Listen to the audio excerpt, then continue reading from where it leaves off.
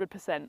As for Norway, well, we keep on saying it actually, that they've had good parts of every part of their game. They've bowled well, especially bowling well, keeping tight lines, and they just haven't quite got their batting and fielding together at all the right times to pick up that win. But I think between today and tomorrow, they're going to be a really tough prospect for Portugal, and they'll dearly want to take home a win before they go back to Norway on Thursday. So we'll go straight out to the middle and see what will happen at the coin toss. Morning. Here for the second game of the T20. Portugal to call. Tails. Tails it is. What would you like to do? We're going to bat. Good luck. Portugal are batting first. So there you have it. Portugal won the toss. They'll have a bat first. And well, it's the second of 3 T20Is coming your way here on the European Cricket Network. And I'm delighted to report as well that the fog from yesterday has well and truly lifted, and we're set for a full day of sunny cricket here at the Santarém cricket ground. And look at those views. Where is the better place to be spending your Tuesday morning than right here on the European Cricket Network? And I think it's going to be another exciting game for us this morning. As you saw yesterday, Portugal, for the first time ever, took to the field in a T20I. And boy, did they impress, taking home the victory. But it was not all going their way, because Norway, they're a pretty tough prospect. And as I was saying in the intros there, they just haven't quite managed to put all the parts together at the same time. So here you can see Portugal, they put on 109 for 9. Kiona Sakira, she was really impressive with the bat, 37 off 39. And captain Sarah Ryland at the top of the order chipped in with 24 for 36. But actually, Norway's bowling was pretty consistent. They bowled tight lines. Ramya Ahmadi especially, two absolute beauties out of her 3 wickets, clean bowling the 2 Portugal batters, but it was just their batting didn't quite click, and they were in the end relying on the extras from the Portugal bowlers to creep closer to the line, but they did fall 16 runs short. As we take a look at the fantasy dashboard for this morning's game, so Vidya Vijala comes in for Norway, but that's the only change in either side. Captain Sarah Ryland will have the gloves for Portugal. However, she'll have her batting gloves on first, as she won the toss and elected to bat. And well, take a look at the win predictor. I said yesterday things are probably tighter than the win predictor might suggest. But of course, Portugal now have gone unbeaten through the ECIs and the T20Is so far. And that's a record they would very much like to keep up. But of course, Norway, they want to get a win on the board. T20 is certainly their preferred format. And well, you could see that in the bowling from their side yesterday. Of the 2 teams, they were certainly the better bowling side. It was just, well, on the count of the 3 skills, I think Portugal certainly edged it with the bat and in the field. Weren't they outstanding in the field, the Portuguese players, especially Jade de Figueiredo? 2 clean, direct hits from her for 2 run-outs. Worth taking a look at those on the replay. And just the fact that both Portugal and Norway, you could see that they were just throwing themselves around in the field, didn't want to give an inch to either side. So I'm looking forward to another exciting contest as Aslam bowls the first ball here for us. And again, there it is, right on the money from the start. And that's exactly what Norway really impressed with yesterday. It is Sarah Ryland, the captain, out there facing up the first ball. It was lovely to have her in the commentary igloo yesterday, just chatting through her story, especially how she got into Portugal women's cricket. And of course, she's a test player herself. She's played for England in the past, so an awful lot of experience there. And that's the experience she really wanted to share with some of her younger players here in the Portugal lineup. It's Sana Loika who joins her out in the middle. And Sana, well, she didn't manage to get off the mark yesterday. She got a second ball duck. She'll want to get her first T20I runs. You can see there she's eager to get off the mark. But there's a few close fielders in for Norway, meaning that she'll have to try and pick those gaps and see if she can register her first ever runs in this T20I format.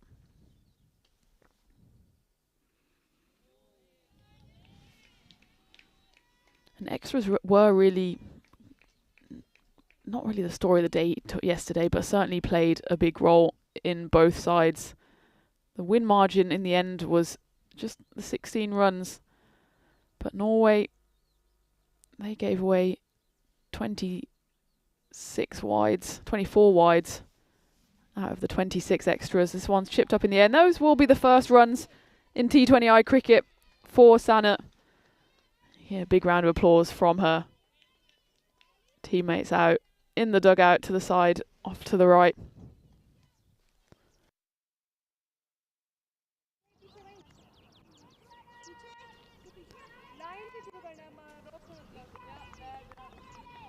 And well, yesterday was a day of firsts, as every single milestone was celebrated for Portugal, whether it was the first T20I wicket, the runs, the catches, and of course then the win at the end of the game.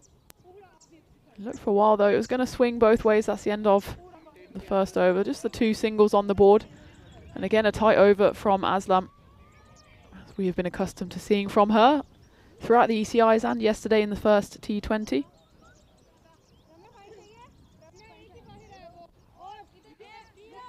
What a fairy's tale start it has been to the international story for Portugal. Let's not forget that a lot of these players, these are the first proper organised games of cricket that they're playing in their lives. So not only are they out there representing their country, but they're in front of the cameras here. And boy, are they performing, putting on a show, as are Norway. And I've said multiple times now that I think Norway are due a win. I don't think on the balance of the 5 games we've had so far that Norway deserve to be empty-handed up until now. I think they've been the stronger bowling side, especially with the likes of Alina Aslam and Ramya Ahmadi, who's got the ball in hand now. I think they've really tested this Portugal batting lineup. It's just the fact that Portugal do have still some experience to call upon in their batting ranks with Sarah Fu Ryland, and of course in the ECIs with Criselda Brits, who ended up being the MVP of that series. She's not featuring for Portugal in the T20Is. She's not quite qualified yet under the ICC regulations, because of course these T20Is are played under ICC regulations, not ECN. So there are a few differences to the playing regulations, which I will mention as and when they pop up. As that one's chipped up in the air. The only fielder out there is deep in the covers and is fielded well on the boundary. There's Vidya Viala, who's come into the team today, who gets her hands on the ball early in the proceedings.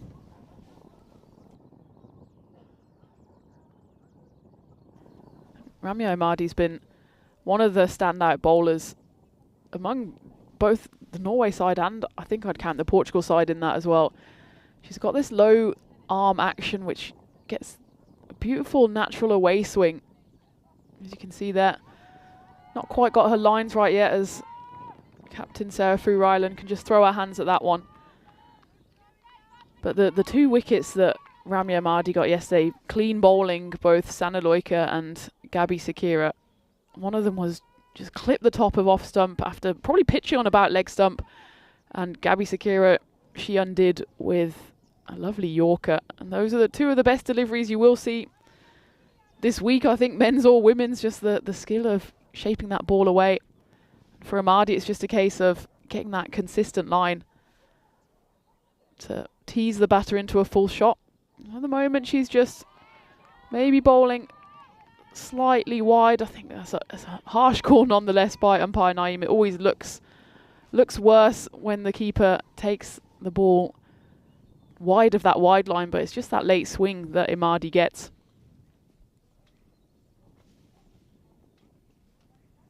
So she will have to re-bowl that one again.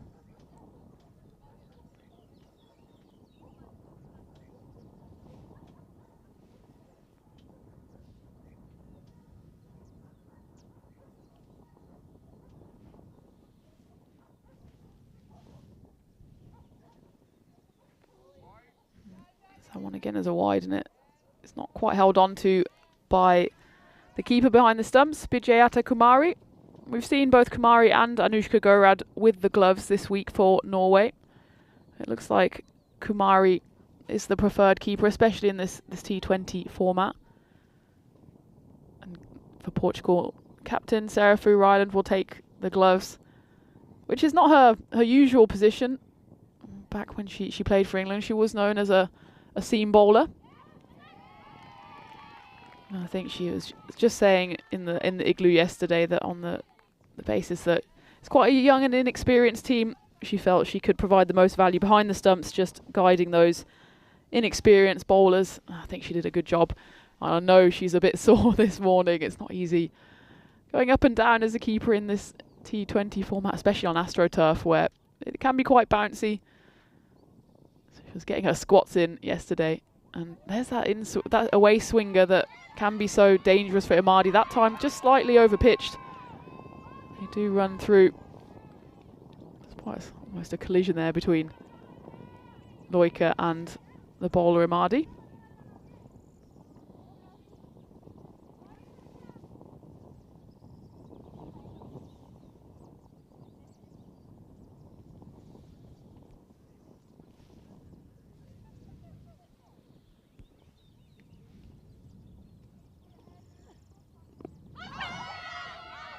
There you can see that teasing line that Imadi is trying to hit, trying to square up the batter on that occasion, just slightly too wide down leg side, just thumps into the pad of Sarah Ryland, and that is the end of the second over. 7 on the board for Portugal, no wickets down so far.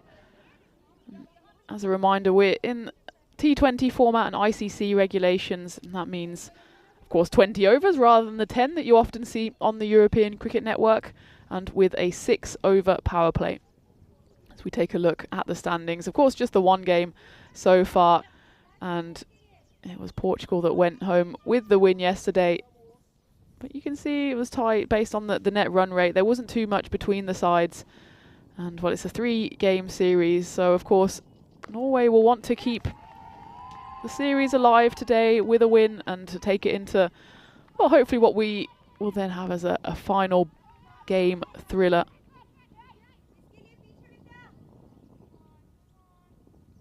As Alina Aslam comes back for her second over.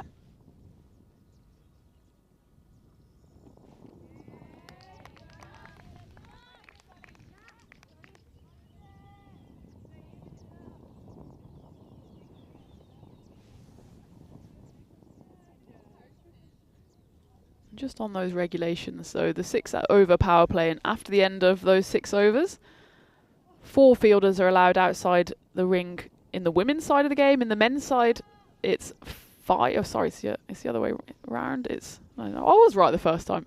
4 allowed outside the ring in the women's game, 5 in the men's game. It's fewer in the women's game because they want to try and encourage a bit more big hitting, and allowing then, well, 1 fewer fielder outside the ring means that there's a few gaps if you do want to hit over the top as a batter.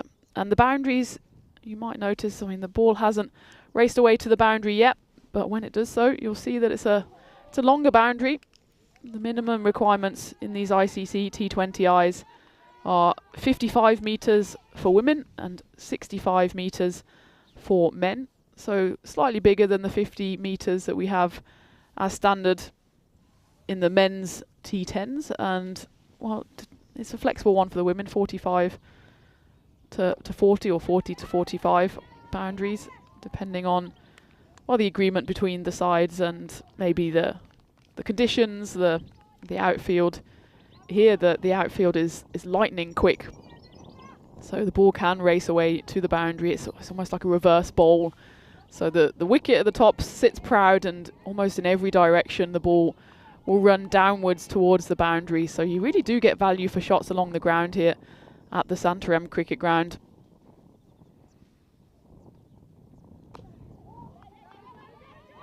Portugal do scamper through for 1 here. There's calls to throw the ball to the non-striker's end, but Sarah Ryland made the right call there, calling through her batting partner.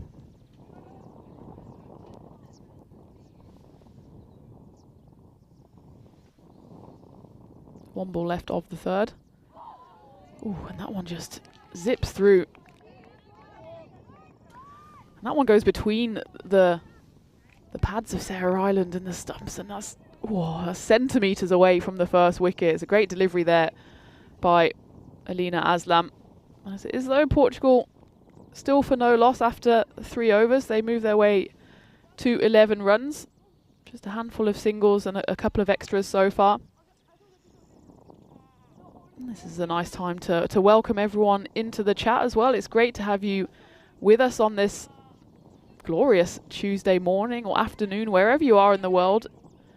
Hi to Paul, who I've seen in the chat.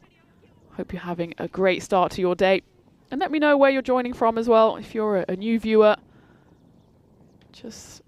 we love to see fans of the European Cricket Network all over the world.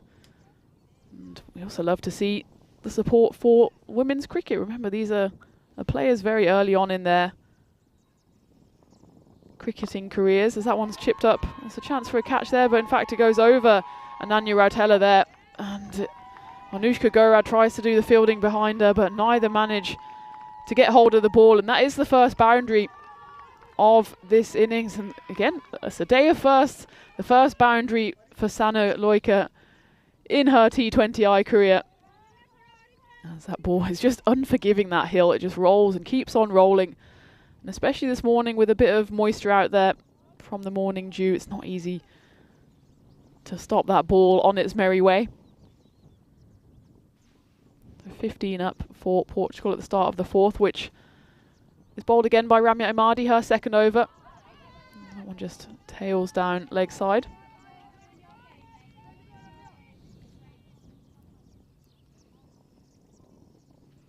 Sana Loika, she's a local player. She plays for the Miranda Tigers over in Coimbra. Not too far down the road here in Portugal. She actually got into cricket thanks to Junaid Khan, who's a name you might be familiar with because he featured in the European Cricket Series, the Premier Division, just last week. Has played for Portugal in the past as well. Another one hit through the covers here. The chase is on and the ball will win. And that's the second boundary of the over here for Sana Loika. A big smile on her face as well. It's always the way, isn't it? One boundary brings two. That time, a more free-flowing hit through the arms. And again, it's just races down that hill. It's absolutely unforgiving to be a fielder here at the Santarem Cricket Ground. But a lovely start to the fourth over from Loika. The bowling from Ramya Imadi hasn't been bad, in all honesty. Maybe just slightly overpitched, and that's allowed Loika to free her arms. Comeback ball here from Ramya. And that's the delivery again. It's almost an action replay. It's the action replay to that delivery that almost went through Sarah Fu Ryland in the previous over from Alina Aslam. This time Ramya Imadi, and she's just hoping that that ball swings onto the stumps last minute. That time it pretty much went straight on. But just needs to keep pitching it up and hoping that one of these goes through the gate, as she was so successful in doing yesterday.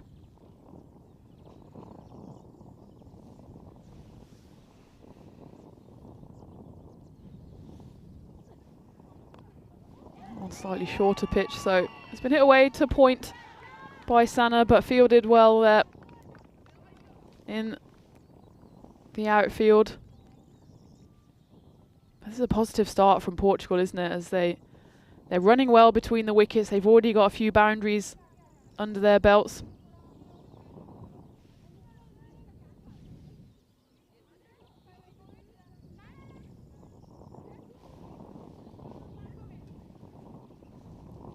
Final ball of the fourth over coming up.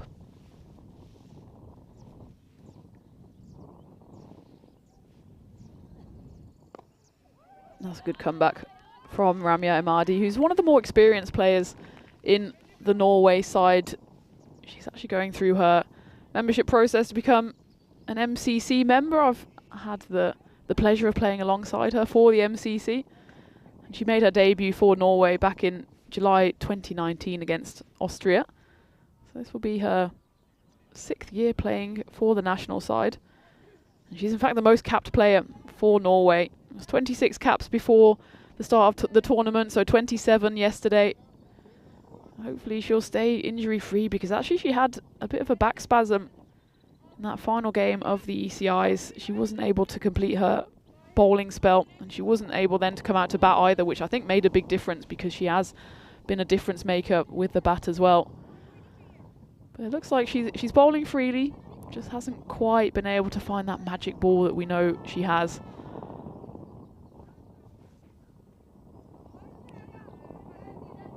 She's the second highest wicket taker, in fact, for Norway, just behind Paridi Agrawal. And both of those actually picked up 2 wickets yesterday, so the race is on to become the top wicket taker. But Agrawal currently sitting on top with 23, so 7 wickets ahead. As Lupamudra Sahu comes in for her first ball. It's the 5th over. Big swing of the bat there by Loika, but it just drops to Ayesha Hassan there inside the ring. They just run through for 1. Of course, the statistics are limited for Portugal, given the fact that, well, yesterday was their first ever T20I. One's been driven firmly away. Again, they'll run through for a single. So just based on the statistics yesterday, Kiona Sakira, she sits pretty for the most runs scored ever for women's cricket in Portugal. 37 not out. She scored in 39 deliveries. It was a really impressive performance from her, coming in at number 5. Well, that's well bowled by Sahu. Just jumps over the stumps, and it's a good call there from Captain Sarah, who hurries Loika through for a single. It will be buys in the book, as that one just jumps over the stumps. It's actually a brilliant ball. Just gets that lovely in dip and yeah, pops over the stumps. And I think the keeper there, Kumari, was expecting the bails to go flying, so didn't quite get her hands in the right place. That's again well bowled, as it's just hit into the leg side. So Portugal just happy with picking up singles here and there for the moment, just building a nice partnership between these 2 openers. Sarah Furilan, she was the second highest scorer yesterday. 24 runs she scored before she was bowled out by a brilliant delivery again, Alina Aslam. The wickets that Norway picked up yesterday, especially the ones that were clean bowled, were such high quality. And again, they're just probing away. Sahu was almost in celebration on that one already, as she, watch her here, she kind of crabbed across the umpire. She was waiting to go wheeling away, maybe also waiting to see if she could take the catch. Either way, these Portugal batters living slightly dangerously at the moment, need to make sure to protect those stumps. And well, there you go. Second time lucky for Sahu. A nice little celebration from her as well. It was coming, wasn't it? As a few passed the bat and the stumps. This time, Sahu got her line bang on and picks up the first wicket for Norway. Well deserved as well, after they just kept on probing away. Loika just not quite getting down the right line to hit that one. Ends up being clean bowled, but it's a nice little start from her. 15 off 18, based on the fact she would have been nervous. She picked up a second ball duck yesterday, and well, she came out firing. It's a nice strike rate as well for an opening batter, and this one just crept through the gate. I think didn't quite get her feet in the right place, did she? But it's an excellent delivery from Sahu, hitting the top of middle. That's what you want as a bowler, and it was enough to do for Loika.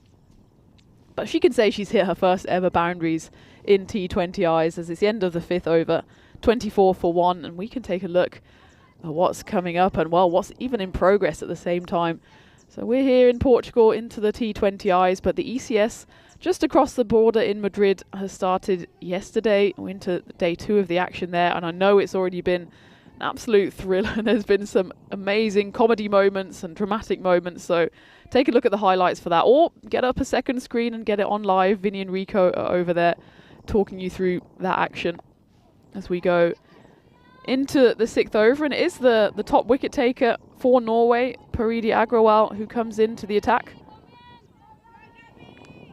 And she got the danger wicket yesterday of Jade de Figueiredo, a nice caught and bowled, but before that she'll have to get through Gabi Sakira, who's come in to bat at 3.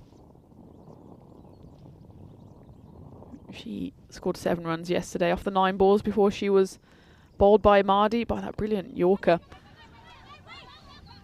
She's yet to get off the mark here.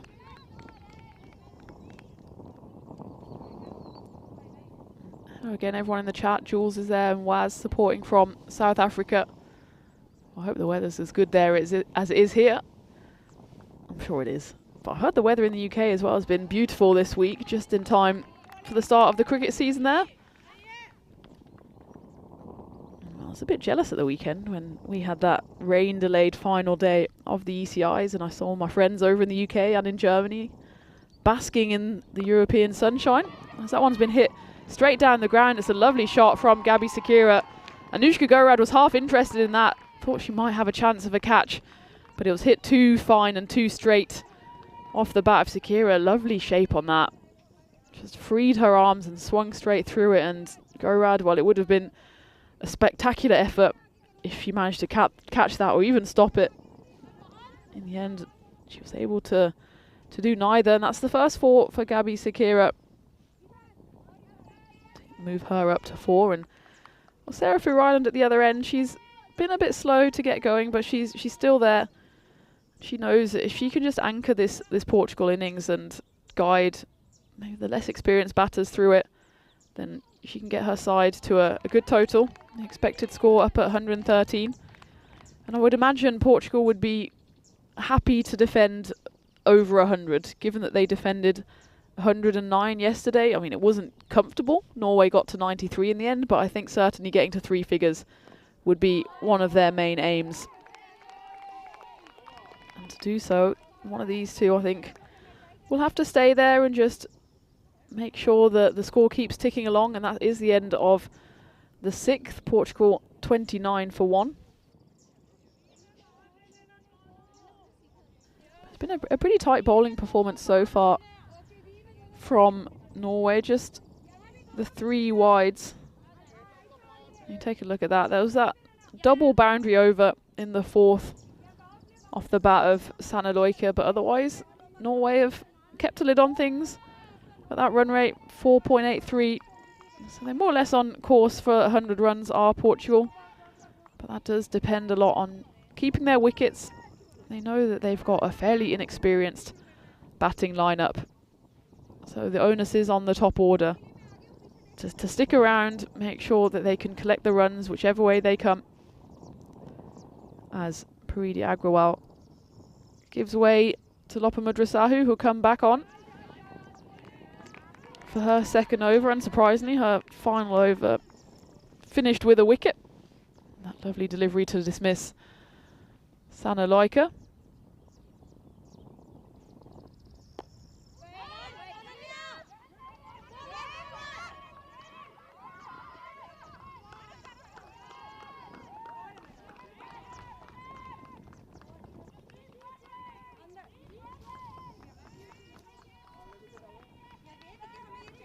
It's good to hear Norway really up and about it in the field.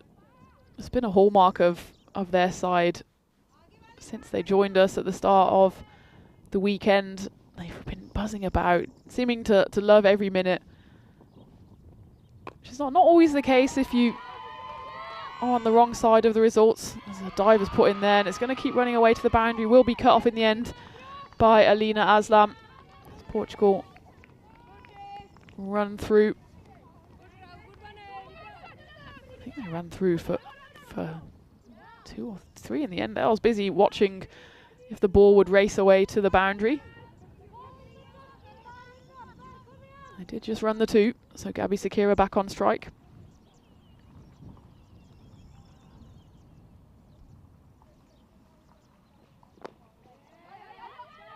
So they should just get the 1. Norway have just been an absolute delight to have here in Portugal. Even with the rain coming on Sunday, which really was not helpful for them because they thought they'd at least try and get a win on the board in those T10s in the ECIs, and they were just buzzing around the clubhouse, having a great time, singing and laughing on the bus. It's great to see. I'm sure they're happy to be here in the Portugal sun as well. I'm sure it's the weather in Oslo, not too bad at the moment. A nice 7 degrees, sunny and 7 degrees, but here I think today we're expecting 26 degrees. So a nice little moment in the sun for Norway, and they'll hope to have their moment in the sun at least in either the T20I today or tomorrow. And I really do think that their performances over the last few days do warrant going home with at least a win. Of course, Portugal, I'm sure, will have something to say about that as Sarah Fu-Ryland just chips that one down the ground for a single.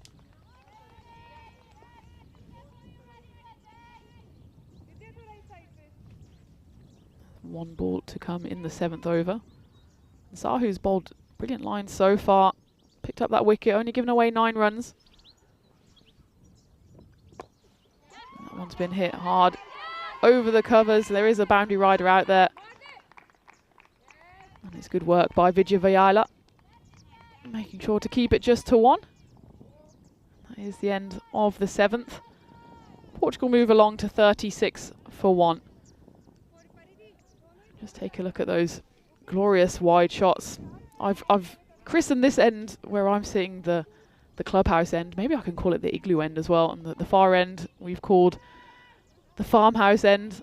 And the farmhouse there in the distance. You can see the run rate has been steady, if not spectacular, for Portugal women. Just ticking over 4 as the last over went for 7 in the end. So they'll be happy with that. This is similar to the innings they put in yesterday, where again it was a steady start, but in fact at this stage they lost 3 wickets, including that of Di Figueiredo, who's still to come in. So probably actually in a more promising position now are Portugal than they were yesterday. But Norway, they're not giving away too many extras. They're forcing Portugal to work for every single run. As we start the 8th, and it's Agrawal to come back on, and that one goes high and long. Just will drop short of the fielder there. It's Ananya Rotella who leaves it to be fielded by the figure coming in behind her. There's a nice positive shot there by Gabby. You can see she's got a lovely swing of the bat, doesn't she? And doesn't quite have the power on that occasion to get it to go all the way. But let's not forget, she's only 16 years old. I'm sure the power will come. The technique is not something that you can pick up quite as easily. So to have that lovely swing of the bat and that flawless technique at such a young age is extremely promising. Sarah knocks that one into the gap. Should be cut off here, and it is. Good work there in the deep by Ayesha Hassan out there. Gabby, I mean, she's 16, but she's already playing under 19s cricket, and it's no wonder with her ability with both bat and ball. We'll see her later with ball in hand, bowling some really tricky spin. She gets a beautiful arc on the ball as that one goes straight through the legs of Anushka Gorad. But this is the teamwork that Norway have shown throughout their fielding as well. They haven't always been the tightest in the field, but they always chase in packs, meaning that if one person doesn't quite get the ball, there's someone there to make up for the error. On that occasion, good work by Ayesha Hassan, scampering along from the long on boundary. This one's been hit firmly through the covers. This will be a long chase, and I think the ball will win this time. It does, and that's the first boundary actually for Sarah Fu-Ryland. I think she'll be relieved with that, as well, I know she wasn't too happy with her batting yesterday. She, of course, sets extremely high standards for herself, even if she hasn't played cricket for a good few years. On that occasion, though, rolling back the years to stroke that one through the covers. It was a lovely shot for 4. She moves on to 13. Nice little partnership building between these two. So Gabby Sakira, she already plays under 19 Titans cricket and plays for Irene Cricket Club down in South Africa, where, according to Waz in the chat, it is sunny at the moment, so I'm happy to hear that. She started playing cricket back when she was 7 years old.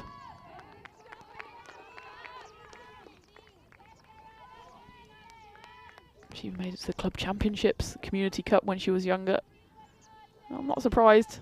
Any team with Gabby in it will be a force to be reckoned with as we get to the end of the 8th over.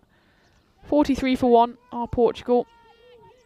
It's certainly been a steady start for them. Well, they haven't been given too much by Norway in terms of extras, but they've just continued plugging away. After the 8th over yesterday, they were 48 for 3. So you can see that in a similar position, but just have those wickets in hand, which will of course pay dividends in the final few overs, allowing them to accelerate. They've still got some hitters left to come. Jade de Figueiredo in particular. She'll be wanting to put in a slightly better performance, at least with the bat, than she did yesterday, where she just picked up the 1 run before she was caught and bowled by Norway's leading wicket taker, Paridi Agarwal. Sahu here, staying on for her 3rd. That's hit firmly away by Gabby. Alina Aslam here on the boundary. She's one of the strongest fielders for Norway. She cleans up that one and gets a throw in very quickly as well. So Portugal don't even have a chance to think about 2 runs.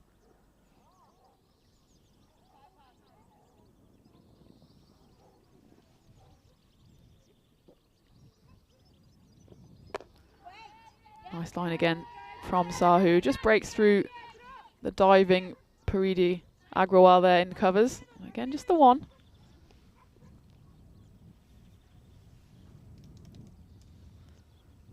Sarah's ticking along nicely here.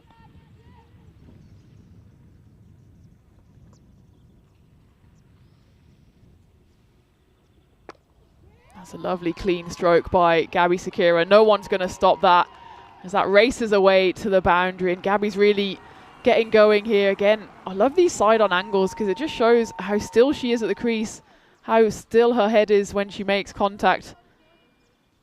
For such a young cricketer, she has such a beautiful technique, and again that one just works it away to the leg side for 4. Lovely shot.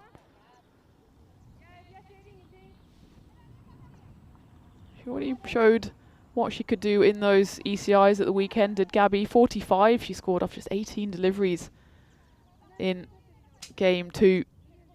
Of course, the slightly smaller boundaries on that occasion, but she's got the power to clear any boundary. 28 runs she scored in game 3, again just off 11 deliveries. And here, of course, it's T20, so maybe her strike rate might not be quite so high, but especially in women's T20s, if you can keep your strike rate over 100, well, that will get your side up to 120, and that's around about what the expected score is for Portugal at the moment. I'd go along with that as long as Gabby is out there. This one's chipped up, but the fielder out there is Ayesha Hassan. She's on the boundary, so she can only come in to stop that for 1 run.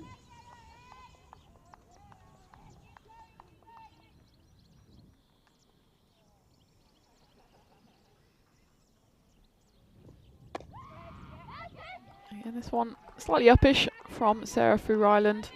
They'll just run through for the 1. So 1 ball left of the 9th. Hi to little Alan in the chat. Good morning to you. And he makes a good point as well. These players, they're all new to T20 cricket. Norway a bit more experience in this format, but yesterday, well, today will only be their 28th game, official game in ICCs. Someone's hit away firmly, but it's good fielding to stop the ball racing away to the boundary there by Ayesha Hassan, who she's seemingly put in all the hot spots, and I'm not surprised because, well, she's up there along with Alina Aslam as one of the top fielders in this Norway side, so they'll be seen right on the boundary throughout this innings, I'm sure, as we get to the end of the 9th over. 52 for 1, and this is a nice little scorecard being built up by Portugal. As you can see, all 3 batters at the top contributing. Will be interesting to see who comes in next. Bianca Maximo carded to come in. Kiona Sakira, the top scorer from yesterday. Jade de Figueiredo, she didn't show us exactly what she could do with the bat yesterday, but I'm sure she'll want to come out firing. She actually came out in 4th in the previous game. So it'll be interesting to see who Portugal use at what times. Maybe it's dependent on when the next wicket falls, because maybe someone like Jade or Kiona would come in later in the piece when they have the license to just swing the bat, whereas Bianca Maximo might be given a bit more time at the crease, but that remains to be seen at the moment. These 2 out there, Sarah Ryland and Gabby Sakira, they're enjoying their time at the crease as Agrawal comes back for her 3rd over. That one's been hit straight. Nice good fielding there on the bounce to prevent the boundary. Just the one for Gabby Sakira.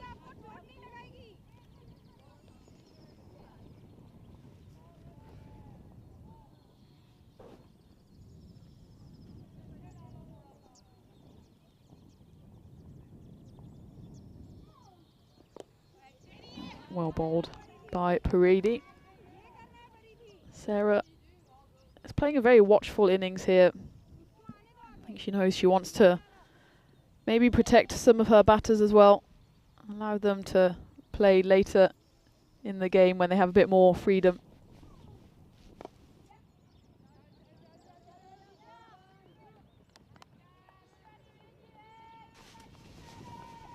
You can see the wind predictor is already firmly swinging the way of Portugal. For Norway, it'll just be a case of what are they happy to chase down. And we had this conversation, me and Vinny, in the ECIs, and we think in the ECIs 70-80 they would be happy to chase.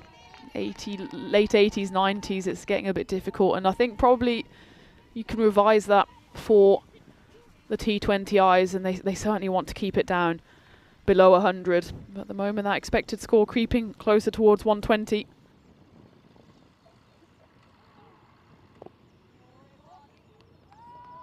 That one's knocked away into the covers for one. So we've got one ball left before the halfway mark.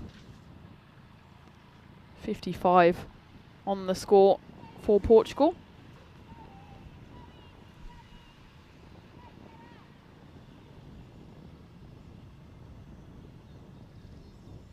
Final ball of the 10th for Agrawal. That one might have even been a wide, but it's knocked away nicely by Sarah Ryland, and it's Vidya Vayala out there doing the fielding, but doesn't quite get a hold of that one, and that one will race away to the boundary for 4. So Sarah Ryland picks up her second boundary through the same region, actually. I think she likes playing through that cover area. And that one goes through the legs of the fielder, and that is the end of the 10th over. It's 59 for 1 as you join me for the first time in the commentary igloo. It's lovely to have you with me here, and the sun is finally shining in Santarem. I know the forecast is looking good for today and tomorrow, and well, the forecast is also for some great cricket. We have the women's action this morning, followed by the men's action this afternoon, and well, having a little look forward to the men's game. I think Norway, they've been showing their dominance against Portugal through the ECIs and the T20s, and it was a bit of a flat performance yesterday for Portugal men, and it was really only in the back end of the innings that they started to accelerate. But by that point, it was still too late in the run chase, and they fell well short. But we'll see the men in action later this afternoon. As for the women, well, hasn't it been a festival of women's cricket so far? Let's not forget that these players, some of them are playing their first ever games of organised cricket. Some of them, well, all of them in terms of Portugal, are playing for their country for the first time. And even Norway, who have got a bit more experience in this T20 format, a lot of their players are just getting started. They're teenagers, and they just want to make sure that they soak up every single opportunity that they have. And this is the beauty of the European Cricket Network as well, that it gives these players the opportunity to play in front of the cameras. It's not easy with people watching from all over the world and passing judgment and having an opinion. And well, the players out there are really putting everything on the line. We saw that especially with the fielding from Portugal and from Norway yesterday. We saw players tumbling around on the pitch. We saw great run-outs. And first and foremost, we saw players having an amazing time playing cricket with their friends and representing their country at the same time. And what more could you want? And I know for Portugal, especially given we spoke to Sarah Ryland in the commentary igloo yesterday, for them it's just an incredible learning experience to get this kind of cricket. And of course to learn from players like Sarah, who's played Test cricket, like Griselda Brits, who we're not going to see in the T20s, but who we saw in the ECIs. And we've seen her coaching the side at the same time as well. And this is just a lovely time for women's cricket. And I hope you want to kind of come on this journey with us. And it's great for the European Cricket Network to support this women's cricket and, you know, the growth of cricket in Europe as a whole. And we've seen that already in the men's and the women's side. The fact here, Portugal, for the first time ever, we had a Challenger and a Premier Division on the men's side, and I'm sure the plans in the future maybe to have ECSs here for the women as well. I know next week we're having ECSWs in Italy. So there's so much cricket to look forward to on the European Cricket Network. And, well, I, for one, I'm excited to be a part of it, and I hope you are too. As we go into the second half of this innings then, so it looks like it will be Prachi Kumari to come on for her first bowl of the innings. And Kumari, she was also one who picked up a wicket yesterday. In fact, her 2 overs only went for 8 runs. And she got the wicket of Ishrit Chima, bowled her cleanly as well. And she's got an unconventional action. It's almost like a plane getting ready for takeoff as she throws her arms back. But she delivers it, and delivers it accurately. Yesterday didn't give away a single extra in her 2 overs.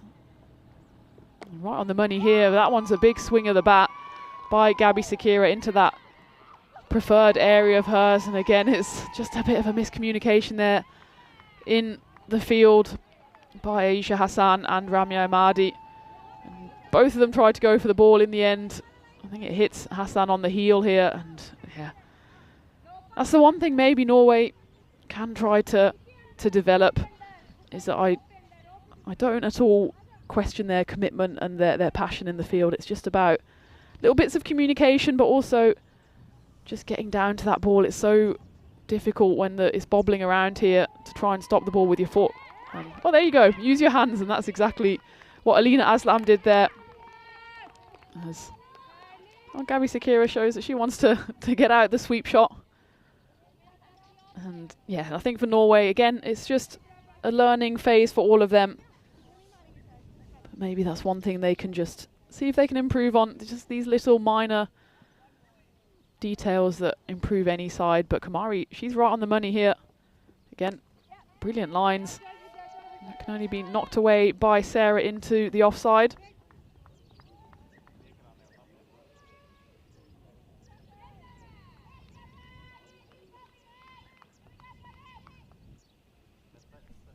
And hi to everyone joining in the chat.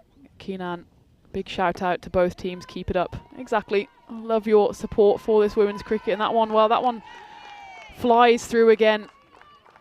It's Ramya Ahmadi out there on the boundary. Usually one of the more solid fielders for Norway. This time, though, it was just middled by Gabby Sakira. And it's tough when you can see that ball flying down the hill. And Ahmadi just undone by the bobble there. That final bobble was unforgiving. So she got too good out of that one. That was a productive over for Portugal. 2 boundaries coming off it, 10 runs in total. That moves them up to 69 off 11. Hi also to Divya in the chat. It's nice to see support for the girls out here. Of course, there's things that they can improve on. None of us are perfect, and especially I think the fielding will be an aspect that Norway will want to develop, given that they've been bowling so brilliantly. Just the 4 wide so far, which, well, that's impressive in men's or women's cricket in these T20Is. So that's not an issue. Wow, that one popped up to Alina Aslam. It's just for Norway, a bit more dexterity in the field, making sure they get down to it, and it's a confidence thing, I think, more than anything. And that one did hit Aslam. I think she just needs to make sure that she's okay. In fact, it does look like she's going to go off the field. Maybe that just broke the skin there. She looks like she's okay on the whole, but maybe just needs to get a plaster on that cut, as it did pop up viciously on that occasion into the covers. And I suppose that's where that reticence comes from as well for the Norway fielders, that when you lose the confidence in the ball maybe popping up at you, then you start going with a foot or kind of with a half-turned head. And of course, that's the time when the ball flies through. And we've seen that on a couple of occasions in the field for Norway. It's just about trying to be brave, get down to the ball, and well, if it hits you, then it feels better to be hit than it does with the ball rolling through your legs for 4. But these are all learning opportunities for both sides. So Agrawal has come back on for her final over. That one's worked away nicely by Sarah. But again, that's the kind of fielding I'm talking about. Some great commitment there from Lopa Madrusahu, just to get her arms and her whole body behind that one to make sure it doesn't roll away.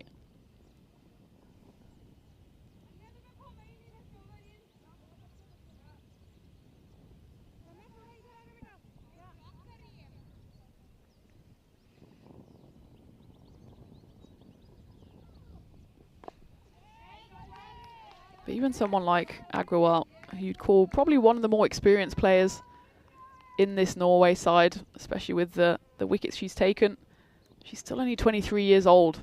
Just made her debut 3 years ago for her country. That was against Sweden. So you've got players who started playing when they were really young and representing their country. That's something that nobody can take away from them. And well, you can see the commitment there from the Norway girls. And Agrawal, I'm sure she wants to pick up a wicket. She's only got the one ball left to do so.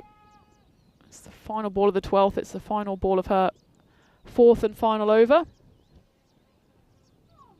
And that is one of the better deliveries. A big appeal there, but it was going down leg side. Umpire Naeem rightly gives a shake of the head, and that is the end of the 12th. 71 for 1.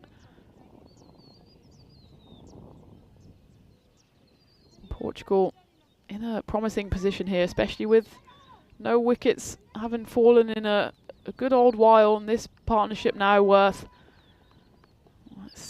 47, if my maths doesn't fail me. So moving to that 50 partnership between the two. Both set batters, so maybe they'll be having conversations out there in the middle about if one wants to try and go. Gabby has generally been the more attacking of the two batters so far, but they've still got plenty of time, 8 overs to go. Maybe first they want to try and get the small milestones, get themselves up to 90 and then move on to 100 and then take it from there. It's always easier in these T20s to break down the innings into smaller chunks. I'm guessing that's the conversation between Sarah and Gabby out there in the middle.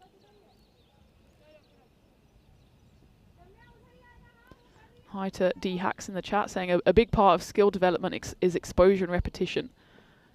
And these players will improve more the more they play and train, and that's exactly right. Some of these players, well, both sides, obviously living in countries that are not entirely known for their cricket, so their opportunities to play will be limited. It's not like they can just rock up at their local club with great net facilities and coaches and exposure, things like that. Sarah, I think Sarah wants this as a no ball. She won't get it. Just looking for that second bounce, but well, that one she will get though, as that's a wide ball. And these players then having this kind of tournament where they play, well, they should have been 5 games over the weekend, ended up being 4 because of the rain, and then 3 T20s in 3 days. That's probably more cricket than most of them get to play otherwise in about 6 months, and that's why, I suppose, why Norway have just been loving every moment here, as have Portugal. You can see in the background as well, the Portugal players warming up and, well, mostly practicing. They've been, I don't think you can call it a warm-up when they've been going for the whole morning so far, but they just savour every moment that they can and squeeze out every opportunity, and that's something that's also to be admired, just the tenacity in these circumstances where it's not easy. Some players have to drive several hours to get here, or jump on a plane in some cases.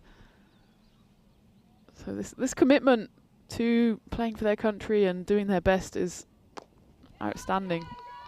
Someone's been knocked away. Should be fielded. Again, it's Ayesha Hassan who does the mopping up.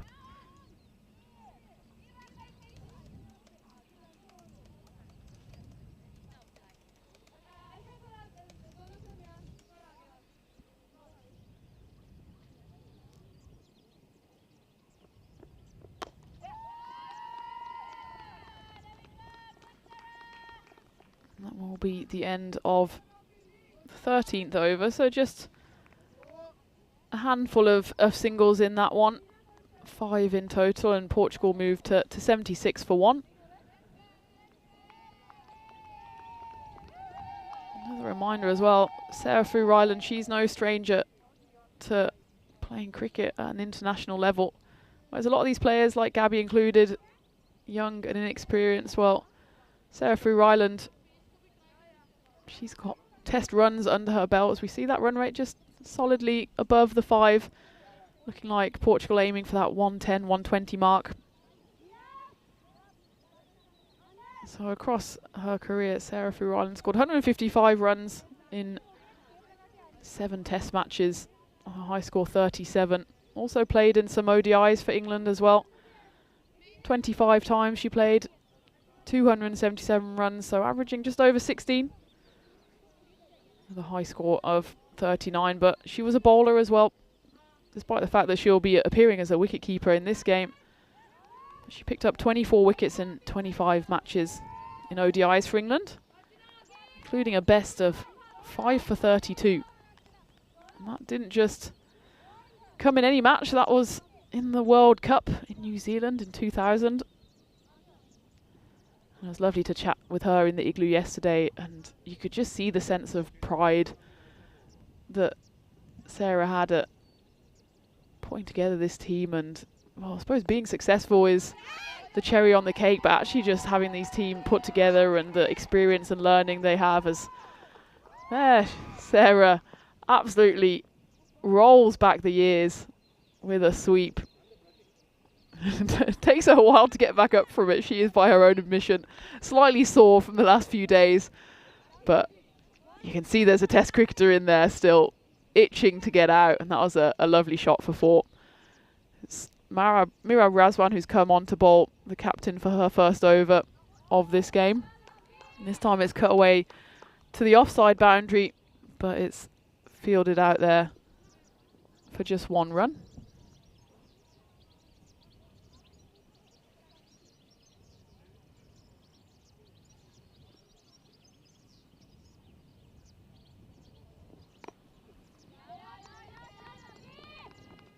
Again, the chase is on, almost a repeat shot this time.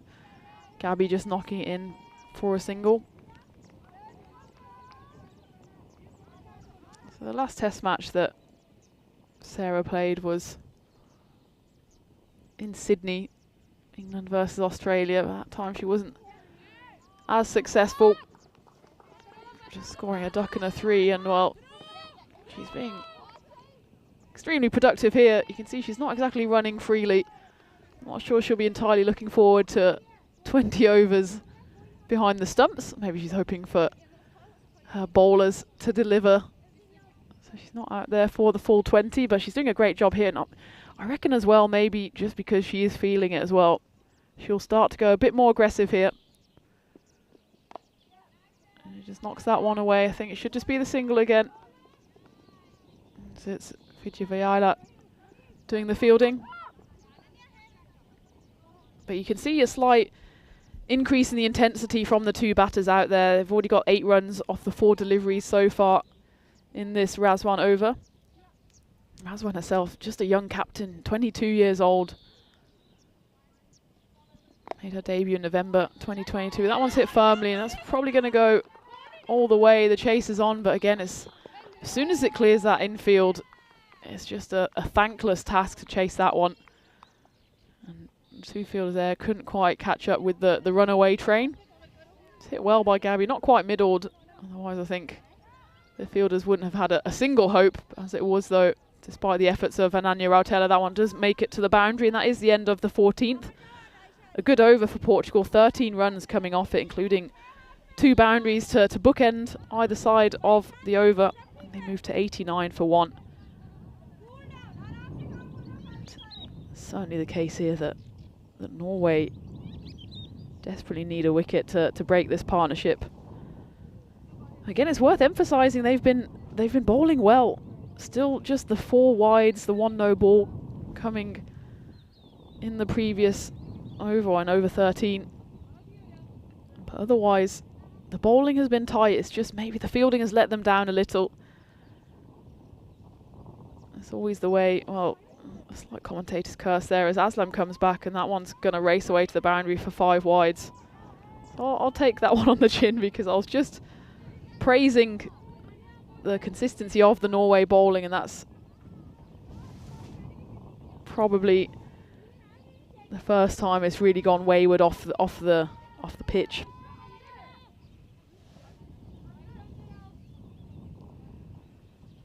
Of course, it doesn't matter how good your bowling is if the fielding just lets you down, and there's been a few times where the ball has burst through for 4 when it should have been a 1. So I think you can probably take about 20 runs off that score for where Portugal could or maybe should be if Norway's fielding were just a bit better. We know that they can field well.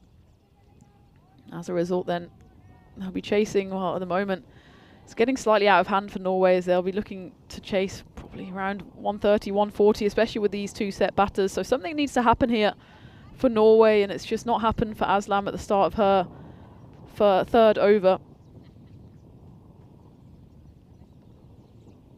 She only bowled the 1 wide in her first 2 overs combined. First over went for 2, and her second over only went for 4. That one though was on the money.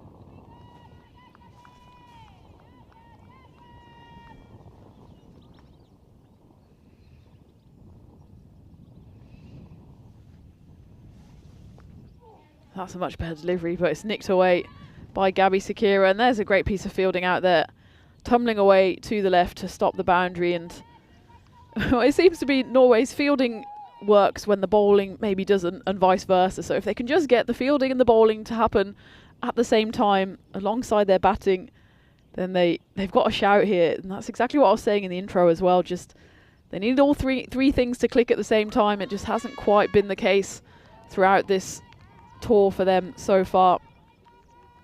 Let's not forget though, Alina Aslam, for example, she's just 18 years old, and she's again probably one of the more senior players in this team when it comes to opening the bowling and especially throwing herself around in the field. Just 18 years old, made her debut in August 2024.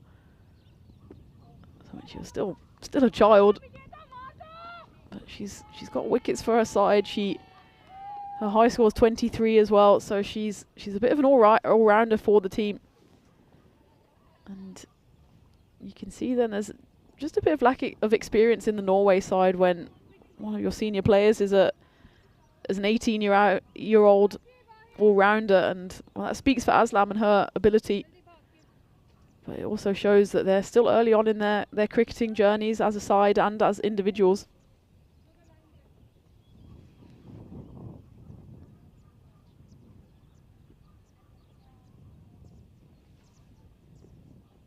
That's dug into the pitch there, but Gabby Sakira sees that coming, and that's a great effort out in the field, but can't manage to stop that. Ramya Mahdi puts in the big dive.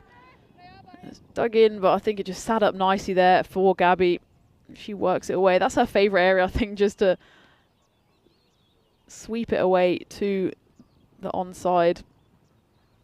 She moves into the 40s, 41. That's a great strike rate as well from her, just off 31 delivery, so the strike rate above 130. These two are doing a great job of accelerating the run rate, and with that 4 as well, Portugal moved past 100. They're now 102 for 1 at the end of the 15th. So you'd say they're almost perfectly set for the final 5 overs and just to push on and almost bat Norway out of the game. As we take a look at the tour of Portugal, and well, sadly, we're coming to the end. We're at the very bottom now, the T20Is and the T20IWs.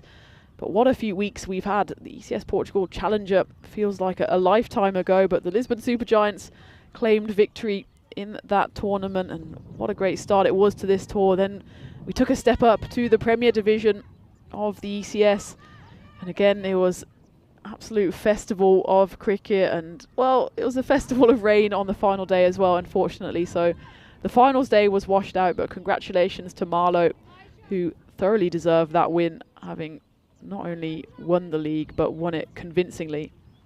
And then, of course, we've moved on to the internationals with the ECIs at the weekend, which on the women's side went the way of Portugal in a whitewash. There was the one game cancelled again because of the rain, but otherwise Portugal took home the rest of the victories. And as for the men's side, it was Norway who, in fact, won the ECIs. There was that one real fighting comeback from Portugal in the final game, but of course by that point it was already a dead rubber. They did give us a glimpse of what they're capable of, but again yesterday wasn't quite the performance they would have had in mind. As there's a chance here for a run out, stumping, and umpire Crute says no, and Sarah's done herself a bit of a mischief there, I think, diving back for it, see if she gets her bat in. Yeah, she does. And it's a good call there by umpire Crute, not out. You can see Sarah, she's down on the deck, I think maybe overstretched something. She's gingerly getting back up. She is an absolute fighter.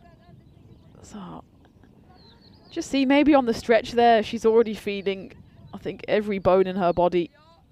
And probably feeling a muscle there that she hasn't felt in a long time. She's just going to try and stretch it off. It looks like she'll be all right. Just showing that she's an absolute trooper.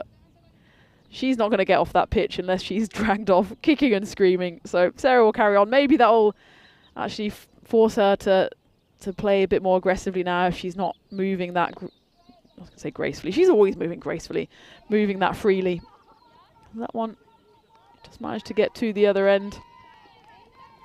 And gets the marginally younger Gabby Sakira on strike.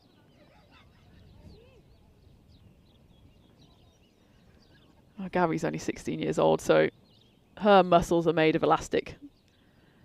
So she can do the running for both of them at the moment. You can see Sarah just giving herself a minute at the top left of the screen. Gabby works that one away. It's hit firmly through square leg and it's going to fly away to the boundary. And Gabby now moves to 45 off just 33 deliveries. And this is really a threatening partnership now, which I'd say threatens to take the game away from Norway. If they were happy to defend or attack anything under 100 Norway, well, they're already looking at chasing 107. It was 109 on the board yesterday for Portugal, which Norway were unsuccessful in chasing, and it looks like it's going to be a bigger total here. So Gabby just knocks that one into the gap for a single. A big hello to Ronnie in the chat from Newcastle. Beautiful part of the world. Also to Monica, hi to you. Who I know is also a big fan of Newcastle, so lovely to see you both. Hope you're having a beautiful day. And the weather is as good as it is here. I suppose in Cologne and Newcastle, that's optimistic to have good weather everywhere.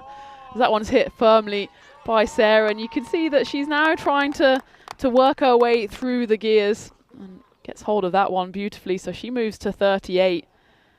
And you can see just a bit of fancy footwork and bash. It's a lovely stroke from the Portuguese captain. Despite the two fielders out there, she picked the gap perfectly. And this is already a productive over from Portugal. 10 coming off it, still the one ball to come. Again, Sarah dances down the pitch. This time it should be cut off. And that's more like it from Anushka Gorad, getting down low, making sure that ball can't sneak through. And that is the end of the 16th. Another productive over from the two Portuguese batters. As Sarah moves to 39, Gabby 46, so just one hit away from her maiden half century. Let me take a look at the bowlers, and again, the bowling has not been too bad. There was 10 wides, but 5 of those came off the one delivery from Alina Aslam. So take those away, and it's just been a handful of wides, and it's not been a bad performance at all with ball in hand. Ramia Ahmadi, she's still got 2 overs left to bowl, and she looks like she's coming on for the 17th. So I imagine she'll bowl the 17th and the 19th. And then at the other end, Alina Aslam, she's got 1 over left. As do, well, Lopa Mudrasa, who has 1 left.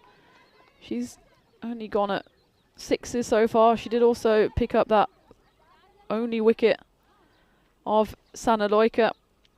Both Prachi Kumari and Mirab Razwan also have 2 overs left each, but Mirab Razwan, the captain, she's been quite expensive so far, going at 12 per over. But it'll be Amadi to bowl the 17th. We're so used to just going up to 10 here. Testing all my math skills. It's the 17th, and Amadi, she didn't quite find that perfect line in the first 2 overs. She just wants it to pitch pretty much leg stump and then swing away and clip the top of off stump as she managed yesterday. That's a nice line to start with and can only be knocked back by Captain Sarah.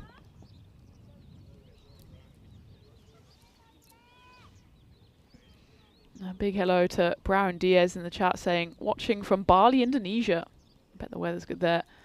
Big shout out on behalf of the Indonesian Cricket Association. So hi to you, Brown Diaz. And there the sweep comes out again. And this time it's too hot for the fielder there in deep square leg. It's Prachi Kumari who tries to stop the ball. I think she was caught in 2 minds here, whether to go for the catch or the stop. In the end, ended up doing neither. You can see there it was a tough chance. A great squat there from umpire Naeem to get himself out of the way of that. But again, a lovely sweep from Sarah Fu Ryland. It's clearly one of her favourite shots. I was saying yesterday it's one of my least favourite shots because, well, mostly because I can't play it well / at all. I think my excuse is I'm too tall to play a sweep shot. By the time I get down, the ball is gone and it takes me another half an hour to get up. But Sarah's playing it beautifully here. This time doesn't quite get the timing on it, so it will be cut off by Kumari. And oof, vicious throw back in and takes away Ramya's kneecaps. And the sweep was played a few times yesterday in the men's game, unsuccessfully. I think that was 2 LBWs from the sweep shot. So I feel like I was justified in my point, but isn't it a lovely shot when someone can pull it off? I'm glad Sarah has demonstrated that perfectly on 2 occasions here. As there's a slight little race on here for the half century. Sarah moves on to 44, Gabby 46. But Gabby, she has the strike now, and I wonder if she knows that she's 1 hit away. There is a scoreboard there. I can't really see it from the confines of my igloo. But often they don't put the individual batter score on there, so it'll be interesting if Gabby has an inkling here. She's got a chance to get to her half century. That one just swings down the leg side.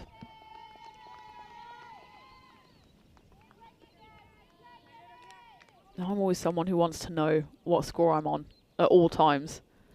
I can never remember. There's some batters in there that can count their runs, and that seems insane to me. There's so many things going on out there in the middle already. There's one more thing to think about. This one just gets chipped up by Gabby. And maybe she does know what she's on because she's a bit skittish out there. Just needs to settle down and play her shots. Especially that swing of the arms through. Cow corner is a bit of an insult, but through to a wide long on is one of her best deliveries. Well, just maybe something wrong with the ball. Well, certainly Amadi is not getting as much swing as she was previously, so maybe she wants to get a new weapon of choice, and well, umpire crew seems to agree. Maybe just a bit of the seam coming off there. And well, it's lie down time. I think that's Ramya Amadi. That maybe sums up Norway's innings so far, that they've actually put in a lot of effort, especially with the ball early on, and it just wasn't going their way. And well, I feel you, Ramya. Sometimes you just need to lie down. And I know she's been having a few back issues as well, so it was a lie down that she could masquerade as a stretch in case the coach was watching. Either way, I think the ball has either passed the test or a new ball has been provided. So a little break there from the proceedings, and maybe it's given Gabby a chance to compose herself. Maybe she's been told what she's on by her teammates. Although hopefully they asked permission, because sometimes people don't want to know what they're on, and if you've got your trying to be helpful teammates on the sideline, be like, you're on 46, you're on 46, and sometimes it doesn't help. Let's see. One ball left of this over. It's just knocked away into the gap. So Gabby will move on to 47, and she will also keep the strike as we move to the end of the 17th, and Portugal on 120 for 1. So there's 3 overs left, and they really need to put the foot down. I think they've got the license now to go for it, given that there's only the 1 wicket down. They have batters still to come. Gabby Sakira is out there on 47, Sarah Fu-Ryland on 44. They've got the likes of Jade Figueroa to come. They've got Kiona Sakira, the top scorer from yesterday. She finished not out on 37, but has been surpassed here by both Captain Sarah and Gabby. And it's looking like a good toss to win for Portugal, as they won the toss and elected to bat. And 120 for 1, I'm pretty sure Sarah would have taken that if you offered it to her at the toss, and there's still 3 overs to go. A shout out to G Best saying, I'm from Pakistan. Big fan of European cricket. Lovely to have you with us, and it's great to see viewers joining us from all over the world, wherever you're tuning in from. Welcome, and I hope you're enjoying this women's cricket T20I between Portugal and Norway. Portugal are certainly enjoying it at the moment. The 2 batters out there, well, why wouldn't they? Both in the 40s, both eyeing up their maiden T20I half centuries. Gabby, she's on 47. And she's got there at quite a rate as well.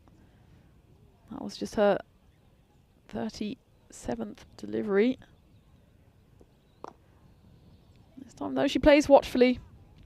And that is thanks to the good bowling as well of Lopa Madrasa, who's come back in for her final over. She's 1 for 19 so far off her 3 overs. Again, it's good lines from Norway. Big swing and a miss there from Gabby, and you can see maybe twitchy hands, just trying to relax. She's been out there for a good while now. I mean, the wicket fell in the 5th over. So she's into her 13th over out in the crease. Concentration needed for the youngster. And this is a great spell of bowling so far from Sahu. Gabby just needs to maybe release the pressure, just knock into a gap and run.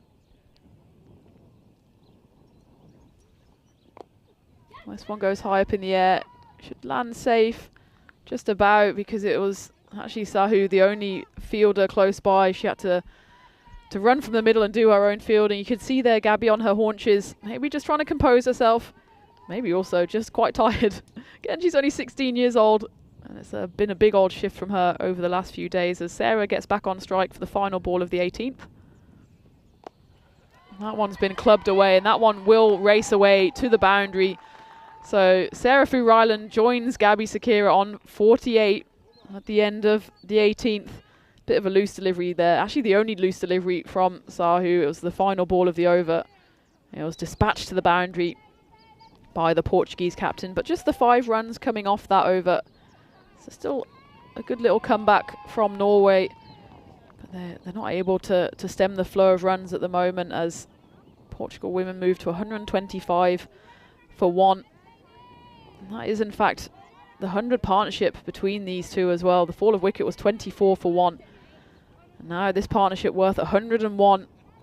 There's been an excellent shift between these two. And well, both of them poised to get their half centuries, 48 apiece.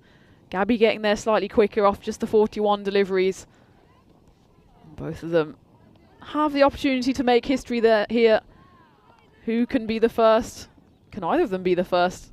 Obviously, Norway have a thing or two to say about that. They want to pick up some wickets here, both to stop the flow of runs, but also just to get a bit of momentum going into their batting innings. And it'll be Alina Aslam to bowl the 19th. It's interesting that Ramya Mahdi didn't carry on. Maybe she's going to bowl the final over. She's still got 1 over left. I imagine Aslam and Imadi would be the 2 bowlers. And well, there's a chance here. If they run hard, there's 1, but it looks like they will just settle for 1 as the fielder in the deep launches that back in. I suppose both batters have been out there for a while and just happy to take runs as they come. So Sarah Ryland, she's on 48. That one's been hit firmly down the ground. They will just settle for 1. Anushka Gorad doing the fielding, so it's a race to the finish here as both batters out there now on 49. And it's Gabby Sakira who has the opportunity to become the first ever batter for Portugal women to get to her half-century. Oh, a big swing there, wide call. I think it's a tough call there, but of course the wides are slightly different in T20Is. It's more about umpire's judgment. Yeah, well, right on that wide line. I think it's a tough one there. Gabby Sakira on 49. That one was just a tiny bit wider, and Aslam, well, her first 2 overs were brilliant and has just lost her radar a little into the second 2 of her overs. So still 10 balls left in this innings, 4 left in the 9th.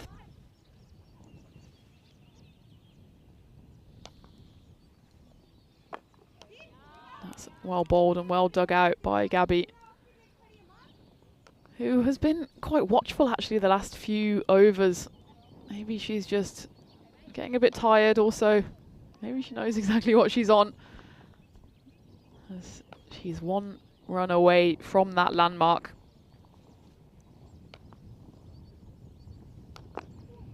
And there it is. She pivots on that one and is going to race away. It'll be stopped on the boundary by Ramya Imadi, but there is the half-century.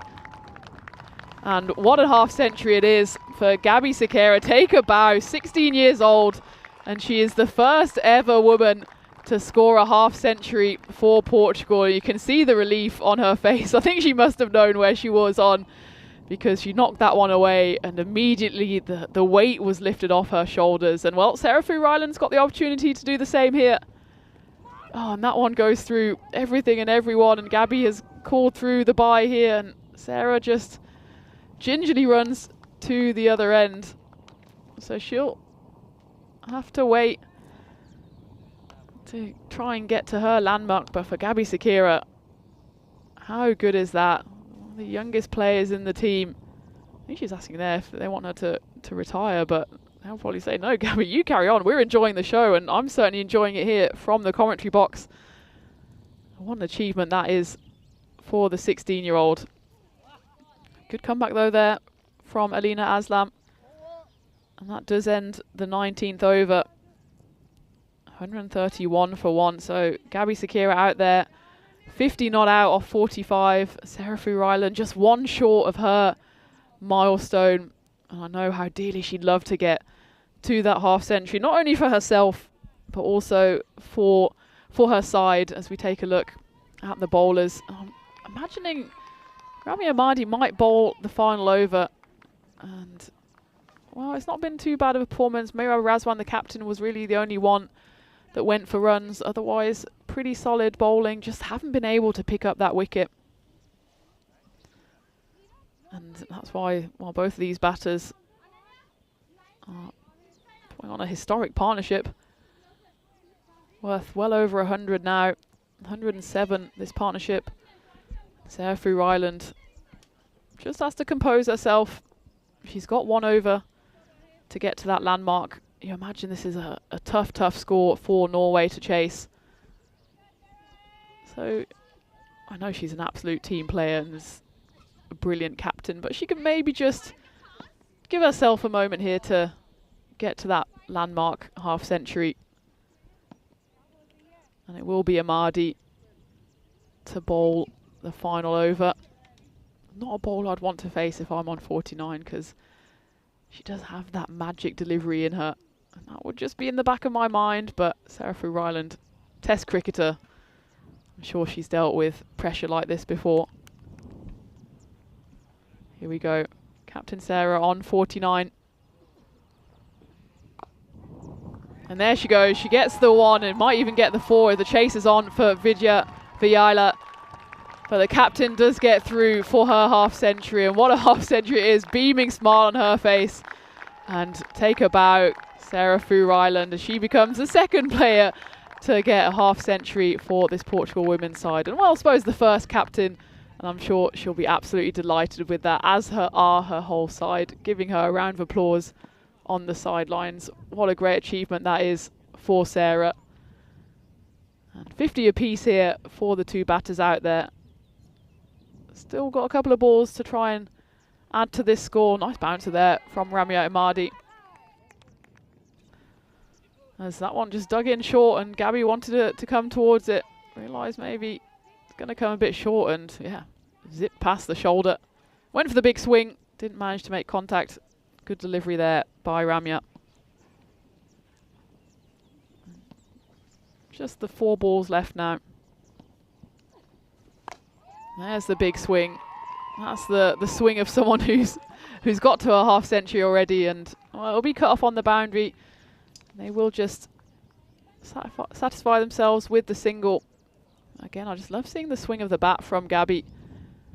She's got a free movement there of her arms, and again, not quite got the distance on it on that occasion, but that will come with age and growth and experience. But 1 experience for her already, getting to her half century in just her second ever T20I. That's what time Sarah dances down the pitch. And it will just be a single again. It's nice to see some congratulations in the chat as well. Viking Bay, nice to see you, Steve, as well. Sending their congratulations. Sim. Oh, it's been a great little innings from both of these players, and rightfully they all get the plaudits from their teammates and from those watching back home. I'm sure they've got family and friends watching who can't wait to chat to them. And there's a big swing from Gabby Sakira. It will drop safe and should be fielded, but again, bit of sloppy bit of fielding there from Lopa Mudrasahu. And they will end up running through.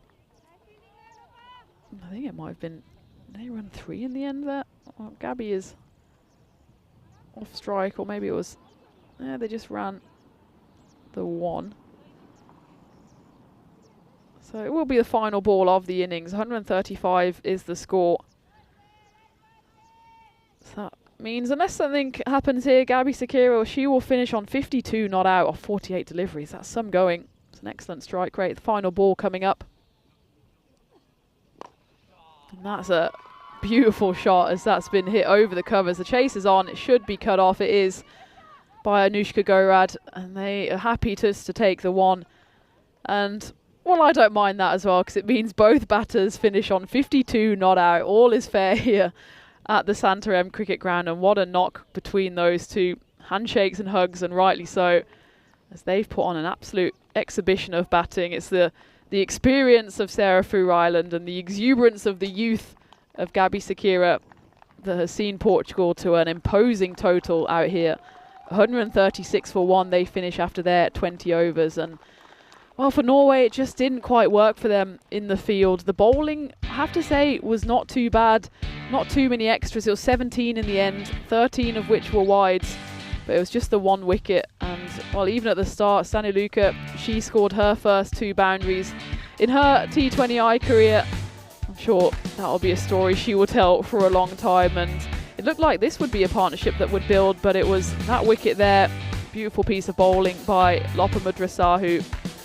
And we thought maybe that was the start of the comeback for Norway. We know that Portugal, their middle order is inexperienced to say the least. And if they could just chip away at this partnership, then maybe they would have a chance to keep the score under 100. But as it was, well, these two, Sarah Foo-Ryland and Gabriela Sakira, they just went about their business and put on an absolute exhibition here. And, well, it was historic as well, wasn't it, as both of them went to their half centuries. But this was really what killed it for Norway, was just the fielding wasn't as good as we know it can be. And you can probably now take off 30, 35 off the score just for misfields and sloppy bits of fielding, which I know Norway will be disappointed with, and it will certainly be something that they will work on and discuss, but you can't fault their commitment whatsoever. Brilliant dive there by Ramya Imadi, just not quite getting on the end of the ball. And the outfield, it's not always the most forgiving, so you can see why Norway just felt like they were chasing shadows at time. And then, well, Sarah Ryland rolling back the years with a couple of brilliant sweeps and slog sweeps. But it was Gabby Sakira who made it to that half century first, and shortly followed by Sarah Ryland.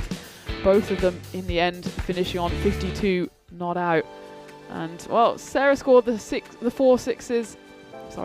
fours, and Gabby scored the 7 fours on their way to their landmark half centuries. So it's another celebration of women's cricket here, and well, it'll be Portugal who will be celebrating at least at the halfway stage, as their 2 top order batters, Sarah Ryland and Gabby Sakira, reach 52 unbeaten apiece. Sanna Loika, she contributed 15. I think she'd be happy with that. Her strike rate was up towards the 90s as well before she was clean bowled by Lopa Madrasar, who's 136 runs on the board will be a tough ask for Norway. As for the bowlers, look, 13 wides, 5 of those came off one delivery from Alina Aslam. So I think again, the wides have been a better part of the game for Norway, certainly better than the extras that Portugal gave away yesterday. But it's just that wickets column, just the 1 wicket to Lopa Madrasahu, and otherwise the bowlers came away empty-handed. But they can certainly be proud of their bowling performance. It's just about getting those bodies down in the field and making sure to stop the runs, and then I think they'd be chasing something around 100 rather than 136. But as it is 136 4-1 on the board, and congratulations again to Gabby Sakira and Sarah Ryland, who finish 52 not out apiece, and an historic moment for both of those women and for the Portugal women's side. But we're only halfway done here on the European Cricket Network. Norway women, they've got a big chase on their hands, 137 runs to win. So that run rate just creeping towards 7, so they're going to have to get off to a big start. Well, we're going to have a slightly longer break here. We are in the T20 internationals, so we'll be having a break for about 15 minutes. Perfect time to get a snack, put the kettle on, and join me, Tina Goff, on the European Cricket Network for the run chase in about 15 minutes.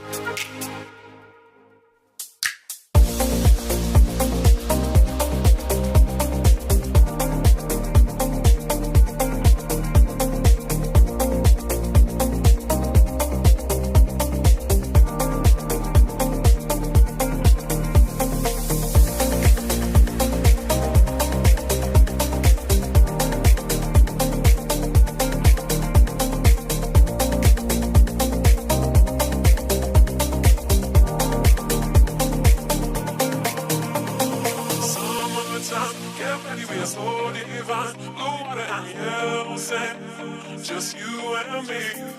Summertime, get ready, we are so divine. Blue water and yellow sand, let's live our dream. Summertime, get ready, we are so divine. Blue water and yellow sand, just you and me. Summertime, get ready, we are so divine. Blue water and yellow sand, let's live our dream. Summertime.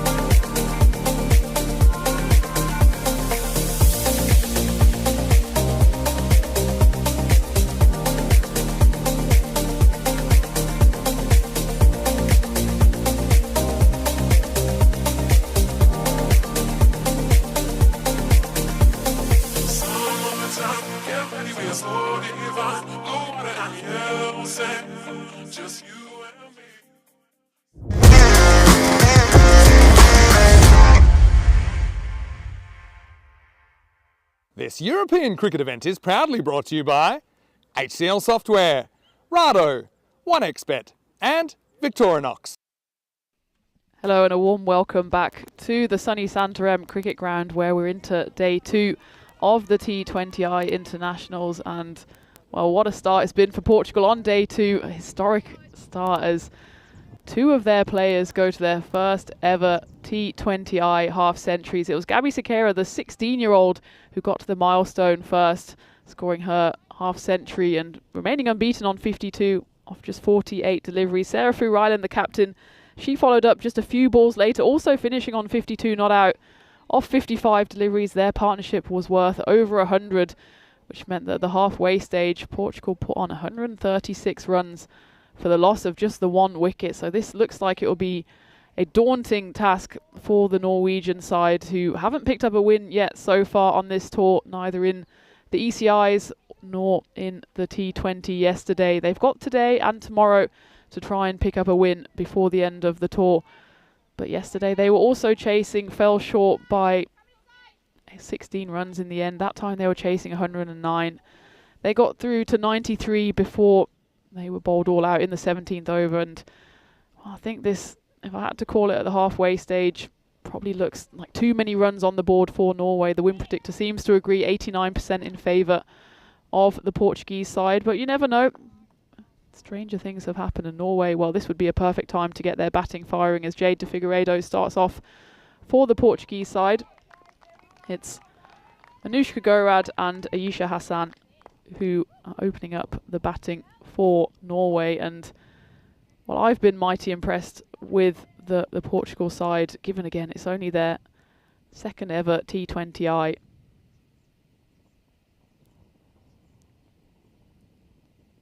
Someone else who's been extremely impressed with the side, and I'm very happy is joining me in the commentary eagerly now, is Conrad Greenshields for Portugal men's side. Obviously we can talk about the men in a bit, but the women, how impressed have you been with Portugal? Hi Tina, nice to be here. Yeah, I'm extremely happy. I think after the first game, T10, I had a bit of a tear in my eye, and yeah, I think everyone is extremely proud. It's been amazing. Yeah, it's been great to have the women's cricket on display. It's been great to see Norway as well, and I feel like they've been a little unlucky with the results so far. As that one gets, I think that might have been a bump ball and it's going to roll away, but no run scored. When was the first time you kind of saw the women's side or knew that they'd be coming here to play in this tournament? It's quite a new phenomenon, right, to have the women's team? Yeah, well, I mean, we've been trying to get women's cricket going for the past few years, 3-4 years.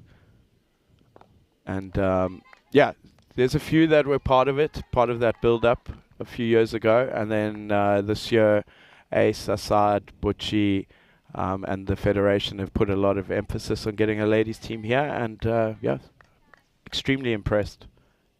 It's been a great few days for them. I mean, there's not too many sides in world cricket that can boast a 100% win ratio so far. But they've got a good mix of youth and experience. And how good has Captain Sarah Ryland been as well in just kind of guiding this team? Legend. Sarah is a legend. We met last year. We spoke a little bit. She's also part of the Oerish setup. And then, yeah, she's been outstanding, putting in the hard yards. It's not just on the field, it's off the field behind the scenes too. So, and I think the players look up to her, and great leader. Yeah, she's great, and also happy to see her get to her half century as well yesterday, earlier today. Feels like a long time ago. It was about half an hour ago. And she was in the igloo yesterday talking about how much of a journey it's been for her personally. Of course, she had her whole career with England, and now she's got this whole career with Portugal, which I think was a bit unexpected for her. I don't think she saw that one coming when she was just, you know, having a nice time in the Algarve, but it's great to see her kind of leading this side. And what about Gabby Sequeira as well? Just 16 years old, unreal talent. Outstanding. I mean, in the Titans setup in South Africa, first 50. When I first met her, I spent a bit of time in the nets with her. She was bowling to me, and the pace of her leg spin, the control, really impressive. And at 16, she's got a huge future ahead of her. Yeah, and she's got the ball in hand here for the start of the second over. First over was actually a maiden from Jade de Figueiredo. This is what we've seen from the Portugal side, as they go strong early with their bowling just to see if they can basically bowl Norway out of contention early on. And Gabby, I mean, I feel like she would be a force to reckon with in men's cricket as well, as that one pops up. And they will run through. It'd be called a leg bite. I think it hit somewhere along the side. And well, I think Gabby, you know, is that dip that she gets on her leg spin, isn't it? And she's got bounce here as well, and that one just gets hit on the helmet as well. I hope the batter there is okay. So Yusha Hassan out there. But they did run through for their first run, Norway. And that one actually is going to race away, and there's no stopping that ball, as that will be 4 runs off the bat of Anushka Gorad. I don't think the Norwegian players quite realised how good a shot that was, as she just rocked back on that. And Gabby Sakira is not the easiest bowler to get away, but that was a great stroke there from Gorad. Yeah, I don't like comparing like men's and women's cricket, but I think Gabby has got that kind of dip and angle that I think could bowl out any decent batter. She has really good revs on the ball, and we know leg spin is a difficult art, so for a youngster to have that kind of control is really good. And yeah, like I said, at 16, you know, she's got a massive future ahead of her with right coaching and the pathways. She's going to be a force to be reckoned with. And in the men's, I mean, she's looking for a leg spinner. I was going to say, see her at the ECS Premier next year, maybe. Yeah. Just hello to everyone in the chat as well. I've got Conrad Greenshields of Portugal here with me in the commentary igloo for 5 or 6 overs. So if you have any questions for him, throw them in. We will speak about the men's side in a bit as well, because it's maybe not been the start you have been after. But just a final word on Gabby Sakira, just 16 years old. I know she's based over in South Africa. And maybe, I mean, South Africa will probably have their eyes on her. But hopefully should have their eyes on her. But hopefully she'll be starring for Portugal for many years to come. Yeah, I think for the time being, you know, you can always shift up from the lower tier nations into the higher tiers. So she'll be looked after in South Africa. The Titans will be watching this and seeing what she's been able to do. And I mean, we'll definitely fight for her to stay with us. I think Portuguese women's team has been outstanding. Like you said, 100% record. That's something to be extremely proud of. And I know the men are extremely proud of them too. Yeah, it's good. It's great to have this kind of format where you have men's and women's sides kind of competing in parallel, and the kind of atmosphere that you have around the clubhouse, and the girls were clapping the men off and the boys were clapping the girls off after every performance, and it's been a great atmosphere. And I mean, the Santarém cricket ground's a lovely place to play cricket, isn't it? Yeah, home of Portugal cricket. It's lovely to play here, and like you said, the support from both sides has been amazing. Men's have got some points to prove. Yeah, so let's go on to talk about the men, because I mean, the ECIs, yes, they were rain affected. Looks like Norway will come through for 2 here after that slight misfield by the woman with the best name on the circuit, Bianca Maximo. Yeah. Yeah, the ECIs, it was a bit rain affected, and I know maybe you guys are more of T20 players than T10, but what hasn't quite clicked yet for the Portugal men? See this ball getting bowled. Yeah, I think, you know, the side itself, the squad, as a group, is very talented. There's some great cricketers there. I just think we've just not clicked and got a whole game together. We've either done really well with the ball or we've gone and done it with the bat.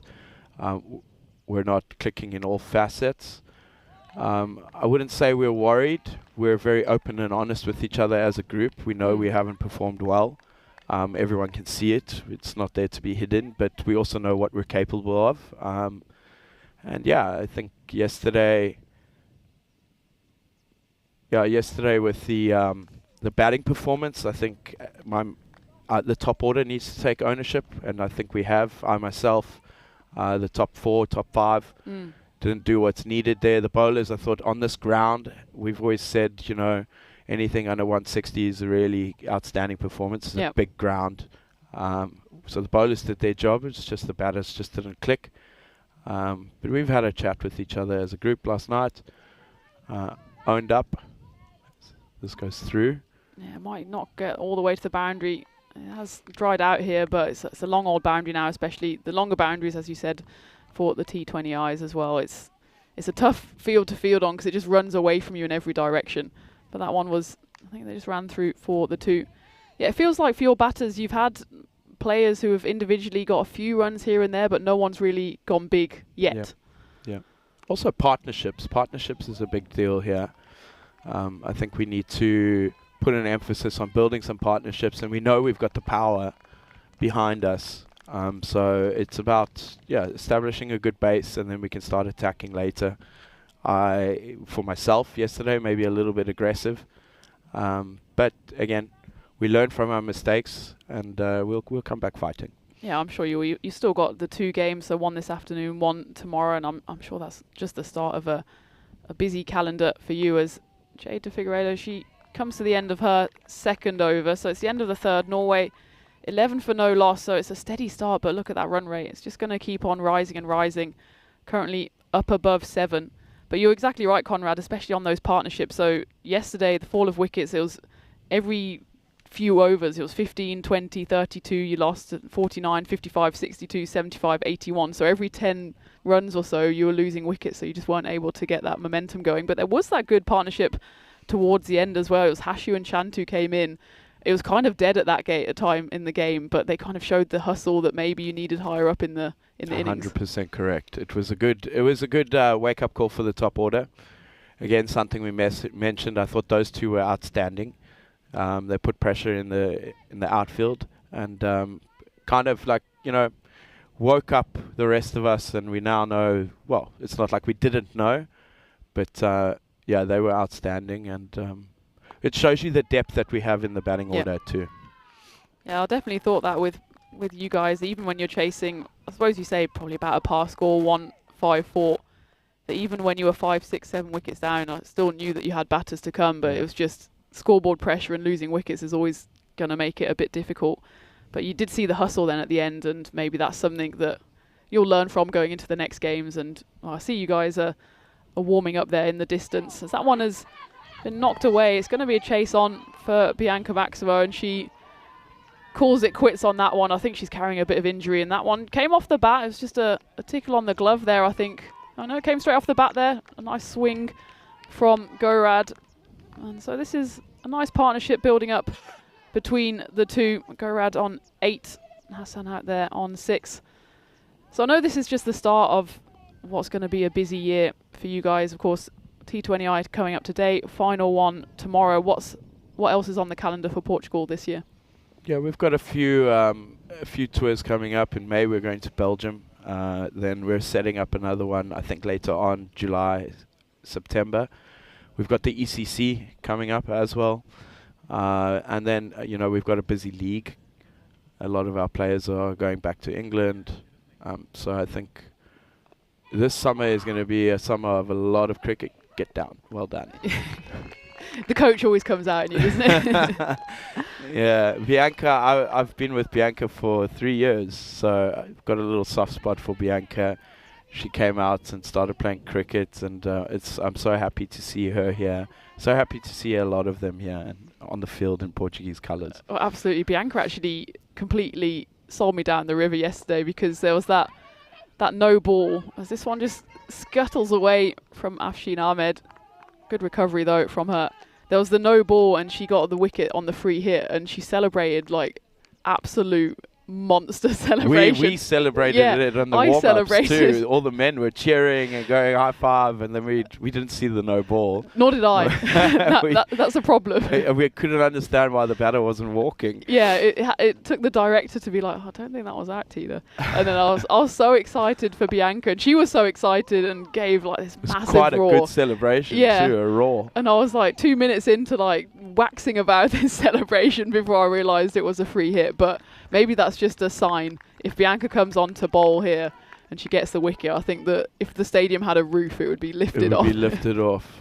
So gotta love it, right? That passion. Exactly, and that's exactly what Sarah was saying yesterday as well. You've got these young players like Gabby, who's bowling at the moment. Classic delivery there. Just turn and bounce to end the 4th, 20 up for Norway. You've got players like Gabby, who of course are in the Portugal setup, but also like parallel in more established setups, would I say, and in South Africa. But you've got players like Bianca, who are maybe not the youngest, even Sarah, who didn't think she'd be playing cricket and hasn't been playing cricket for the last 20 years. And they come together and kind of create a bit of magic. And it's so nice to see. I'm sure, I'm proud of them, and I've got nothing to do with it. You must be so proud. I'm extremely proud. It's goosebumps. I remember sitting with Sarah before this series, and she was a bit worried. I actually gave her, I'll give you a little story here. I gave her some throwdowns on, I think it was like the Thursday. Yeah. And she was saying to me, oh, she's a bit worried. She hasn't hit a ball in 19 years. And the first throwdown I gave her, she just drilled straight back at me. I got a bruise on my leg from it. I think part of it was on purpose for something that I had done earlier. Probably. But no problem there. You know, cricketers, we know what cricketers are like. It's you never forget, you know. So old Bianca here, back on. I just love the fact that she's got a smile on her face. Even when it's not always going right for her, she's got this great delivery. When she gets it right, it just kind of ducks in to the right-hander. And that's the magic one she produced yesterday as well. I was so taken in by it that I didn't even realise it was a free hit. But you can see she's just loving being out there. And that one's just strayed a bit down leg side. But when she gets it right, it's just a sight to behold. And there's other players out there like Jo Childs. I think she's not playing. Oh, she is playing this game. And we'll see her in the field. And I know she's, again, not the youngest and probably didn't expect to make her international cricket debut, I think, in her 60s. And it's just unbelievable. Age is just a number, right? Exactly. So Bianca comes on. I know she's Vinny's favourite. No relation, but she's one of Vinny's favourites. He must have loved it, seeing Maximo there. I can just imagine his Vinny. name up in lights. And, well, Bianca, and this will never be taken away from her, she got the first ever wicket in ECIs for Portugal. So really? On Saturday morning, she got the first wicket, and that was a proper one. It wasn't a free hit, and yeah, it was just unbelievable celebration. So I'm hoping for her sake that she does manage to pick up a wicket, but I'm hoping for Norway as well, actually, that they pick up a win, because I feel like they don't deserve to have not got a win so far. They've been impressive, especially with their bowling, I think. Yeah, their bowling. I think there was a young lady that was bowling. I didn't see her playing in the T10s, but she looked like she was a bit quicker. Yeah. In the T20s. I mean, also the first game, a golden ball for the, you know, it's close, so it shows you they're very closely balanced. But I think with Portugal, I think it's been the batting where it's separated the two a little bit, with a little bit more firepower. Grizz at the top in the T10s. Yep. I mean, also that, you know, to have an ex-South African captain, a test cricketer from England, that's quite a way to start off Portuguese cricket, right? Yeah, two test players. Yeah. It's a little bit of a, shows you Portugal is a good place to live. Oh, absolutely. As this one, it's going to be a quick run, and actually a nice knee slide there from Gorad. As she puts in the full frontal dive here. Take a look at this on replay. Good ball from Bianca. Just cut away. Here we go. Double knee slide coming in. Tries to avoid Bianca as well. Gets the bat in. Yeah. Safely in. And that's what we've seen from both sides as well. Yep. And we see that from the men as well. I know there was a bit of a clash in the field yesterday and Jeremy had to go off, but the commitment is there, and I think that's the case throughout European cricket as well. You don't play cricket here just half-heartedly. No, I think that's where European cricket maybe sometimes is underestimated. It's building, it's growing, it's getting stronger. You see the class and level of players just picking up year in and year out. I was saying this to Vinny the first year I remember, you know, it was not the greatest of cricket, if we're completely honest, but now it's so competitive. There's a lot of good cricketers that are here, passport holders, so it's a good challenge. And playing on a mat is not easy either. I know some people think it's up and down, hit through the line, but there's some gremlins in every pitch, which adds a little bit of flavour. Well, some water gremlins in there a couple of days ago, wasn't there? We had so much rain that we almost had to take off the pitch and put it back down. So it's not just like playing on concrete, is it? No. There's this little wormhole that we've established outside off stump where on a length, which is not ideal. No, it's a little bit intimidating. Yeah, I can imagine. Whether to go forward or back. Oh. So let's go quickly back to Portugal. You said you've got the ECC coming up later this year, and it's obviously a big event on the European cricket calendar as well. What are your ambitions for that? I think we've been competitive every year. We again sometimes drop big games where we've known we could have gone through with them. It's just about fixing the small things, the small percentages, and we're going there to compete. We're not really phased on who's in the group. We're coming there as a big group. There is a big group of us. We're all fighting for positions, which is healthy. And yeah, we're looking forward to it. We're going there to get through to the final week. Well, I'm looking forward to ECC as we welcome you into the commentary box. Hi to everyone back at home. It's Tina Goff here with Portugal's Conrad Greenshields having a great chat about women's cricket in Portugal, but also men's cricket. So the ECC is coming up. Have you got any other tours as well on the calendar? Belgium in May, so that would be good. We're looking forward to that. I can't really give too much information on the other ones yet. It's not confirmed, but yeah, Belgium is a good one. And then yeah, we just want to finish strong here. We've got 2 more left, and we've got aims on taking it 2-1.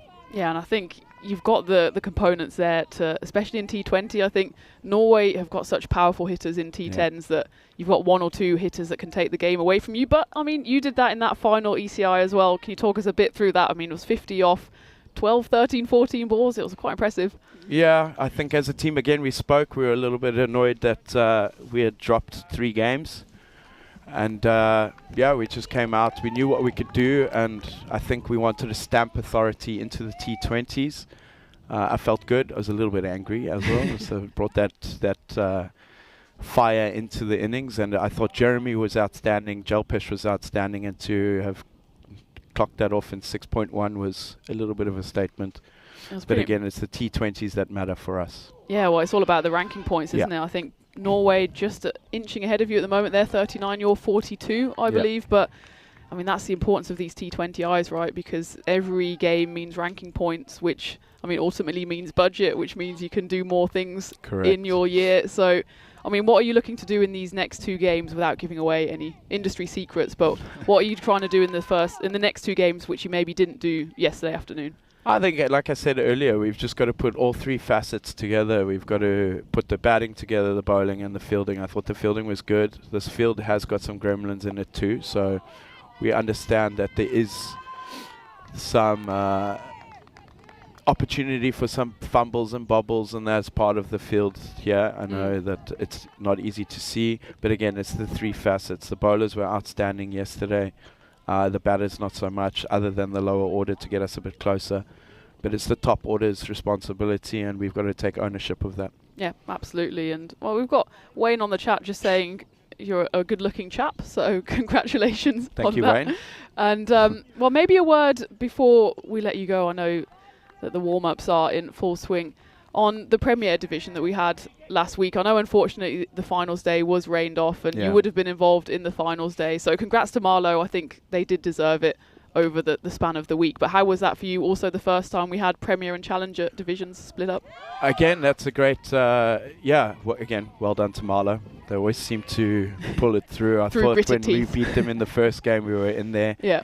It was a new team for Oedesh. I thought Gorka were really good. Capitals, they brought in some monster hitters who could absolutely cane it. But again, it's like that what I was saying earlier was the level.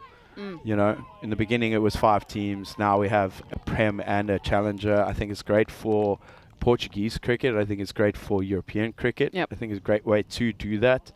It also, because in all honesty, it's not fun coming in and beating a team by 10 wickets in 3 overs or whatever. So the Challenger division, I think, was fun for them. And the Prem division was fun for us too, because all the teams, we know each other.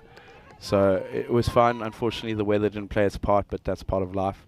But again, Marlow fully deserved it. They were, 8-0 or 8-1? 8-1, I think it was. They did suffer that 1 defeat, but they were pretty much already top of the table at that point. Yeah. So I think the outcome was fair. The decision was fair.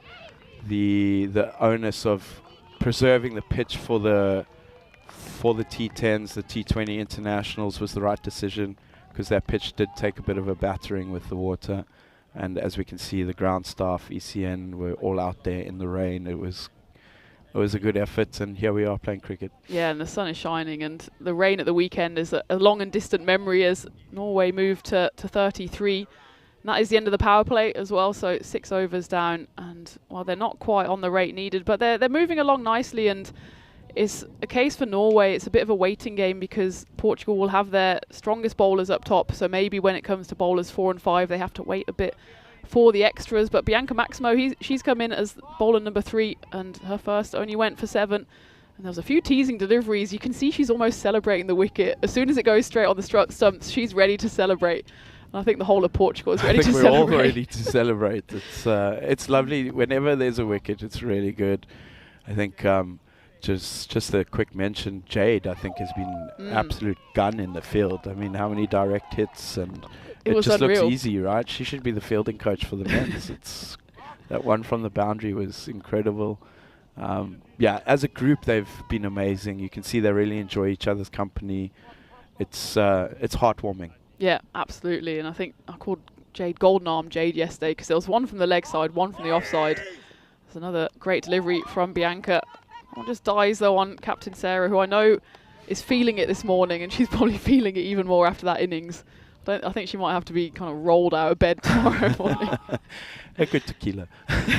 Well, I know her wife is watching and her 2 boys back home, and I'm sure they're incredibly proud, Noah and Jasper. Apparently, they were so engrossed in the cricket that the cricket even was put on the screen ahead of Paw Patrol.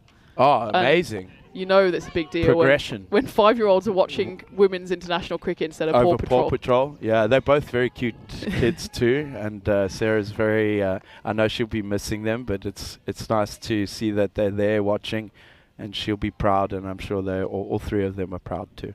Yeah, and I think just the whole country can be proud of what Portugal have done and just continues to do. Bianca, for example, she's someone who just keeps on growing and growing into her bowling, and that's the beauty of T20 as well, that you get a bit of more time as a bowler, not just the 2 overs but the 4 to find that rhythm, especially if you're an inexperienced bowler and you need to find that rhythm. Yeah, of course. It's like I said to her yesterday, she looked a bit ginger.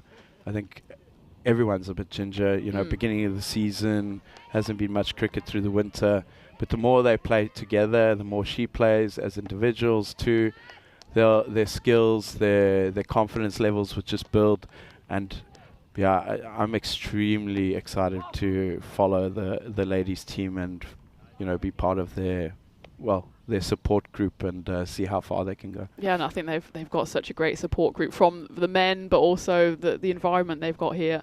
Yeah. And friends and family, and these will be the first T20Is they play, so that will mean they will get points on the way to an ICC ranking. Of course, Norway already on the ranking, they're 63, but Portugal maybe will have aspirations of climbing that ladder. But I know you have aspirations of playing today and tomorrow as well, so I don't want to keep you for any longer. I want to say thank you very much to join me in the commentary box, and it's great to see the men and the women and cricket in Portugal just going from strength to strength. So thank you very much, Conrad. Thank you for having me, Tina, and hopefully for all our supporters, we'll go and do the job today. Fingers crossed. I'm wishing you the best, but I'm also wishing Norway the best because I've got to remain neutral. Neutral is good. Thank you very much, thank Conrad. You, Tina.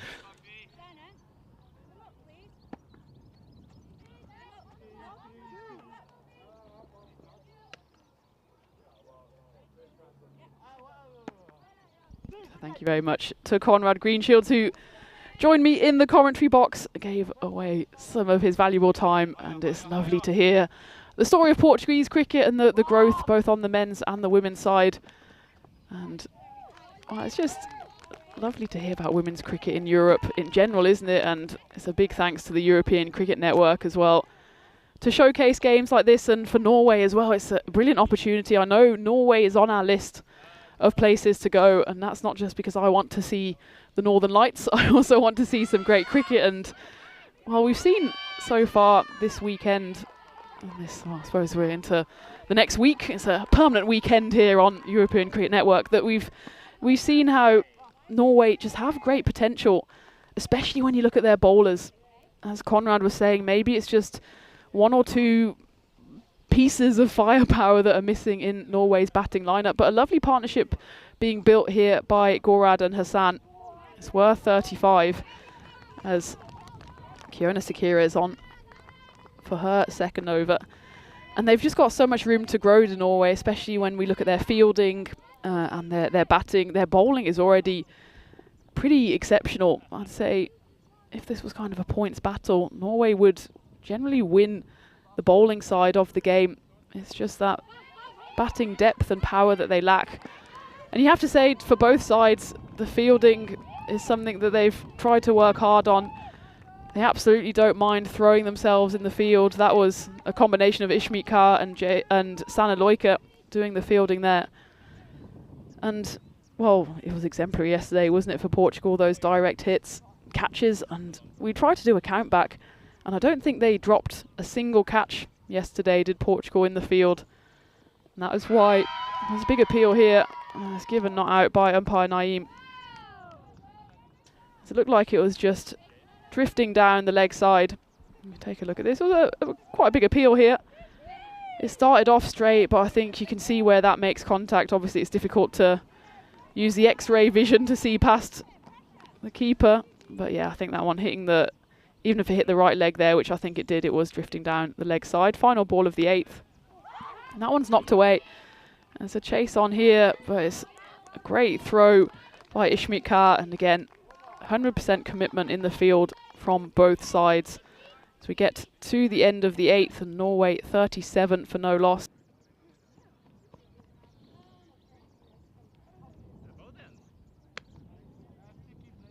And hi to everyone joining in the chat.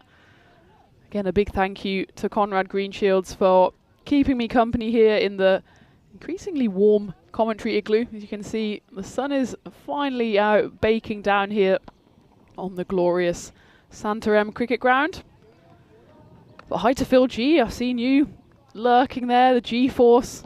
He says T to G and Conrad G, G-Force Mark II. Well, you know, Phil, there can only ever be the original and best G-Force, and it was great to share the commentary box with you over the last 2 weeks. I mean, the Challenger division feels like years ago now, and yeah, the G-Force, I'm sure, will be back later in the year. And I know Phil will also be enjoying the night series coming to you live from Belgium. I think that starts the 28th of April, so just about 3 weeks' time as we go back to Belgium for the first time in a while, and looking forward to that, but we've got a lot of cricket coming up before then. As that one was a bit of a full toss there, bowled by Ishrit Chima. They will just run through for the one. Let's take a look at this. It was actually called no ball by umpire Naeem. Yeah, slightly above the waist there, even though Aisha Hassan goes for the high trouser tactic. That one still above waist height. Nose called a wide. So it'll still be a free hit, no ball bowled. And Ishrit Chima, so I was chatting to some of the Portugal lot before the game. Ishrit, just 15 years old. I was speaking to her coach. She's only played cricket for about 2 years. And as that one hits her on I think that goes on the helmet on the way through. But Gorad, she's more concerned about going for the runs than her own personal well-being. 100% commitment from the Norway batter there. I'm just checking that she's okay as she ducks out of that one. And umpire Crew doing the welfare check. I think it looks like Gorad is okay. Just readjusting the helmet, making sure everything is exactly where it should be. But Ishrit Chima, she's also a star badminton player. And the coach was actually making a very interesting point that the reason that Chima might bowl a no ball or two, which of course we are all prone to, especially when you're just 15 years old, is that the release point of a badminton, well, I suppose you don't release it, but the hit point of a badminton racket is at the very top. So you basically hit it at the very top of your arm straight up in the air. Whereas for cricket, it needs to be maybe just beyond that vertical point. But because Chima is so used to going from that top angle right at the top of her delivery stride, then that's why sometimes the ball comes out wrong. So maybe that's the dangers of being a multi-sport athlete as well. As well, sometimes the wires in your brain get crossed and she thinks she's smashing down a shuttlecock, but instead trying to deliver a cricket ball. But what a talent she is as well, just 15 years old. Hi to Wolski in the chat, loving watching the game while I'm supposed to be working from home. Well, that's the beauty of working from home, isn't it? You have half a screen maybe on your actual work. You have one screen on this game here, T20Is. And of course you have the second screen on the ECS in Madrid, which is happening right now. Actually, it's an early start for all the players and for the crew, and Vinny and Rico in the commentary box. I think this first game starts at 7:45 GMT, possibly even 6:45. In any case, early morning start for perfect timing for your breakfast if you're over in Western Europe. I think it's perfect timing for lunchtime if you're in India. So you start with that, and then you come over to this, then maybe, you know, take a quick glance at your emails, nothing urgent, and then come back straight to the cricket. And if you've got a third or fourth screen, you can also put on the IPL, you can put on the county championship. So, you know, this is how you know you're really heading into the start of the summer with wall-to-wall cricket. And we're very happy that you choose European Cricket Network as one of your forms of cricket entertainment, as after the brief stoppage, Chima gets right back on the money. A great tumbling stop there by Golden Arm herself, Jade de Figueiredo. So Ishri yesterday playing in her first ever T20I. She picked up 3 wickets. Again, just as a reminder, she's 15 years old and picked up 3 wickets on T20I debut, and also finds time for all her studies and also being a star badminton player. Phil G saying, glad to hear that Igloo has been brought back from the brink. Yeah, we did. It was Sunday on finals day. Was it Sunday? Oh, I can't even remember. Was it Saturday? Friday was finals day, I think, for the Premier Division. Time flies. Yeah, Saturday, Sunday was the ECIs. During finals day Friday, which was a complete washout, unfortunately, we did have pretty severe storms circling around the Santarem cricket ground, and the Igloo very much lost some of its building blocks and almost caved in. So when Vinny and I were trying to give you live updates from the ground and throwing you to the classic matches, it was very much a case of having to batten down the hatches and run from the collapsing Igloo over to the relative safety of the clubhouse. But that does seem like a long, long time ago now, as we're now sitting here in, well, just about 23, 24 degrees. The sun is out, and well, even that fog that came out to play yesterday morning is a long and distant memory. Good pick up there by Sana Loika. That bobbled into her hands. And that's why there was a delay to the game yesterday morning for about half an hour. If you saw on my social media channels, maybe you would have seen that it was maybe less a cricket pitch and more something from a horror movie, as the fog descended on the SCG. So, well, around 9:30 when we wanted to bowl the first ball, I think a bowler could have bowled the ball, but I don't think the batter at the other end would have seen it coming. So it took about half an hour for the fog to clear. But luckily we were able to then have a whole uninterrupted day of cricket, which of course saw Portugal claim the win in the morning, and then Norway, the men's team, claim another scalp in the afternoon. That one's going to be called a no ball. And they're going to run through here, and well, it was an ambitious effort there from Kiona Sakira. As that one's definitely a no ball, and then Kiona Sakira almost runs past it and slips over. And then, oh, that's a great effort. I don't think the ball went anywhere near the stumps, but nonetheless, a bit of athleticism there from Kiona.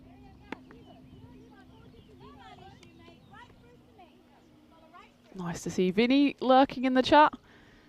He says he can't turn up the volume right now, but you did hear correctly that Whispering Red is in the igloo, was in the igloo, as we like to call Conrad Greenshields.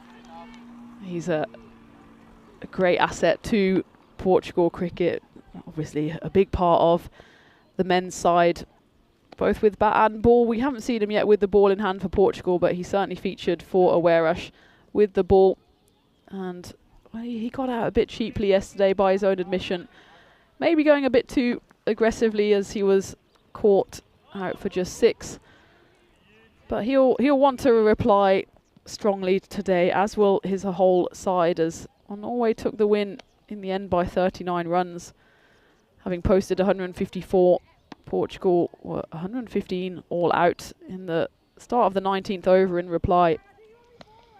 And well, I'd say even possibly that margin of defeat, 39 runs, almost flatters Portugal, because it was only that flourish at the end by Hashu and Shantu that really pushed up the rate. They were 81 for 8. And that actually was more like 81 for 9 because Jeremy Martins was injured and couldn't bat. And then Hashu and Shantu at least got that up to 115. So their partnership worth 34. As final wicket partnerships go, that's not too bad, but of course the horse had already bolted and it was just a case of trying to put a bit of shine on the result for Portugal.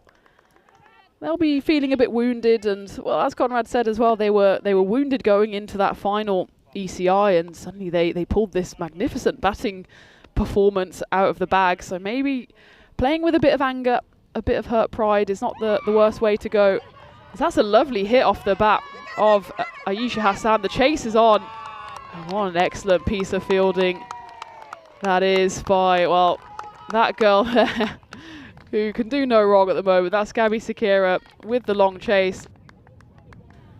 As we take a look, and I think she's safe there. She pushes the ball back. Her legs are up in there. She makes contact with the rope, and again, oh, there's the 15-year-old bowling for Norway in the form of Ishrit Chima at the other end. And sorry, for Portugal, and there's teenagers doing the batting, and Gabby Sakira putting in the slide at age 16. So what a bright future both of these sides have in store. Ayesha Hassan, relatively old in this side because she's all of 29 years. She's still very, very young, especially for cricketing standards. That's a nice hit there. So that's going to race away. The chase is on. Again, good commitment there in the field by Ishmit Kaur. They just run through for one. Well, this partnership for Norway has passed 50. It's 54 for no loss. Gorad out there on 20 off 36 and Hassan 19 off 25. So they're just chipping away at this total. And they just need to keep going. 83 runs needed and 62 deliveries. 2 balls left of the 10th. And that is caught and bowled, but it's a no ball called. And I think Kiona Sakira knew straight away, so she turned around, tried to go for the run out. Take a look at this as side on. Yeah, it was comfortably above waist height. So it's called a no ball. It was still a nice catch. Good practice there by Kiona. This will be a free hit coming up. Still be a free hit as that one just strays down leg side.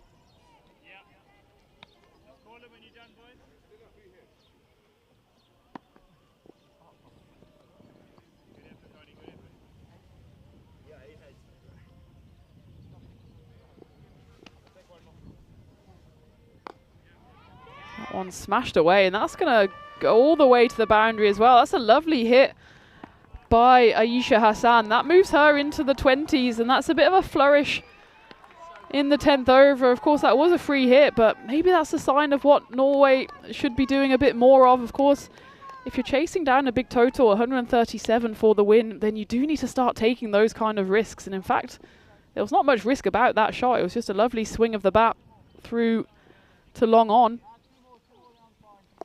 This time she hits it around the corner to deep square leg. There is a fielder out there. It will be comfortably fielded by Sanna Loike, and that is the end of the 10th. Norway not halfway through the innings and not quite halfway to the score, but they are moving along to 62. And we're by no means halfway through anything to do on this calendar. It feels like we've had so much cricket already. We've had Malta, of course, we've had both the Western Shield and the ECL, and what a brilliant few weeks that was. Unfortunately, a bit of rain damage suffered in the Khartoum Oval, but we've still got so much more to come, and this is not even a full list. We don't have the night series listed in there. So Belgium with Phil G, after hours, I mentioned just a few moments ago, and we're moving to Italy. You'll see me popping up in Bologna in just a few days' time, and then we're heading over to France. Going back to Malta for the second of 3 times this year. That's the spring series before we go back at the start of November for the encore. And then I'm looking forward to going to Sweden. You'll see me in Hornchurch as well, but I know we're looking forward to all of these destinations. Estonia is always a favourite. I know Phil will be looking forward to Czechia, as will Vinny. Rico will be seen all around the place as well. I know he'll look forward to the events in Spain, and Portugal will be coming back here just in time for Halloween, so we'll have a Halloween treat here. Certainly be a treat and not a trick as we come back for the encore starting on the 27th of October. And while those ones just marked slightly darker are of course the flagship events. So we have the Meltle Shield and the Western Shield running pretty much in parallel from the middle of September, so that's sure to be an absolute spectacle, featuring some of the best players, both male and female, from all over Europe. But if anything, if the Western Shield in February is anything to go by, then all over the world. And well, we've got 2 Test cricketers featuring for Portugal over this weekend, but maybe we'll have a few more Test cricketers, past and present, and possibly even future, featuring at the Meltle Shield and Western Shield. Then, of course, as Conrad mentioned as well, we've got the European Cricket Championship, where Portugal and Norway will be featuring and hoping to go for glory there, and that promises to be another sensational few weeks of cricket. And then, of course, finishing off, I'm a bit biased, but best till last is, of course, the Women's ECC in December in Khartoum, and that promises to be bigger and better than ever, with 3 separate divisions, starting off with the emerging division, which I think in the future, not this year, but I know that we want to keep expanding on the European Cricket Network, that both Portugal and Norway will want to feature in that emerging division. And then we move into the Challenger division, where hopefully you might see me out there for Germany, and if I'm not out there, I'm sure I'll be in the commentary box. And then we move on to the Premier Division, where the British and Irish 11 will want to defend their crown once more. So that's an absolute action-packed year coming towards you on the European Cricket Network, and I'm sure early signs suggest that 2026 is going to be even bigger and better, as things just keep growing and growing in terms of cricket all over Europe. That one's been hit in the air, and there's an attempted spectacular corn bowled there by Gabby,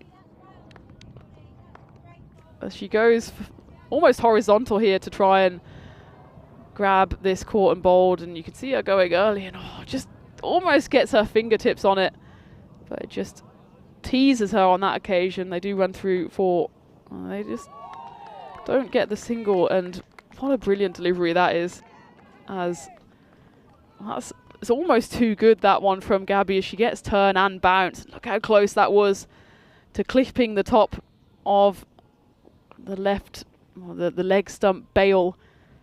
And again, as Conrad was speaking about earlier as well, Gabby just gets this unbelievable turn and bounce. She's or anti-bounce, as the case may be there. That's where the little wormhole is, where it just grubs along on the pitch. But Gabby, she's quite tall for a 16-year-old. She looks like she's suffering a bit there. Maybe just jarred her foot on that dive. Hopefully she's okay, because the last thing we want is one of Portugal's star players going down with an injury, but she looks to be okay. The flexibility and exuberance of youth, she'll carry on. And this one gets hit up in the air. It's a chance for a catch, and it's dropped there by Kiona Sakira. It was a tough opportunity. She was running away from the play backwards, trying to catch up with the ball, and just pops out of her hands. A tough effort. I think that might even be the first missed opportunity for Portugal, which shows just how impressive they have been in the field here and with ball in hand. As well, maybe the injury to Gabby was just a shoe injury, as she reties her laces here. There's 1 ball left of the 11th.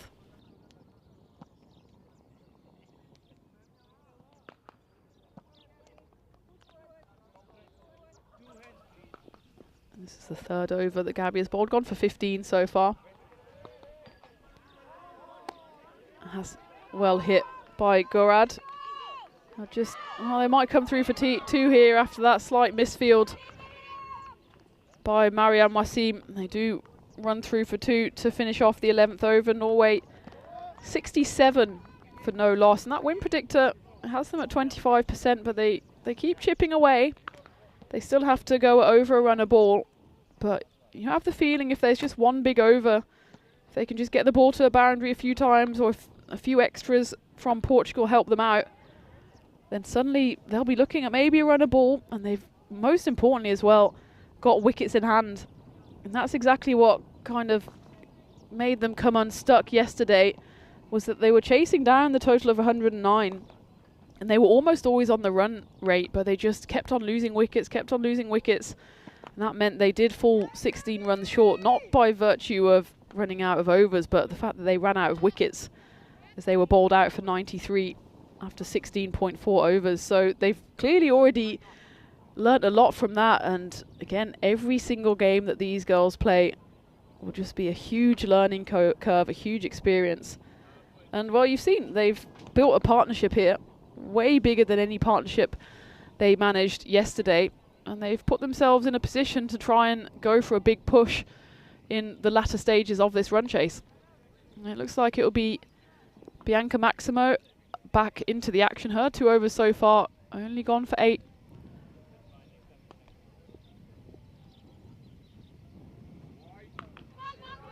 Again, that one just dies off the side of the pitch, and they'll run through for 2 wides. And this is the thing I was saying, if Norway just keep plugging away, getting bonus runs like that, 2 runs effectively coming off no deliveries, just mean that if they can get that down to a run a ball, I'd say they're really in this game. They've still got batting to come. They've got Ramya Mardi, they've got Alina Aslam, both of those have scored runs for Norway. But in the meantime, these 2 out there, Gored and Hassan, putting on an excellent partnership. It's worth 69 now. And that's well hit again. There is a boundary rider out there. There's Gabby Sakira. Is really suffering with her foot. She's limping along. It might just be, I don't know if it's a case of a blister, as she's struggling to put weight on her foot there out in the deep cover. So we're going to have to keep an eye on that one. Obviously still young, that's edged over the top, and it goes past the 2 fielders, but they will be able to rescue it in time. It's Afshin Ahmed who does the fielding, but you might be able to pick up on the mic now that the atmosphere has ratcheted up a bit, and that's, I think, because the Norway men are in the building and they're cheering every single run here for their women's side. And that's something that Conrad mentioned as well. It's so great to see the camaraderie, not only between Portugal men's and women's sides, but also Norway. Of course, Norway men, they're going to be jubilant based on their performance so far. And, well, someone else that's going to be jubilant is Bianca Maximo, as this time she does get her first ever T20I wicket. And look how much that means to her. The smile will not be wiped off her face. She gets a big hug from all of her teammates, led by captain Sarah Fu Ryland. And we knew it was coming for Bianca. She had that no ball bowled yesterday, which, well, I certainly thought was out. And this time, straight through the gate and just clips the top of middle. And what a moment that is for Bianca Maximo. I'm sure Vinny will be delighted with that one too. But Ayesha Hassan does have to depart. It's a good innings from her. She in fact raises the bat because the Norway men's team are serenading her off the pitch as she departs for 28. But look at that. Look at this celebration for Bianca Maximo. She composes herself at the top of the mark, makes sure she knows what she wants to do, and, well, that's a plan executed to perfection. And look at that for a celebration. Absolute jubilation, and why not? And, well, it was an important wicket in the stage of the game as well. That partnership was really threatening to tick along. In the end, it's broken for 72. The first wicket to fall for Norway. Great innings actually from Ayesha Hassan, putting on 28 before being bowled by Bianca Maximo. Only took 32 balls to get there as well, so a solid run rate from her. And it brings Ramya Imadi to the crease, who I mentioned prior as one of the batters who can threaten for Norway. And I think this is a good move to bring her in at 3, because if anyone can wrestle this game back into the favour of the Scandinavians, it's this girl out there right now.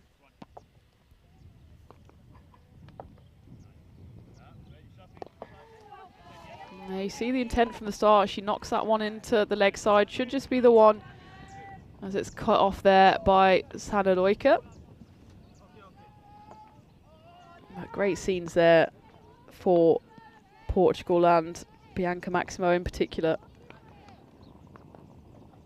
as she picks up her maiden wicket, and she's still got an over and 2 balls to try and make another breakthrough. But Anushka Gorad looks in good form here, although that was tight, and a direct hit there would have been out. As we take a look here, the throw comes in and a direct hit, and even if Bianca had taken that cleanly, I think she would have had the chance, and she immediately says sorry. Don't think she has anything to apologise for, as it's absolutely no doubt that Bianca is giving her absolute all out there in the middle. And, well, I hope the Portuguese men saw that one as well, because I know they absolutely love celebrating the success of their women as well. Hopefully, of course, from their perspective, they'll emulate the success this afternoon, as that one just pops through the hands of Jade de Figueiredo, usually so successful there in that cover region. That time, though, just bobbled past her. And Norway, they're by no means out of this, folks. I mean, 62 needed off 48. That's the end of the 12th, 75 for 1. And well, they certainly have to try and keep themselves in this as much as they can. And they've got the set batter now of Anushka Gorad. She's on 25. She's taken 42 deliveries to get there, so she would have to step up the pace just a little. And Ramya Mahdi, she's doing exactly what she needs to do at the moment, which is going a runner ball. And they just need to hope that a couple of boundaries come their way in whichever form they take, maybe a few extras, a few wides, and suddenly this seems like a much more manageable chase. Still the 8 overs to go. It's certainly a good platform for Norway here, and you can understand why Portugal have turned back to one of their frontline bowlers, Jade de Figueiredo, because if they get a few wickets here, that might just break the run chase for Norway. And that's why Captain Sarah's thrown the ball to the number 6. She's bowled 2 overs so far, only gone for 6 runs, so even if she repeats that trick in the second half of her spell, that will at least keep ratcheting up that run rate, which is currently below 8. Anything, I think even above 8, towards 9 or 10 would be panic stations a bit for Norway. And Jade starts off exactly how you expect her to, with a dot ball.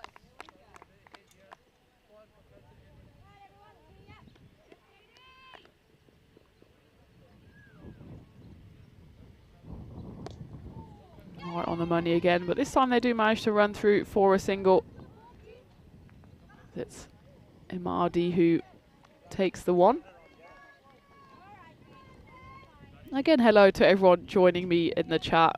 I know Phil G and Vinny loved seeing that Maximo wicket.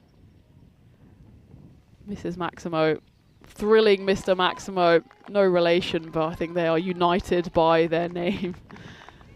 And Steve, I know he's going for Portugal, so he's hoping for a few wickets here to make this run chase even tougher for the Norwegians, and I'm sure that's what Sarah Fu-Ryland is thinking as well by asking Jade to bowl her third.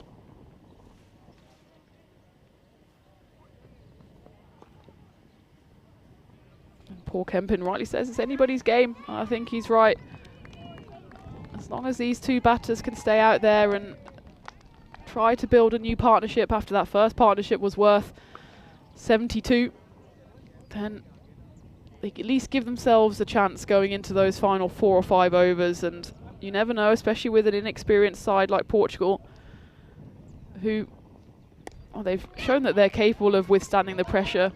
Just look at that golden ball on the first game between these two sides. But pressure does strange things to people. Norway just need to try and force an error from the Portuguese side, but I mean, Jade de Figueiredo, I think ice runs through her veins. She has made very few missteps so far in this tournament and bowls another great over, which only goes for 3. So you see that run rate every time there's an over that just goes for a couple of runs, it does jump up. And that is the end of the 13th. Norway 78 for 1. That win predictor still has them with a chance, 22%. Rapture in the chat, clearly going for Norway, and I think there's a lot of people that would be happy to see Norway rack up at least one win before they go home, because they have deserved that over the passages of play. They've by no means been second place in all aspects. It's just a case of getting all those things clicking at the same time. As you see the Norway men and the Portugal men, they're to the left in the distance. They're getting ready for their game, which will start at 1:30 local time, so just in about 70 minutes time. So after this game comes to its conclusion, you won't have long to wait until the men enter the stage.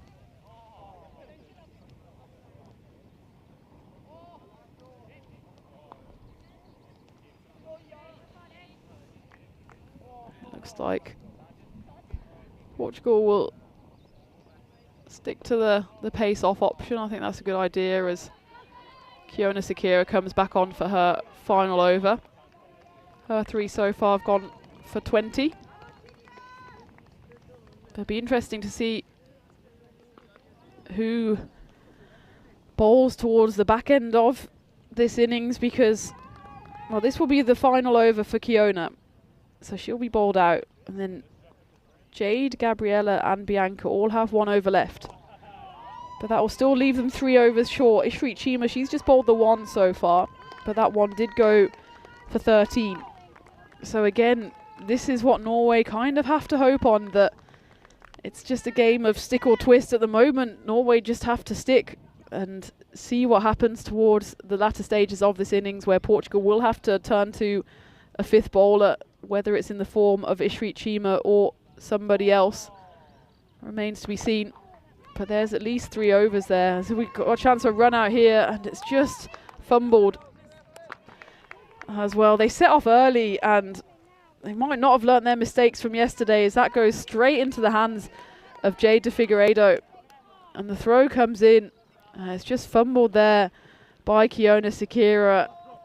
Even on the second attempt, she doesn't manage to claw it onto the stumps, and that would have been lights out for Norway. That certainly would have been Imadi short of the crease. In the end, though, she lives to fight another day, then gets a no ball. That's called, because I think that one went off the side of the pitch. Take a look at this on replay. Oh yeah, well, no, it's actually called on height, as well. Gorad did the right thing in just watching that go by, taking the free run, and now she has the free hit. She smashes that down the ground. That's a lovely stroke, but it's well cut off there by Mariam Wasim. It was not an easy stop there, as it was bouncing dangerously towards her, but she manages to stop the boundary. That's a good cut off by Wasim. Gorad there misses out. That's the kind of situations that Norway need to cash in on if they want to claim the victory. Free hits need to go to the rope.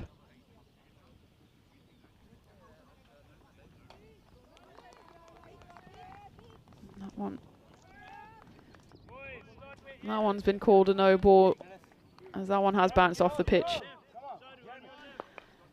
And again, this is going to be a free hit. This time Imadi has the chance. That's a good comeback ball by Kiona. These are just the openings. The door is definitely not wide open for Norway, but it's certainly not slammed shut either. Somewhere just slightly ajar, and they need to make sure that they can prise it open by making the most of these free hit opportunities, which they're not exactly doing at the moment, but the opportunities are still coming as they do manage to run through on that one. And this has still been a productive over for Norway. It goes for 7. The throw comes in, but safely home. You see, though, that run rate is above 8, but at least if they go at 7s or 8s, they keep a slight lid on that rising run rate. They just want to find themselves in a situation where it's still maybe at 8 or 9 going into the final 2 or 3 overs, and then anything can happen. You can see how tight that is actually. And it was a similar situation for Portugal. Of course, they only lost the 1 wicket as well. And in fact, they lost it earlier in their innings. And then they just had that partnership between Sarah Fu Ryland and Gabby Sakira that just kept building and building the runs. And of course, it's different when the scoreboard pressure is on. But Norway, if they just follow that similar trajectory and accelerate towards the end, then this game is by no means over. And there we go. I did say that the Portugal would have to turn to a 5th or possibly 6th bowler, and it will be the 6th bowler in the form of Mariam Wasim, who's going to bowl for the first time in this game. It's the 15th over, and this could be a decisive over in the context of the game. If this is a tight over, then suddenly the last 5 overs for Norway get very, very difficult. But if this one goes big, the game is back on.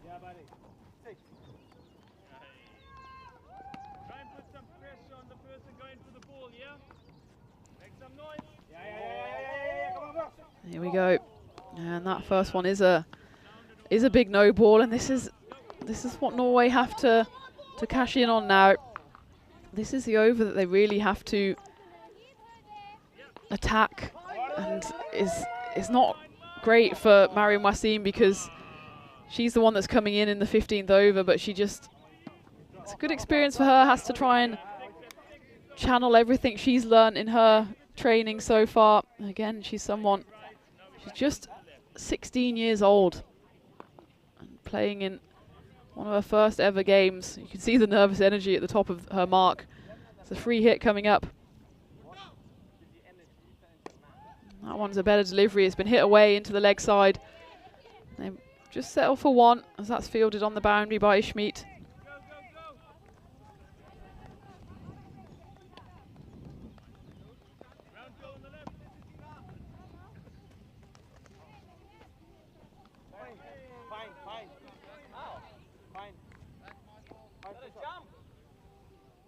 So into the 15th over here. That's well bowled by Wasim. Seems to have got that first big no ball out of her system.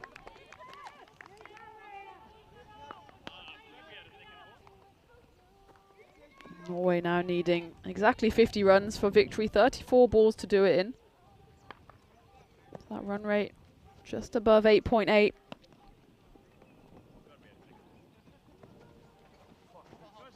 That's another good delivery by Wasim. She's bowling slightly short, but actually that's not too much of a problem on this pitch because she's not the tallest, so it ends up just more or less skidding through here. As you can see, it's dug in short, but it's quite a difficult delivery for Gorad to hit away.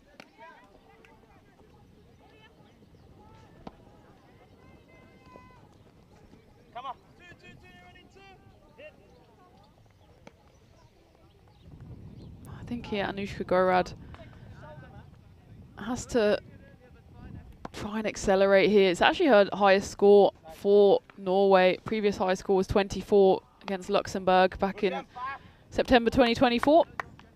And she scored a runner ball 11 in that first T20 yesterday. That was in fact the joint highest score for Norway. So she's done very well here so far, but it's just those 50 balls. That run rate is, well, it's just above 50.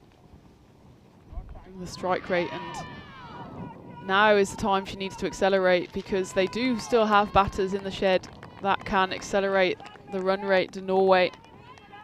And Gorad, I'd say she's seen enough of the ball now to try and go bigger. But she gets herself off strike there as Imadi faces up the 5th ball of the over, and it's been a great over from Wasim. She's got a chance for a wicket here, but it drops agonisingly between her and the keeper, Sarah Fu Ryland. But Wasim has come on here as the 6th bowler. The pressure's been on to try and just plug those gaps in the overs because, of course, Jade, Gabriella, they can only bowl 1 more each. Well, it's the first time she's lost her radar in terms of line, Wasim, as that one just veers off the pitch.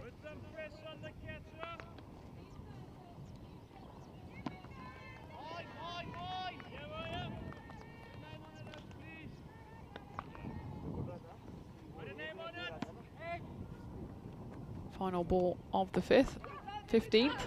So used to just saying 1 to 10, as they do run through for a quick single. And that's at least some signs of intensity there by Anushka Gorad.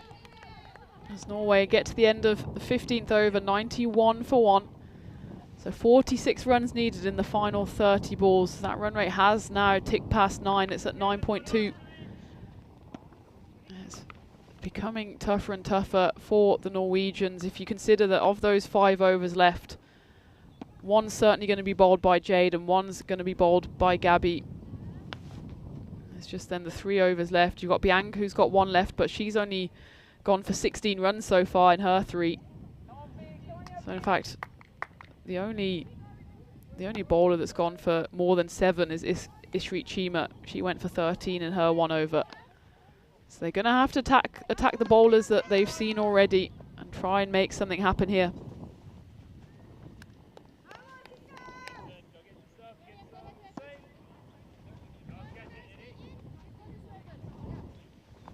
It will be Bianca Maximo coming on for her 4th and final over. She's picked up that 1 wicket, the only wicket in fact so far. There's only been 2 wickets in the game. 1 for Portugal, 1 for Norway, and Bianca Maximo delighted viewers all around the world as we hoped that she would pick up a wicket, and she did, as we already take a look ahead of what's happening tomorrow, and it's more of the same procedure as we go into the final day of these T20Is. And again, it'll be the women in the morning, starting at 9:30, and then the men following at 1:30, both local time. And well, depending on this way, which way this game goes, it could be that it's all still to play for going into the 3rd, or it could be that Portugal have already got this series wrapped up. However, of course, in the T20 internationals, every game is a new game, and it's all about winning games to get those ranking points. That's really well bowled by Maximo, right on the spot there. So for Norway, their current ICC ranking is 63. And they'll want to climb the ladder. Meanwhile, for Portugal, of course, these are their first T20Is, so they just want to get points to make their way onto the ladder. It's like trying to get onto the property ladder. Once you're on it, it's fine. It's just getting on it in the first place that's difficult, and that's why it's been so great to see Portugal putting together this side and, well, not only competing but also winning in these T20Is.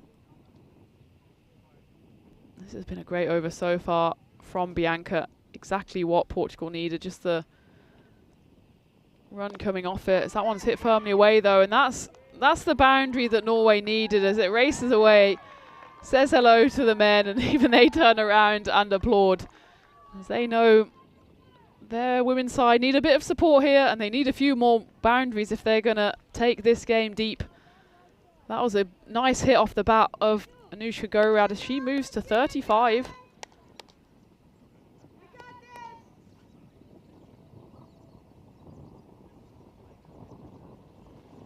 With that, she also takes her total international runs for Norway past 150. So congratulations to her on that. And this again, sometimes the momentum shifts a little with a boundary and the next one goes for 2 wides. So suddenly this over is worth 8. There's still 2 balls to come, and look, that run rate back down below 9. So it's not over by any stretch of the imagination. They just need to keep scoring the boundaries. Even just 1 boundary and over will get Norway closer and closer to the target.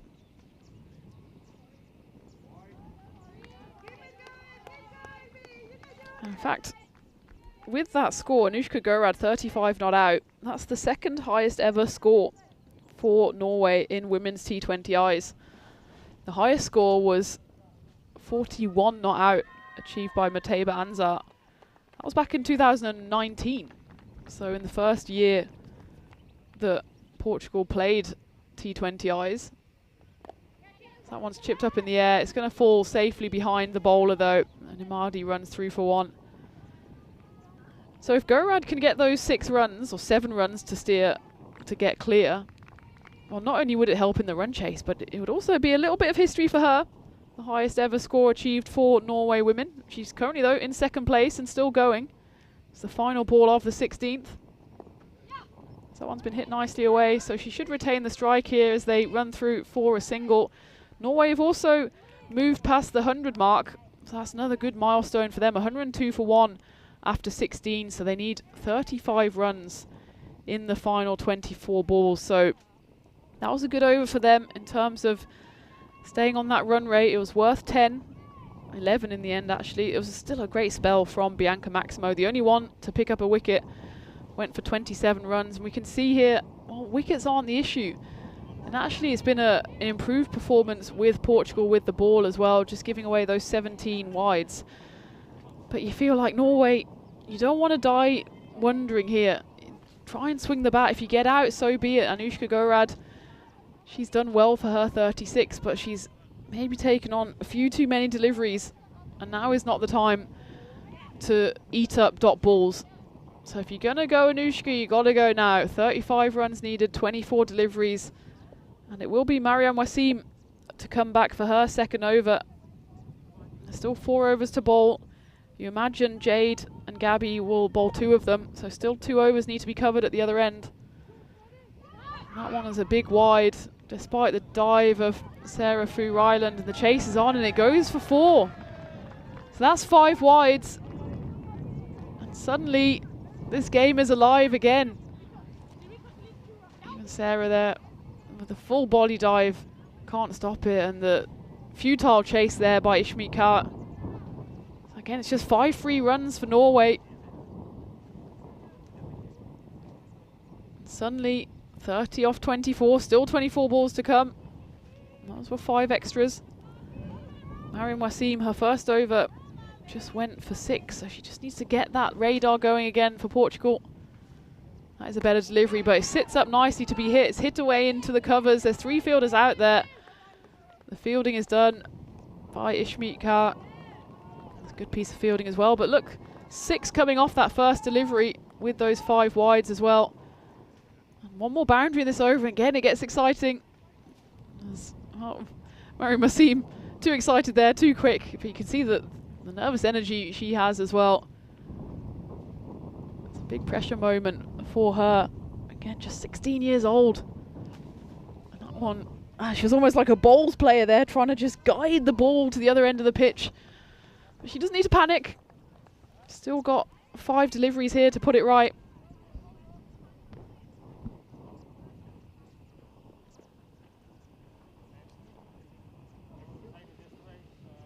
That one's a wide ball. You can see why that was left alone by Amadi. But I would be tempted if I were her there to swing the bat, because that region at backward square, there is a deep square leg out and there is a fine leg, but there's a massive gulf, probably about 50 meters between them. So if she could just swing that bat and get 4 runs, you're going down to a runner ball. Of course, a wide means an extra delivery, so it's, again, it's easy for me to say here in the commentary igloo, but Imadi, she has the power to hit those deliveries, and that one's, it's going to be a no ball, and they're going to run through for 1 as well. So this is turning into the big over that Norway needed, as it's already gone for 10. There's only actually been 1 legal delivery. Well, Portugal can take solace from the fact that 2 of the remaining overs will be bowled by Jade de Figueiredo and Gabby Sakira, but they need to get there first. So that one again will be a no ball, and they'll run through, and I think someone just needs to go and have a word with Mariam Wasim, put an arm around her, because she's clearly struggling a bit here. And I would maybe, if I was Sarah, just go down to the other end of the pitch and slow things down. Just say, come on, you can do it, because she's already bowled 1 really good delivery.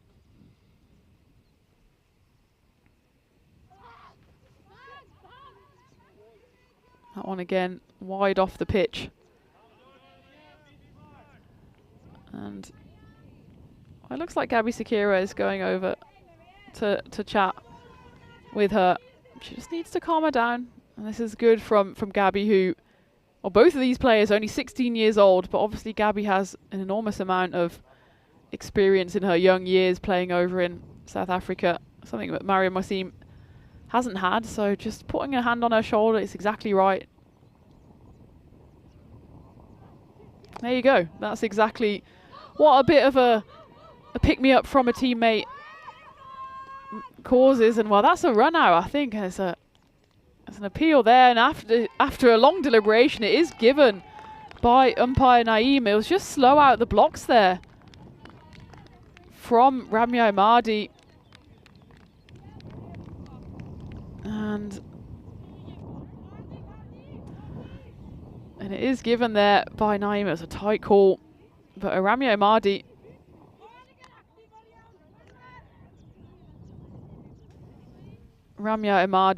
just was slow out the blocks there. As we take a look, she has to depart 11 off 18.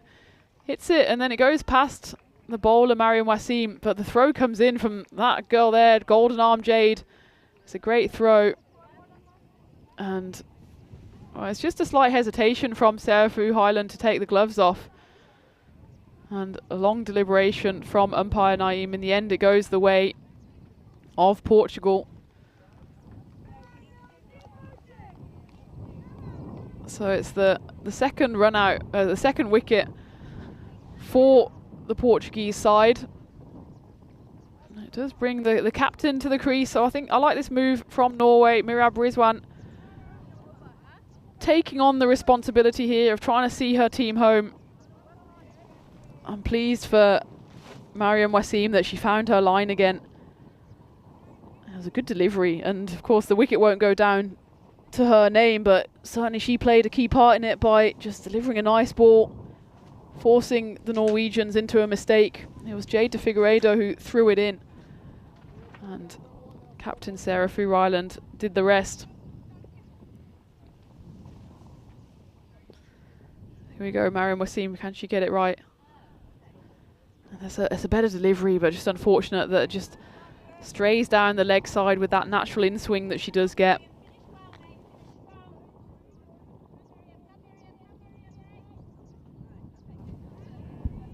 So it's down to less than a run a ball for Norway. 22 runs needed. Well bowled there by Wasim. That's a better delivery. It's just knocked away by the captain of Norway. Razwan gets herself off strike, off the mark. Again, worth emphasising that she's only young in cricketing years and life years, just 22 years old, captaining her country. Got the opportunity here to see her team over the line. As that one just strays down the offside.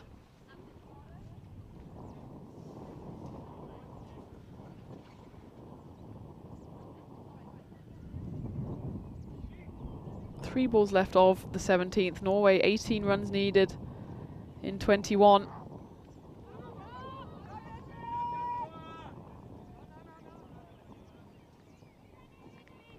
Again, this is the value of Norway just sticking on in there. And that was the difference maker yesterday. They were bowled out for 93 in pretty much exactly, well, on this ball, it's 16.4 that they were bowled out on. And they weren't then able to cash in on the remaining overs because it allowed Jade, and Gabby was in fact the one who picked up the final wicket, to bowl out because, well, Portugal just really had their foot on the throat of Norway, and they banked on the fact that they wouldn't have to go the full 20 overs and use their 5th or 6th bowlers, as has happened here. Mariam Wasim just needs to get her way out of this over. Still 3 balls to come. That's a better delivery. Just gets knocked away by Gorad. There's a chance for a run out, but in fact safely back. Just 2 balls left in this over.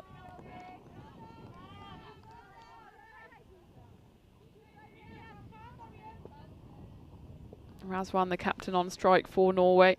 13 runs needed. That's a brilliant delivery, and what a comeback that is by Mariam Wasim. It's been a tough over for her, But she gets her rewards for just plugging away, keeping going, and absolutely delighted for her are all of her teammates. She gets a big hug from her captain, Sarah Fu Ryland, and why not? Because it's not been all smooth sailing for Portugal in the last few minutes, but comes back with an absolute peach of a delivery to dismiss the Norwegian captain, Mirab Razwan. Just on the angle goes in, and you can see how much that means to the young Portuguese bowler, just 16 years old. And congratulations to her. She picks up her first T20I wicket. What a wicket, and what a time, as she claims the scalp of the captain, Mirab Razwan. She has to depart for one of just 3 deliveries. And look at that delight on the face of Mariam Wasim. Came just at the right time for Portugal. And hugs all round. As Portugal pick up their 3rd wicket. She's still got 1 ball left. Just needs to make sure she escapes from this over without any more damage. In the best case, picking up another wicket. As Norway now 124 for 3.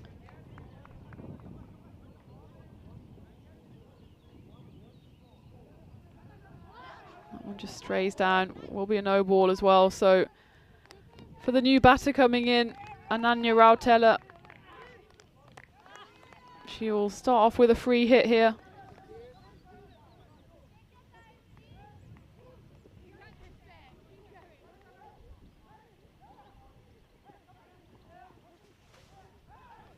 Final ball of the 17th, 12 runs needed for Norway.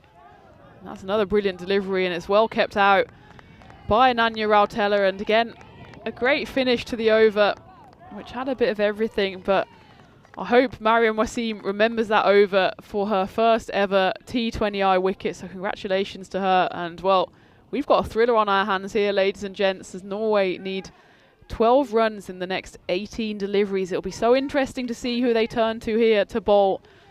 Jade de Figueiredo has 1 left. Gabriela Sequeira has 1 left. And they've still got that 3rd over that needs to be covered. If we take a look, I'll be interested if they go back to Ishrit Chima, the 15-year-old. Her first over went for 13, but she did pick up 3 wickets yesterday. And she might be the option that they turn to, but for now, they've turned to Gabby Sequeira. Her 3 overs so far, gone for 17. Don't have too many runs to play with here, Portugal. As Norway have done a fantastic job of just sticking to their guns, staying out there, knowing that the runs might come in any shape or form. But oh, what a brilliant take that is from Sarah Fu Ryland, who just sticks out a mitt to take an unbelievable catch. And that does mark the end of the set batter as well. It's Anushka Gorad who has to depart, but this is all about the catch here from the Portuguese captain. Just sticks out a right mitt off the bowling of Gabby Sequeira. She does an absolute jig here. Look at that. Just sticks out a glove, hopes for the best, and well, the best was to come as she picks up a fantastic wicket. And it's Anushka Gorad who has to depart. A great effort from her though, 38 runs off 61 deliveries. Gabby Sequeira again, just a unplayable delivery. Anushka Gorad did well to even edge that. And you can see what that means again. The captain rightfully taking on all the praise there, but Gabby Sequeira, she played her part. Take a look at this. Just that dip and then turns and bounces. That was the next ball. So 12 runs still needed, 16 deliveries. It's Paridi Agrawal out there now. 2 brand new batters to the crease. Ananya Rautela is at the non-strikers end. Still 12 runs needed. This is exactly the over that Portugal were crying out for. And well, they turn to the absolute star that is Gabby Sequeira, 16-year-old. Some pressure bowling here. That one just veers down leg side, but only just, almost bowled around the legs there.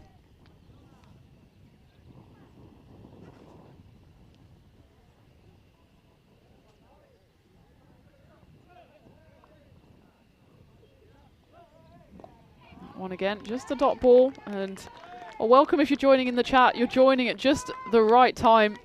Norway needing 11 runs. I know people are out there enjoying the thriller. What a great catch that was by Sarah Fu Ryland. Chance of a stumping here, but I think Agrawal got her bat down just in time, came charging down the pitch, missed out on it, and the throw comes in from Sarah Fu Ryland, who must be on an absolute high. That time Agrawal did manage to ground her bat. Just 11 runs needed in 13 balls. Only 1 ball left of this 18th. Be interesting to see if Jade de Figueiredo bowls the next over, the 19th, as that one turns viciously. It should be taken though. And well, I think Jade de Figueiredo thought that was a free hit, which is why she just loves getting run-outs. So she caught that one, then immediately tried to throw the stumps down. And I'm not quite sure what she was so worked up about there, because it wasn't a free hit.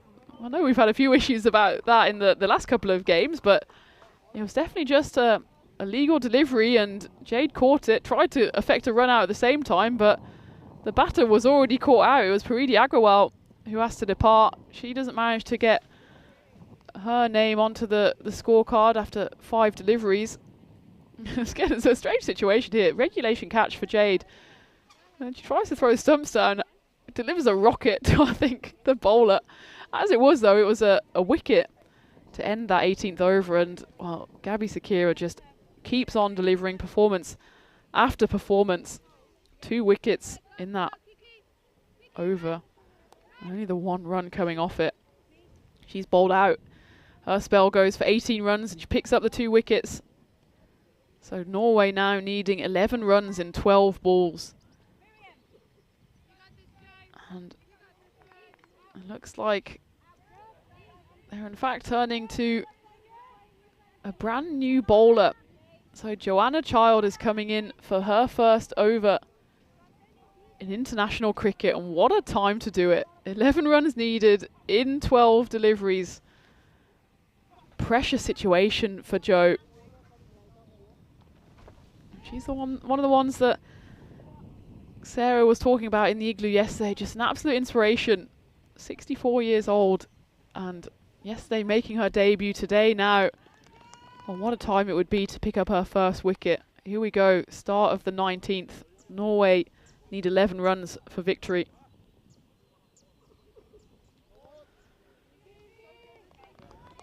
That one just slightly on the wrong side of the pitch. She'll have to rebowl that one, but she's getting encouragement from everyone out there, all of her teammates. So 10 runs needed now.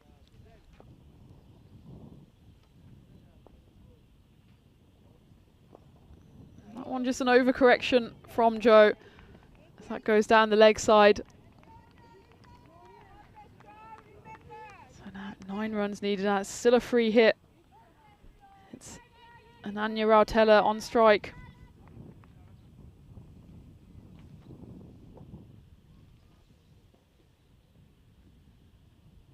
There's the one down the middle. Finally gets it. 1 left, 1 right, 1 straight through the middle. And gets deserved round of applause. A cheeky smile there as well from Jo. Just 5 more of those to get her through the over.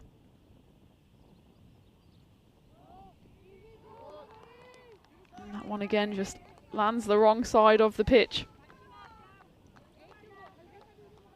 I'm a bit surprised, to be honest, that Sarah didn't turn to Jade to bowl the 19th, just to make sure that they got into that last over. Anything can happen in the last over. But what you don't want to happen is Jade not be able to bowl her 4th and final over because it doesn't get that far. And of course, I completely understand this is also a case of allowing Jo Child to have her first bowl in international cricket and maybe even pick up a wicket in the exact same way that Mariam Wasim did. But also, Portugal would dearly like to hold on to that 100% record, and it's in jeopardy here as Norway are just ticking away the runs by virtue of just being there and batting out the extras. So 6 runs needed now. And that's well bowled, and it's hit away. Should just be the single, but they might try and push for 2 here. In fact, by the time Ananya Rautela realises that the second might be on, it is fielded down there by Bianca Maximo. So now 5 runs needed in 10 balls. And if Jo Charl can just get out of this over, I feel like we could still be in for a thriller, because I wouldn't put it past Jade to bowl a maiden when needed. It just needs to get to that over, and at the moment it's looking increasingly likely that Norway will take the win here.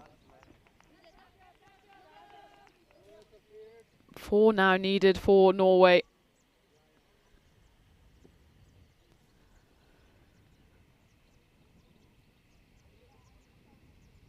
That's a better delivery there from Jo, but it just doesn't have the legs on it.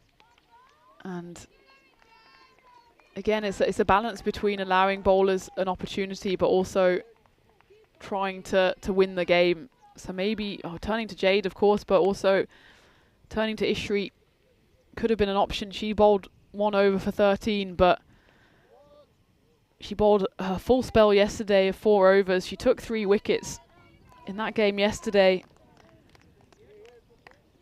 She only went for 32 across her 4 overs. And she might have been a bit more of a consistent bowler to go for instead of Jo here. So now Norway 2 runs needed. That's a better delivery. It will be a dot ball. So if she can follow up with 3 dot balls here, then it gives Jade something to work on in the final over.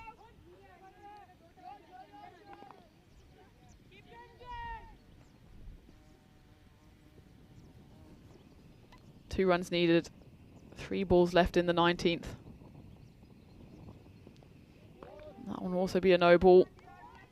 So scores are now level. Just the 1 run needed. And, well, fair play to Norway as well. They've basically done what they didn't achieve yesterday, which was just sticking in the game, making sure that they have batters out there, just knocking around the singles and cashing in on any extras that might come their way. That is a great delivery, though. They'll be hit away and they will run through. So the winning runs will be hit off the bat of Bijayata Kumari.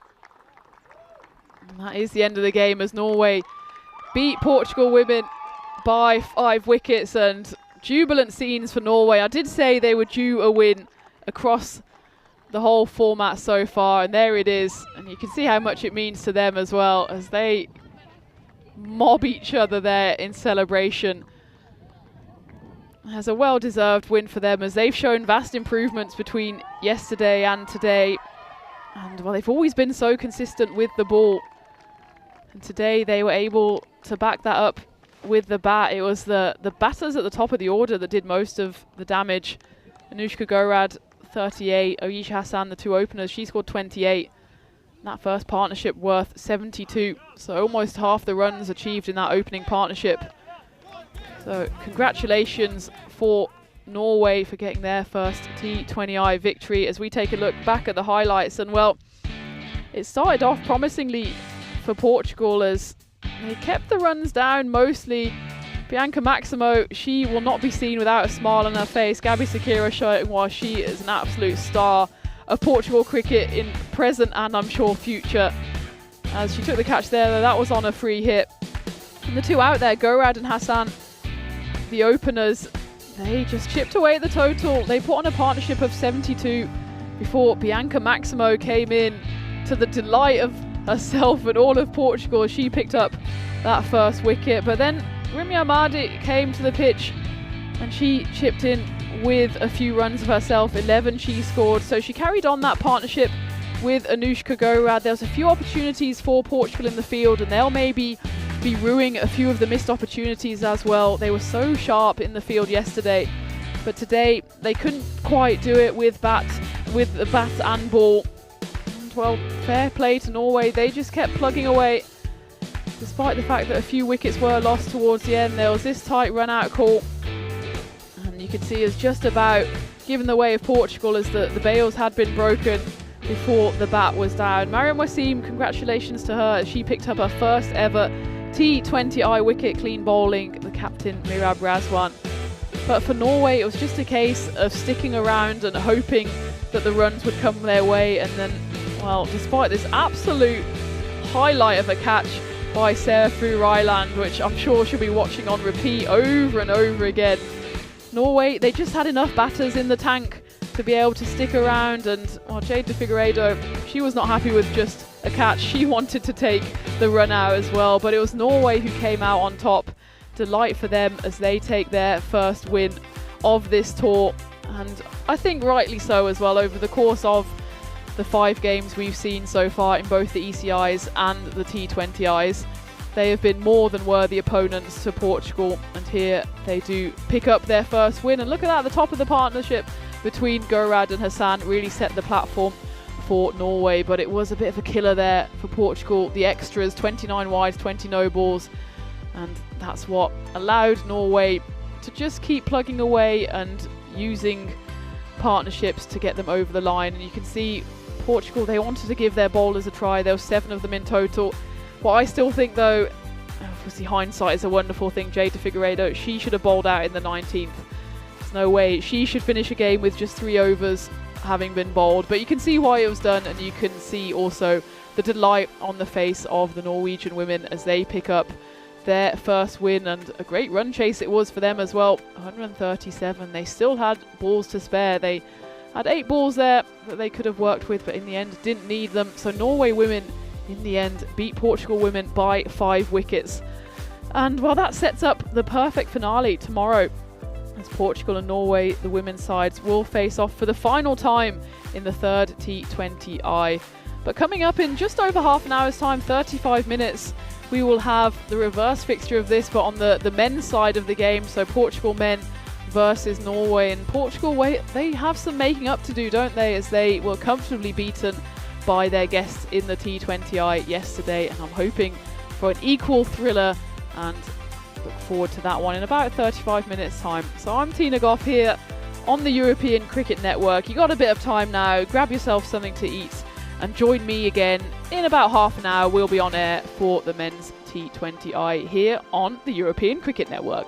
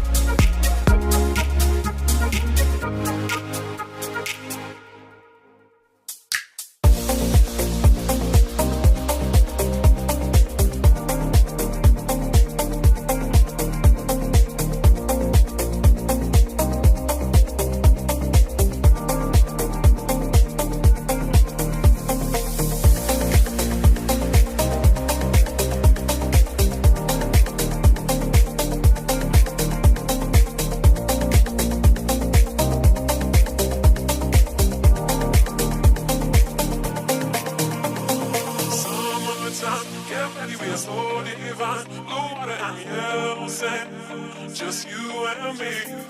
Summertime, get ready, we are so divine. Blue water and yellow sand. Let's live our dream.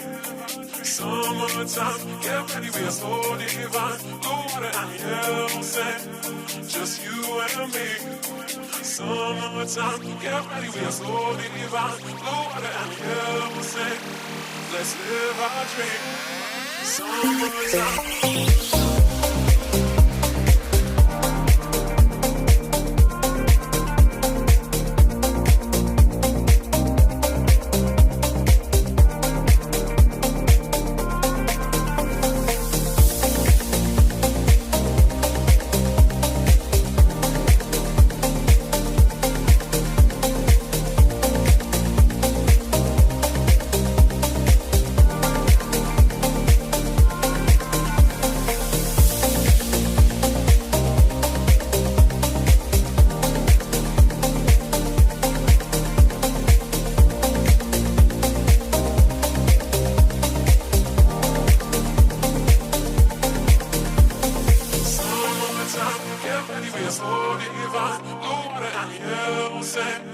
Just you and me. Summertime, get ready, we are so divine. Blue water and yellow sand. Let's live our dream. Summertime, get ready, we are so divine. Blue water and yellow sand. Just you and me. Summertime, get ready, we are so divine. Blue water and yellow sand. Let's live our dream. Summertime.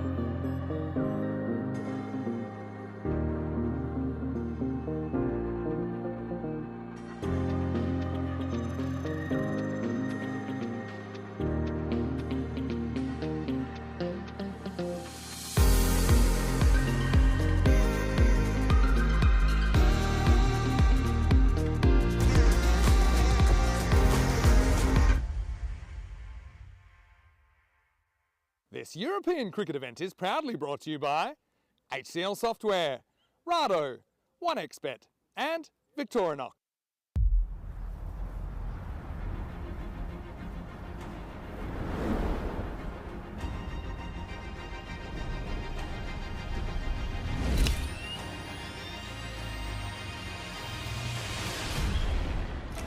Recanto escalabitano, rico de história e espiritualidade. Azulejo que a tua história proclama, que enche de vida a mais bela cidade. Tejo que te banha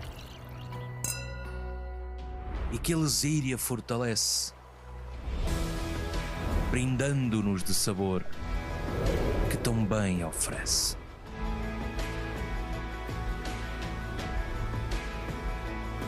Campino, que te dá cor, movimento e união. Pelas mãos que sentem e sabem o melhor da região. Resiliência e união.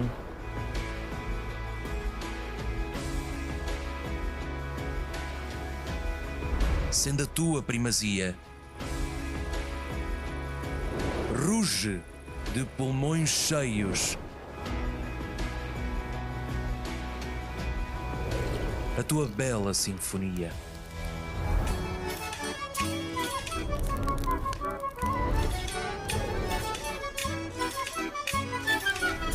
Santarém, de paixões, sabores e tradições. Santarém, de portas abertas ao futuro. Welcome back to the Santarém cricket ground where the sun is shining on us, and it was finally shining on the Norway women this morning as they were able to achieve their first T20I win of this series in a thriller against Portugal. Portugal in the end, they just couldn't manage to get the bowlers out there in time to make sure that they defended that total. But now we turn our attention to the men's side of the game, and Portugal have some making up to do here as well as we go into the second T20I. Is a tail. You bat first. They are batting first. Norway's bat. So the second T20I on the men's side of the game sees Portugal again face up against Norway. And well, yesterday was a bit of a one-sided affair. Norway came out all guns blazing with the bat, put on a significant total into the 150s, and Portugal, they never really got firing in the run chase. I had Conrad Greenshields with me in the igloo earlier today, and he was saying it's just not quite clicked for the batters and they really want to prove a point here into the second T20I. Of course, if Norway win this one, then the series is done and dusted as well. But of course, every single game means ranking points here in these ICC T20Is. So I'm sure both sets of players will put everything on the line once again. And we're going to go straight out now to the coin toss in the middle to see what happened there. Well, as you saw previously, what did happen in the middle is that Norway won the coin toss and they elected to bat in this second T20I between Norway and Portugal. And well, what a thriller we had this morning between the two women's sides, with Norway notching up their first victory of this tour as they went winless through the ECI series. And well, they lost the first T20I, but they came back with a vengeance this morning as they took home that win in a bit of a thriller, wasn't it? And it was just a case of whether Norway could hold on long enough to pick up the runs that they needed. In the end, they did by 5 wickets. So congratulations to Norway women. As for Portugal women, I'm sure they will come back stronger in the second or final game tomorrow. And of course, both of those teams, still very young teams, learning their trade, and look forward to seeing them. But let's turn our attention now to the men's side, and well, it's Portugal who haven't really shown everything that they can do in this series so far, neither in the T10s or in the T20s. Yesterday, they went down by 39 runs, and we can take a look at the lineups. Just one change as Sherman Vaz comes in for Portugal.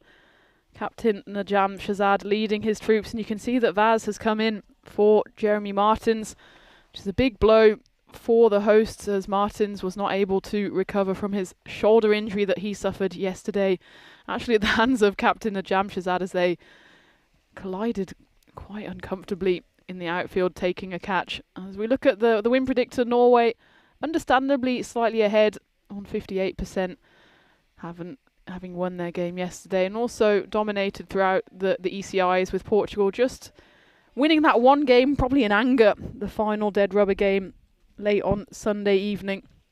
And I think they will have a point to prove here, as in fact we heard from Conrad Greenshields, who was in the commentary tent earlier today, full of praise for his women's side as well, but saying that the men haven't quite been at it so far in this T20I series, and well, they're going to be at it with the ball to start off, as the familiar left-armed figure of Upan Chantu gets us off with the ball.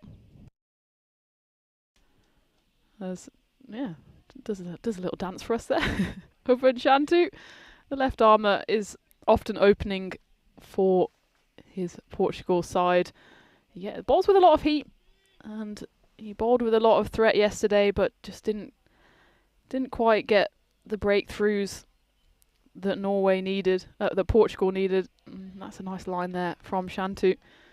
He was probably still the pick of the bowlers yesterday, though. Bowled 4 overs for just 14 runs, and he did pick up 1 wicket. That was the first wicket, the early wicket of Norway's captain, Kizar Ahmed, which was, well, it was a costly wicket in the grand scheme of things, because that also did lead to the injury of Jeremy Martins, as he collided with his captain at mid-off, going for that catch.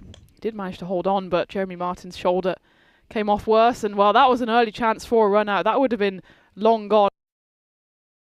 With the throw coming in there from the covers, and you could see basically, well, the two Norway openers, Kizar Ahmed, Usman Arif here had more or less given up the ghost. It was a risky single. One early scalp that would have been, had Portugal been able to dismiss Arif without having faced a ball.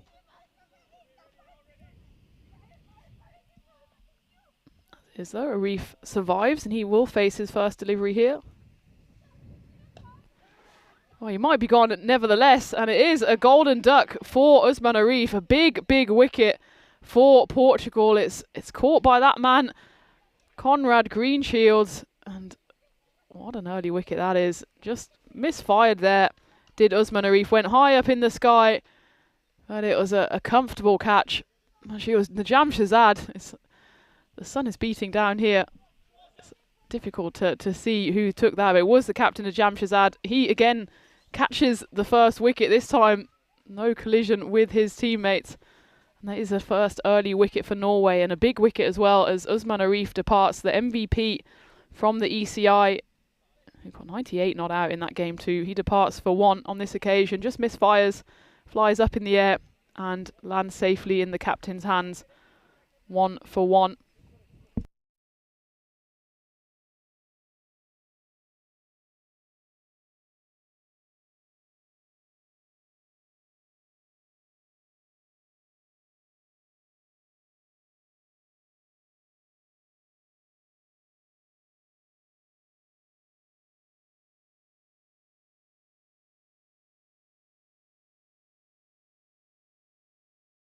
So the new batter is Kuruge Dashana, who impressed yesterday with the bat as well, as he put on a great partnership.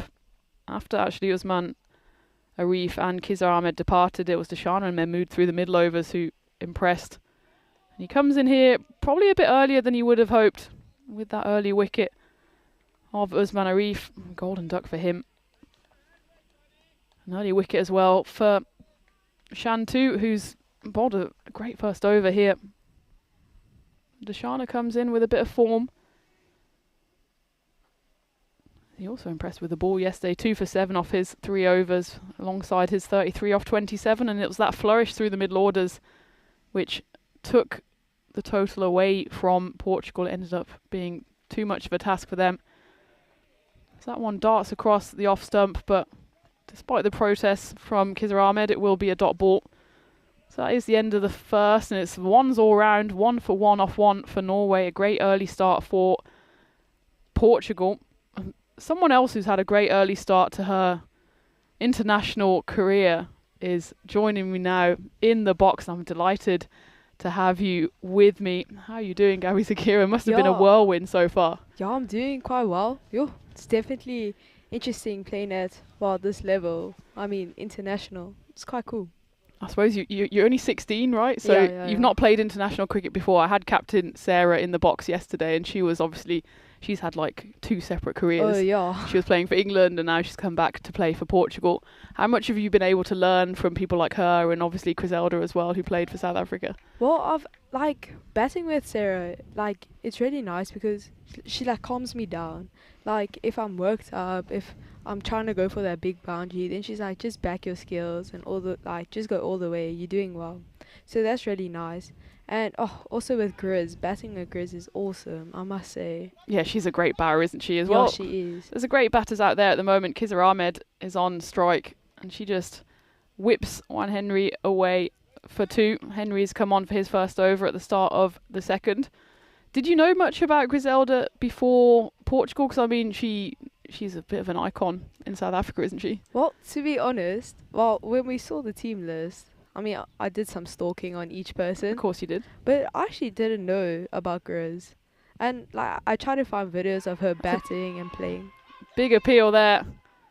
And it's not been given despite the protests of the Portuguese players. Let's have a look at this. Do you think this one's out, Gabby?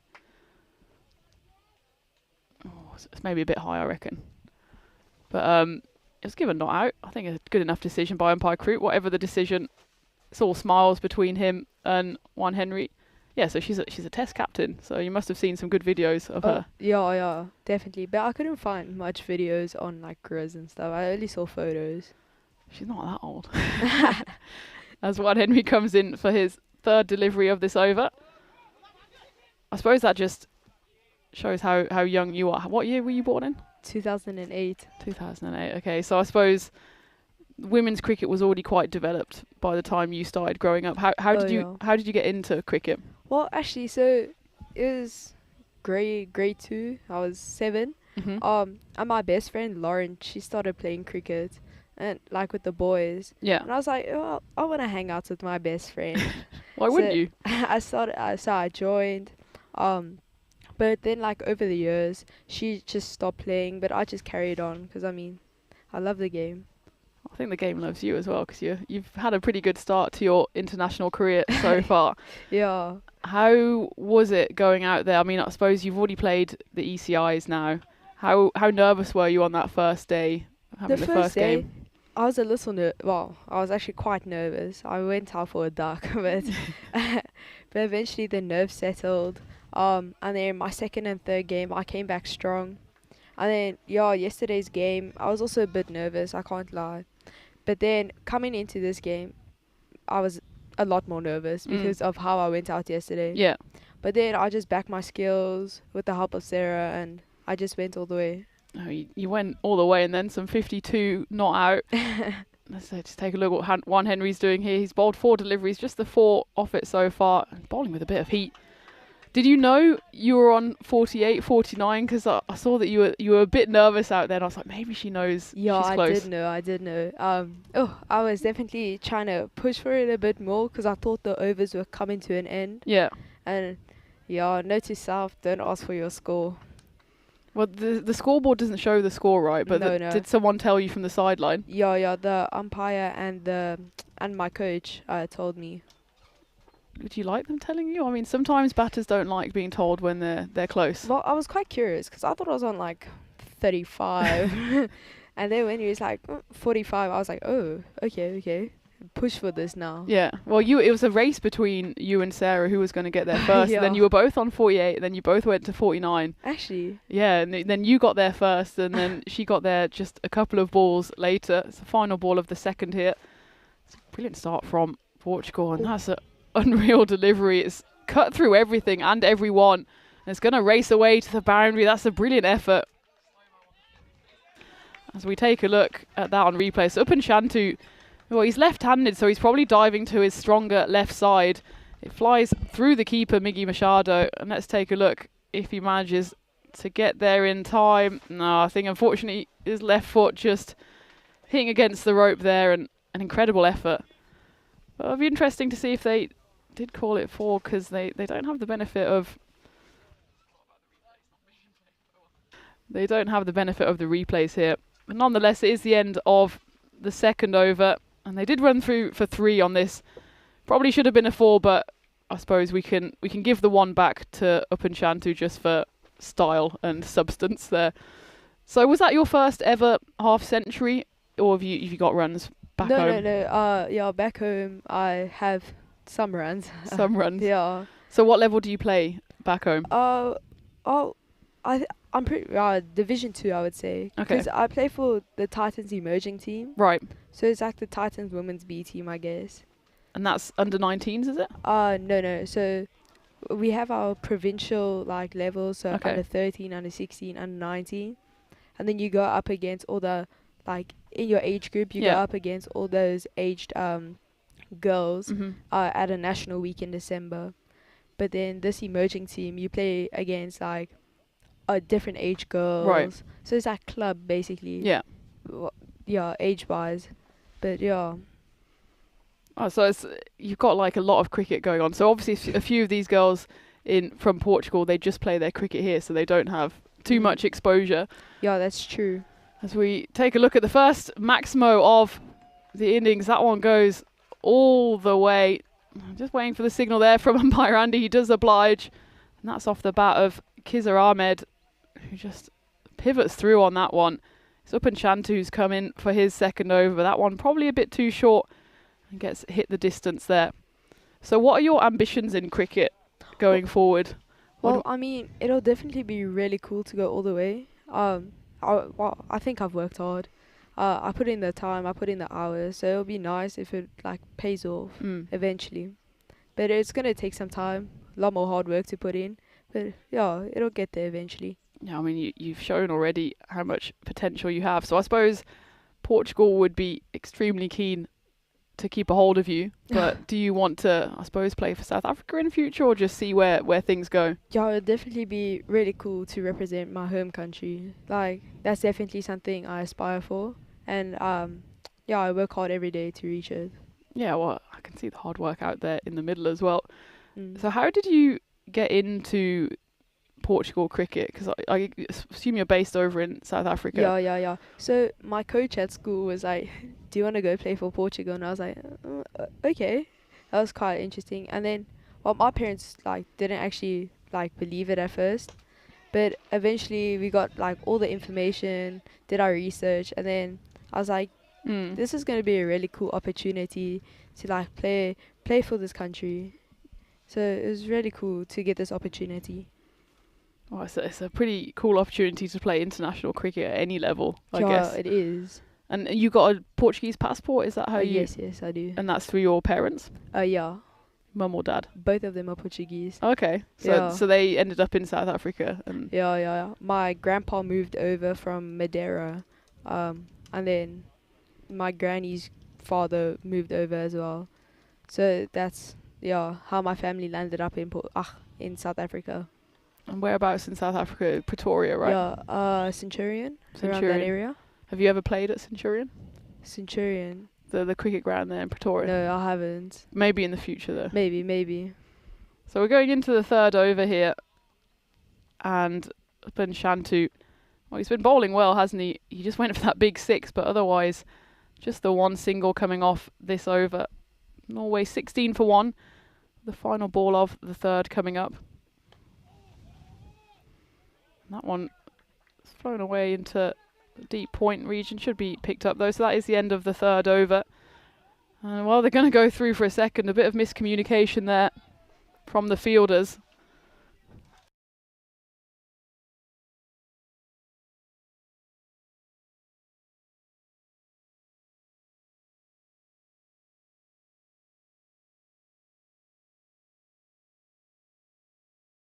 So a bit of a misfield there from the Portuguese side. So first bit of sloppy work from them. But how impressed have you been with the Portugal men's side? Obviously they haven't been on the right end of the results, but it's been pretty cool, I guess, watching them in action. Yeah, it's actually really cool. It's definitely a different level to what we're playing at.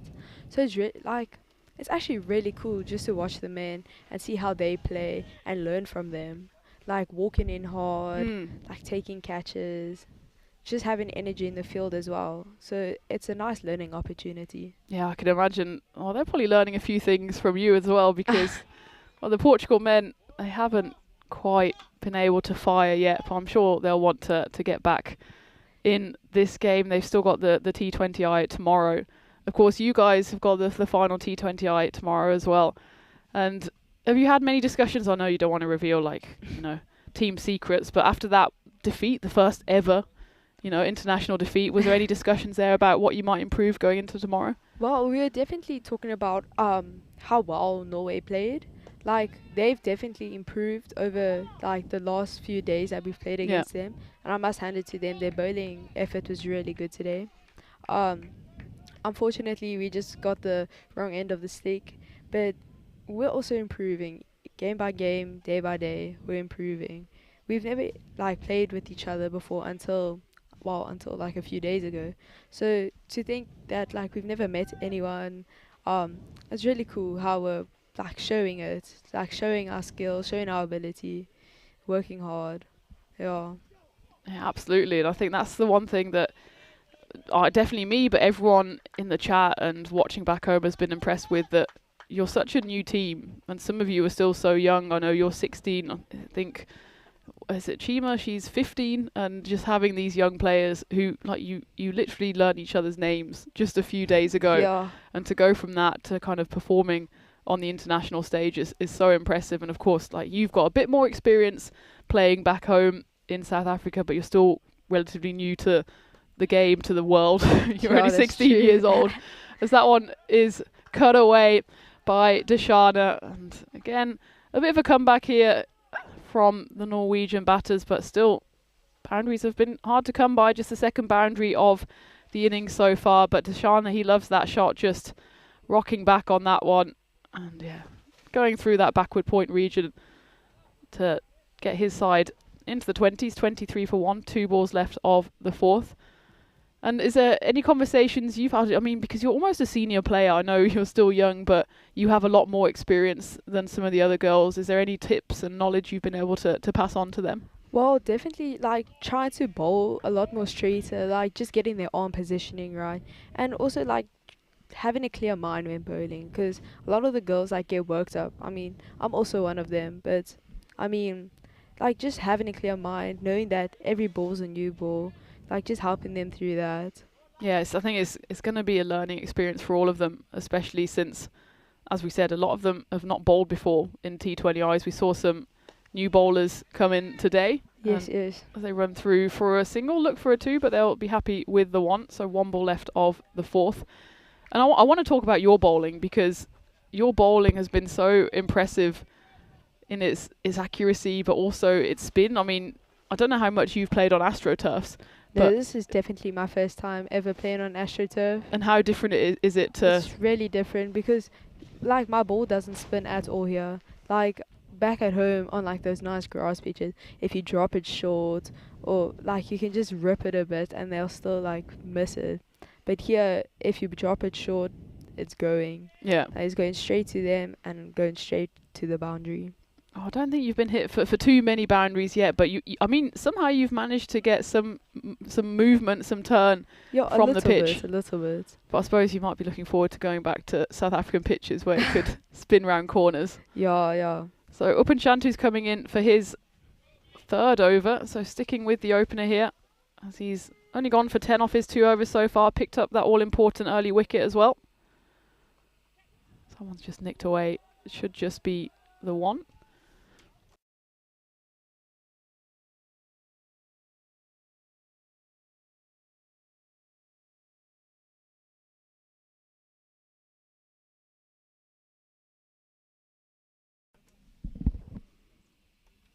So where did you start learning leg spin bowling? Because obviously it's not like something that girls or young boys, young girls tend to default to as a bowler. Where did that come from? To be honest, I'm not too sure. But, like, when I was young, like, my younger days, and, like, when I was around 9, 10 years old. Your younger days. Younger talking days. like you're a middle-aged lady. Well, they just saw, like, my hand, like, placement, like how, like, I would cock my wrist and everything when I would bowl. And then I just from there it like just started to grow. But like last year, I was quite bad at cricket, but I like took like the whole year off. I quit hockey. Okay. I quit all my sports, and I just like went to the nets every day from like 2 o'clock to like 5:30, and I just like bowl as much as I could, bat as much as I could, just to get like that exposure. And eventually, well, all that hard work like pays off. It pays off now. Yeah, I mean, I can definitely see that it's paid off, and it's not too often that you're 16 years old and you can say you've already played international cricket. You'll be able to look up your stats on Cricinfo. You know, that's a pretty cool opportunity. What do your friends and family back home think about it? Have they been tuning in, watching you as well? Oh yeah, all my friends and family have been watching. Like I get messages after each game saying, "Oh my gosh, congratulations, you guys are doing so well."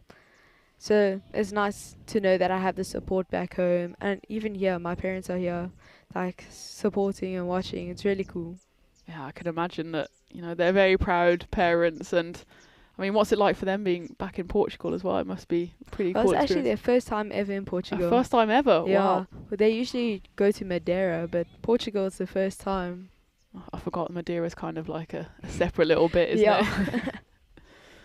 Upan Chantu into his third over. After 4.3, Norway 28 for 1. It's Tina Goff here with Gabby Sakira, who's joining me for just a few overs here in the commentary box, as that one is smashed away by Kizar Ahmed, goes over the covers for 4 runs. So Norway at least keeping up their little streak of scoring a boundary in each of the overs, at least in the final 3 overs. But they haven't quite smoked their way into contention, because Norway, we know how powerful they are with the bat. And they're just plodding along at the moment. They did lose that early wicket and the big wicket of Usman Arif, so a bit of a rebuilding job here for them. So what is next for you? What cricket have you got planned this year? I suppose you'll be doing summer in South Africa then? Yeah. So, well, we still have club games lined up. But yeah, there's a lot more. I'm sorry to interrupt. There's a wicket there, as again, it's just a misfire there off the bat of Kizar Ahmed. It goes high up in the air. It's in a similar region again, and this time it's comfortably taken. And that's the second wicket to fall for Norway, 32 for 2. And this is the kind of comeback that Conrad Greenshields was talking about in the commentary tent earlier today. They just need to be a bit angry and channel that anger into wickets and runs. And in this occasion, it was a comfortable catch. Wasn't going to miss out on that opportunity was Sherman Vaz, who's obviously into the team today because of the injury to Jeremy Martins, but taking his opportunity there, and it's the second wicket for Upan Chantu as well, as Norway 32 for 2, 1 ball left of the 5th. Bit of drama there. Sorry to interrupt your life story. So you're going to be in South Africa for summer then? Yeah, we have a lot of like leagues lined up now, like just from extra cricket. Like we have what's it called? Oh, it's called Josie Cup. Okay. So it's like with all the Joburg girls, all the Joburg teams and that. So that's going to be some nice cricket to get out, play in different scenes, against different people. So that's going to be quite cool. So you've got a lot of cricket to look forward to, I'm sure. And I mean, it's cool to be playing cricket so early in the season as well, as the final ball of the 5th comes up. That one's just hit away. It's Junaid Mahmood who's come out, and that is the end of the 5th over. Norway 32 for 2, as you can join us for the first time in the commentary igloo, as it's Tina Goff here being joined in the commentary box by Gabby Sakira, and well, the absolute wonder for Portugal as she's taken wickets. She scored the first ever T20I half century, 52 not out this morning, but it was in a loss against Norway. But I'm sure you guys are going to be back fighting tomorrow. What's the game plan tomorrow then? Tight bowling? What about your batting? I would say, a lot more tight bowling. We did let a few runs like loose and all of that. But other than that, I think we're doing quite well.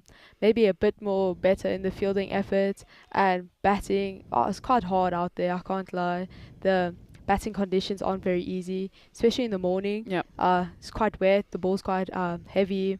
But other than that, I think we're just going to go at it hard, play to the best of our ability, and just try our best, Well, just go for it. And I mean, you've been going for it in the field, haven't you? Like Jade de Figueiredo, as we go back to the live action, I was calling her Golden Arm Jade yesterday because every time the ball flew to her, it seemed to then fly to the stumps. And I mean, I guess she plays her cricket as well in South Africa, so she'll have a bit of experience, but it must be great to have a fielder like that in your side. Yeah, that's very true. Jade's arm is just built different.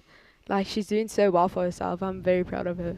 Have you come across her before in South Africa? Well, I've watched her play. Like, we've never met before this, but I've watched her play because she obviously plays Division 1 back in South Africa.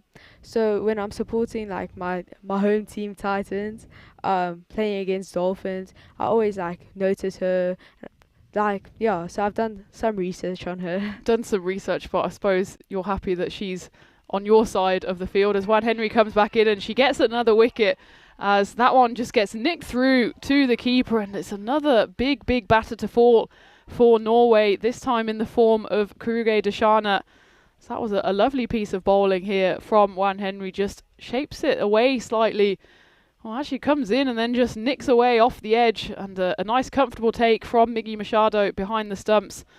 Portugal have come out roaring here as Norway find themselves 32 for 3. Kruger Deshana doesn't quite emulate his innings yesterday as he falls for 10 off 14, but it was a lovely delivery there from Henry. So it must be pretty cool then, Gabby, to play with Jade, who's someone you maybe like looked up to in South Africa. Definitely, and now she's on the same side as you. Oh yeah, it's really cool. She's also my roommate, so okay. helps me like work through the emotions after each game. It's quite nice, yeah. I'm glad that you've, as a team, bonded so quickly, and I suppose when you're together for such a intense period of time, you do form bonds very quickly. Yeah, that's true. Like, I didn't know anyone on the team except for Jade. I met her on the airplane here. But our team had no awkward stage. We just clicked instantly. Like, I've never laughed as much as I do with this team. That's a good thing. And I suppose if you can laugh when you win and then you laugh when you're losing as well, then you're on to a winner. It's awesome. There's another chance for a run out here. And it was a nice acrobatic turn and throw by Sherman Vaz. He gets the high fives from his teammates. It won't be a wicket, but the pressure is really on here for Norway. As Faisal Raza caught a bit ball watching there. He was trying to go for the second run, but he almost forgot to get in for the first run instead. There's 2 balls left of the 6th. I don't want to keep you too long because I know you've had a long day in the field and you probably want to get some food and enjoy the Portugal sunshine. But just maybe a final word from you on what it means to play for Portugal and what you're looking forward to, you know, in the future for South Africa and for Portugal. Well, it's definitely an surreal experience to be here. Get to experience a new country because I've also never been here, and just meeting all these new people. Honestly, these are bonds that I'm gonna have for a lifetime and memories that I'm always gonna have. But girls cricket in Portugal, definitely, walking around, talking to people, telling them like why we're here and all of that. Yeah. They're all very shocked to know that there is cricket in Portugal, and to know that it's going to grow, it's going to get better. This is just the starting line, and I believe that Portugal cricket can go all the way. With enough effort, with enough hard work, it can go all the way. Absolutely, and when they've got players like you coming through, and you look up to players like Jade in South Africa, but there'll be Portuguese girls coming through now looking up to you, and well, they'll have some footage to look back on as well with that amazing 52 not out this morning, and maybe just a quick word as well on the European Cricket Network and how great it's been to be able to watch yourself back. Do you watch your footage back or do you hide away from it? No, I do watch it back, so I can like check my mistakes and then try work from there and do better. Well, you certainly have done amazingly so far, and it's been great to have you here in the commentary igloo. Thank you so much for stopping by, Gabby, and go now, enjoy the sun, and I'll look forward to watching you here again in the morning. It was nice meeting you. Thank you.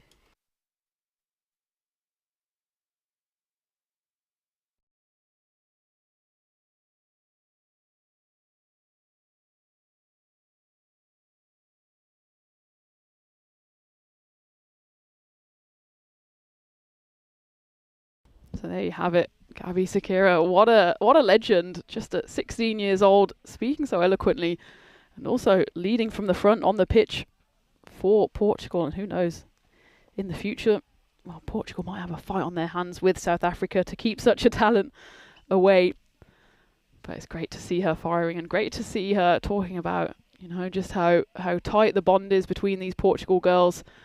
Let's not forget they only met about 4 or 5 days ago, and how far they've come in such a short period of time. And also the respect she showed as well for Norway, and the fact, you know, they recognise the fact that Norway have probably been the better bowling side, and they were finally rewarded for that this morning with their first T20I win against Portugal.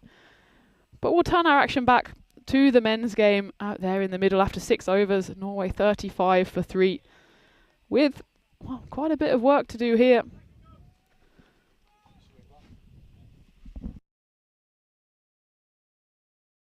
And it's Mohamed Siraj Nipo who's come on to slow things down for the men from Portugal.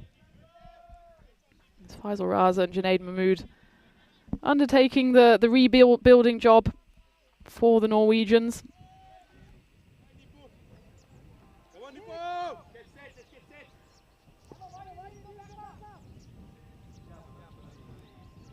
This was in fact one of the key partnerships yesterday as well between Mahmood and Raza. Came in on that occasion 4 and 5 and managed to bring up the score from 82 for 3 to 136 for 4, so their partnership was worth 54. Something similar would need to be on the cards here for Norway.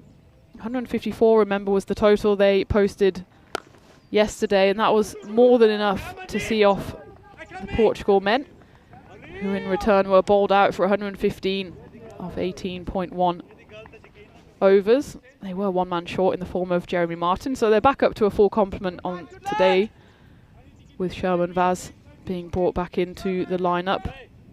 I've heard Jeremy Martin's, I don't think it's a breakage or so, it's just it's a severely bruised shoulder, so he's got discomfort in his arm when he lifts it, which is of course not ideal when you need your arms to do quite a lot of movement during a game of cricket. So hopefully we'll see him at some point, if not tomorrow, then back on our screens on the European Cricket Network, I'm sure, very soon. Maybe he'll have his eye on that Western Shield as well in September. He featured for Team Europe in the middle of February, and the Western Shield will be coming back bigger than ever alongside the Meltle Shield in September.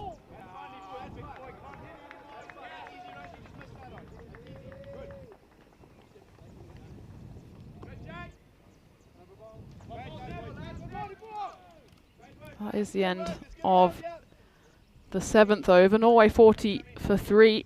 You can see the win predictor now firmly in Portugal's favour, 57%, thanks to this tight start in the field.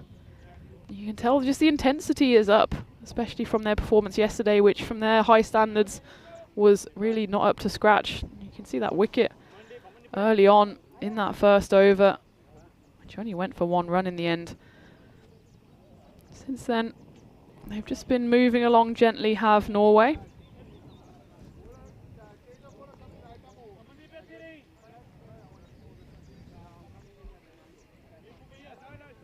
Looks like I'll be keeping the spin off from both ends now.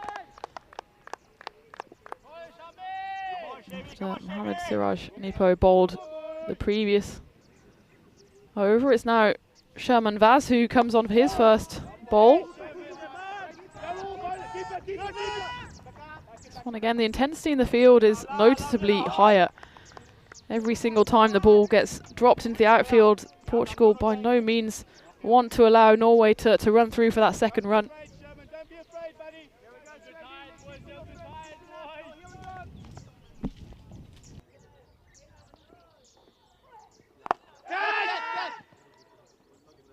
That one's up in the air and it's been taken on the boundary. And it's the figure of Amandeep Singh out there who takes the catch, and it was again just a misfire from Junaid Mahmood. As he pivots on that one, tries to find the long boundary out there, and only manages to find the grateful hands of Amandeep Singh. So that's the 4th wicket to fall for Norway, 41 for 4. They're in trouble here And that partnership that was so productive yesterday is broken early, as Junaid Mahmood has to depart. 3 of just 5 deliveries. And this is the Portugal that I've been hoping to see all week. They just haven't arrived at the party. They're the hosts of the party, and at the moment they forgot to lay the table, but here they go. Finally pick up that wicket and finally kind of win a power play, as Norway were 40 for 3 at the end, 35 for 3 at the end of the power play, and now they've lost another wicket just 6 runs further on. That brings Kamal Mushtaq to the crease. The good news for Norway is that they do bat deep, but they certainly won't want to see their number 6 batter out there already in the 8th over. Especially given, well, don't forget, Norway, they won the toss. They wanted to bat first. That's what was so fruitful for them yesterday. But those big runs are a long way off now. 154 is what they scored yesterday. But they're right under the pump here, and Sherman Vaz come into the lineup, straight into the wickets, and that one again just teasing past off stump.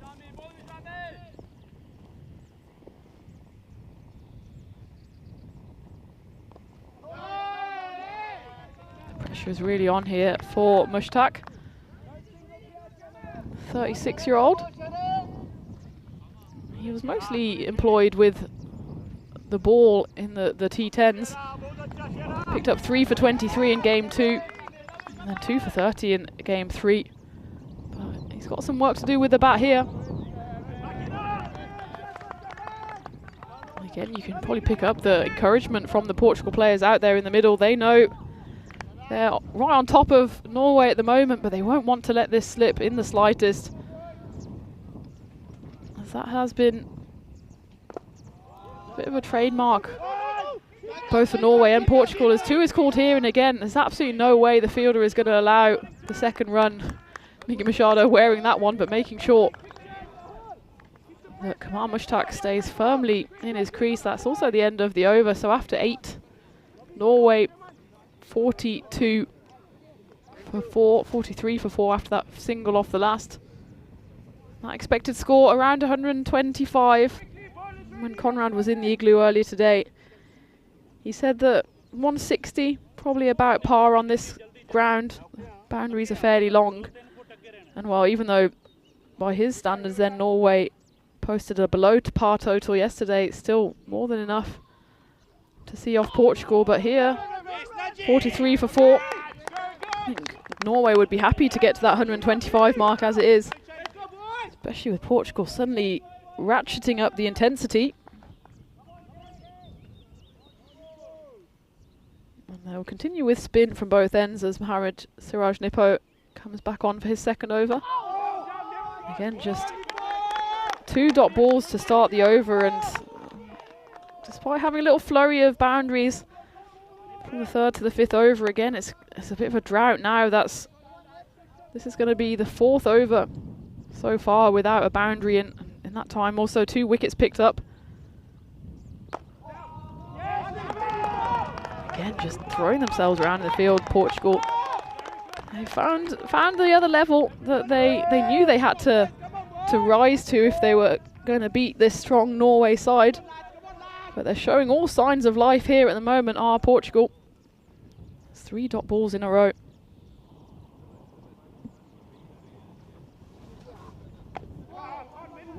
That one dragged down a bit shorter, but slight misfield there by Sherman Vaz, but he does enough and gets a round of applause from his teammates to stop Norway from getting more than just the single. 1 over this is so far from Mohamed. Just the 1 coming off it, and well, if you look back to when that second wicket fell, since then it's just been the 12 runs scored and 2 wickets to fall since the start of the 6th. 2's the call here. The long chase is on for Upon Shantu. Comfortable 2 in the end. But Norway will need more than 1s and 2s to get up to a respectable total. 1 ball left of the 9th. Just 3 runs coming off this over so far.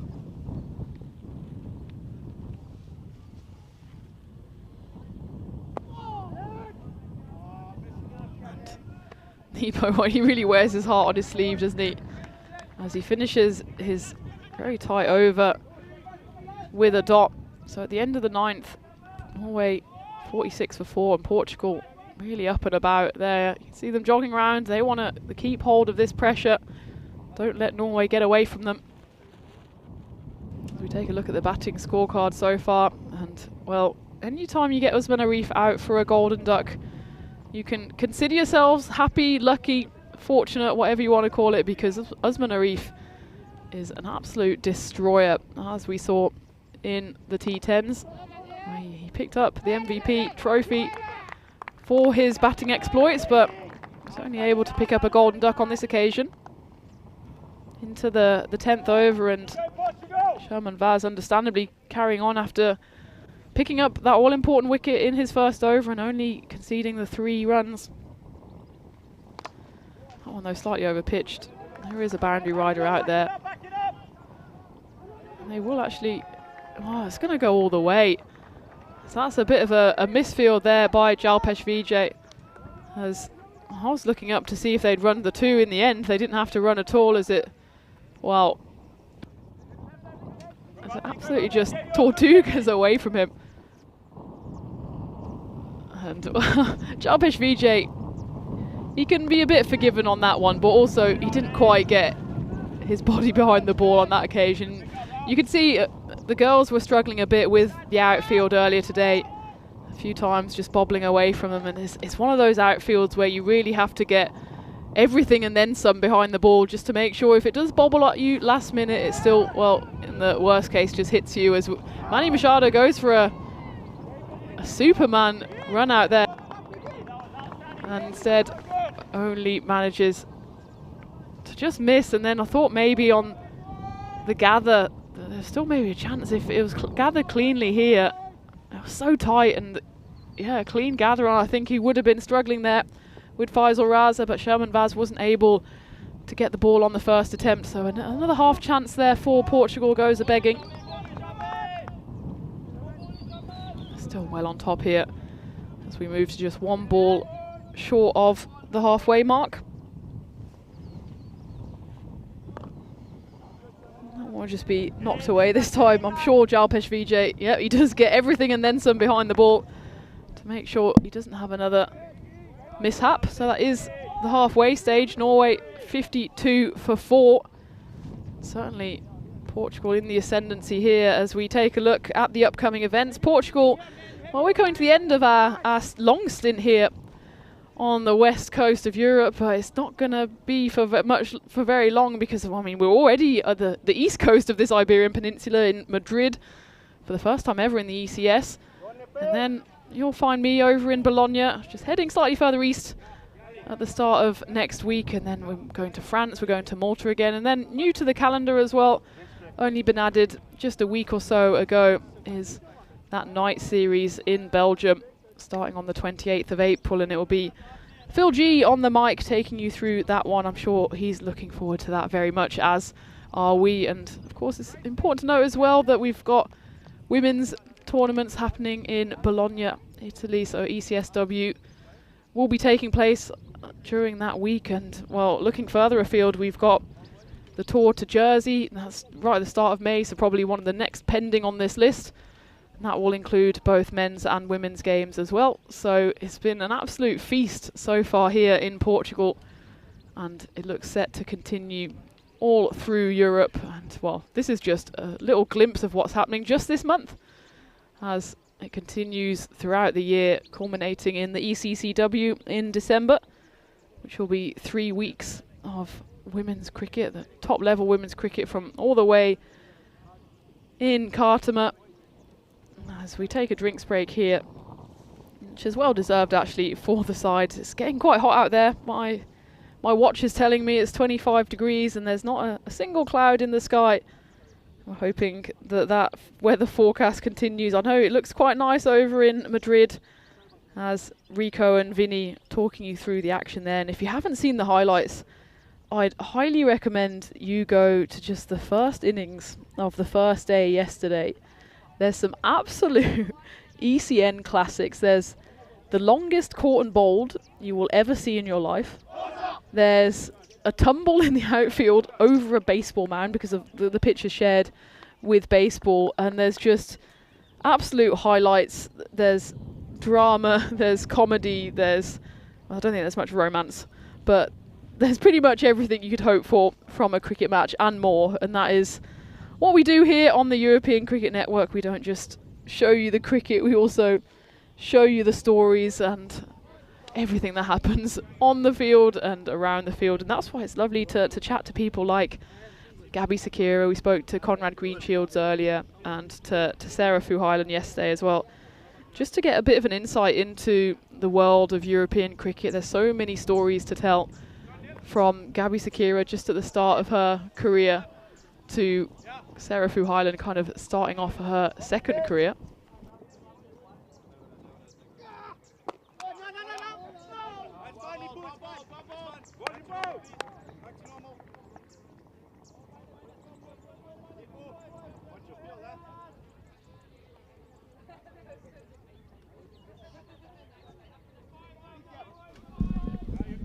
Going into the 11th over, and Mohamed Siraj Nippo understandably coming in for his third over. That one's whipped away though, and that's too short, and that will not be stopped as that heads into the trees.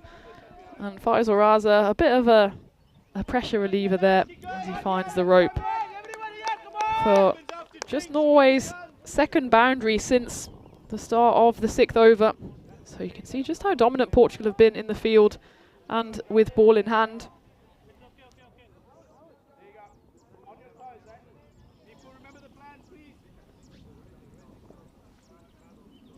Mohamed Siraj Nippo is a quite seasoned performer as well.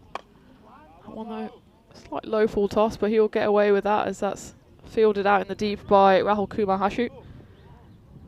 Nippo made his T20I debut in 2021 against Malta, and well, he's been pretty productive with the ball since. He actually managed to get a fifer against the same opposition in 2023. And he's picked up buckets of wickets in that time as well. 35 wickets he picked up before the start of this tournament. And he added to his collection yesterday with that one LBW appeal, which was so passionate that he ended up sitting down on the deck appealing to umpire Andy, who duly obliged. It was out, but I think he gave it as well on the passion of the appeal, as this one again a bit lax there from Portugal. You can see what the keeper, Miguel Machado, thinks about that. It's just zipped in from the point region, but straight across, and a freebie there for Norway as they jog through for the overthrow. So we've got one ball left of the 11th. Mushtaq on strike. He almost wanted to release that one, then realised there was absolutely no one behind him apart from Dhaval Kumar Norotam, who's just in front of me on the boundary, but would have almost certainly been the second set of overthrows in the over. As it was, Nippo did well to just hold on to it and not go for the futile run out. And that is the end of the 11th. 60 for 4 is the score. So these two out in the middle, Raz and Mushtaq, they've done a decent job of just sticking around. It's difficult to really go all guns blazing when you've lost 4 early wickets. They're just trying to set up a platform to accelerate in the final 5. The call here is for 2. He'll be ambitious though, and again, good hustle from the Portugal fielders. Straight into the gloves of Miguel Machado on that occasion. Sherman Vaz is on for his 3rd over. There's Mohamed Siraj Nippo at the other end. He's gone for just 16 runs in his 3 overs so far. So this is what was productive for both Portugal and Norway, in fact, during the middle overs, just bowling spin, taking the pace off the ball. That win predictor still firmly in Portugal's favour, 63% to 37. Portugal have really been bowling the tight lines. Just the 2 wides delivered so far. They were both off the seamers, 1 for 1 Henry, 1 for Upachantu, but way back in the 5th over. Since then it's been tight, more or less stump to stump from Portugal. Sherman Vaz not happy about something here, having a little discussion with the non-striker Faisal Raza. Recruit tells them, enough of this nonsense, lads, let's get on with the cricket. They do so, and they're again looking for 2 here, but they won't manage it. So the field is out there, quick to run in off the boundary. And just as a reminder as well, we are in the T20I part of this tour, which also means T20I playing conditions. So, of course, 20 overs as first and foremost, not the 10 that you might be used to seeing on the European Cricket Network. And again, they call for 2. This time, once more, Amandeep Singh doing the fielding. They're just slightly overhitting it. If they want to go for 2s, they might as well just take a bit of pace off the delivery and knock it into a gap. At the moment, it's kind of neither here nor there. So it's just a 1 to the boundary fielder every time. That's well bowled, though, by Sherman Vaz, and that takes us to the end of the 12th. 63 for 4 is the score. So the conditions mean that there's 6 overs of the power play. During the power play, only 2 fielders allowed outside the ring. Afterwards, 5 fielders allowed outside of the ring until the final, or the 20th and final over. Of course, if there's any time penalties, then that usually means that 1 fielder has to be brought in from the ring for the final over, or 2 overs, however long the delay has been. We've not had a problem with that in the last few days, though. Generally, players are keen to hustle around the pitch. And of course, you might notice on that beautiful wide shot as well that the boundaries have been taken out. So the minimum boundaries in T20I is at 55 metres for women, 65 metres for men. Mohamed Siraj-Nippo comes back on to bowl out. This is his 4th and final over. Of course, a minimum of 5 bowlers have to bowl 4 overs, which is something actually that meant that the Portugal women came a little unstuck this morning, as they only had really 4 or 5 bowlers with the experience to bowl through those 4 overs. And that when it came to the end and Norway just had to stick around and wait for the less experienced bowlers to give them a few runs here or there, but as we were saying, and as Gabby was saying as she joined me in the igloo just now, that's a delivered from behind the crease, that one, and well, it's paid off as it's caught on the boundary. It's one of those 23, 24 yard deliveries from Siraj-Nippo. He mixes it up and he reaps the rewards as it's hauled out by Faisal Raza. Look where he bowls that one from, behind the crease. And maybe just a bit too early on the shot as a result, Raza.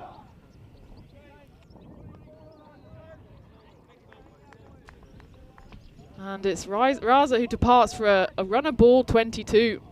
And he might have thought he got hold of all of that one, but there was Jalpesh Vijay there on the boundary lurking. See that again? Look how short that was bowled from Nippo. And it was Jalpesh Vijay with the catch on the boundary. A smart catch, given he had to take it on the run. He sends a bit of a signal there to the Norway side, and you can see how much fire is in this game. Neither side wants to give away any points here. It's another wicket down for Norway, 65 for 5. And the new batter is Vishal Sharma.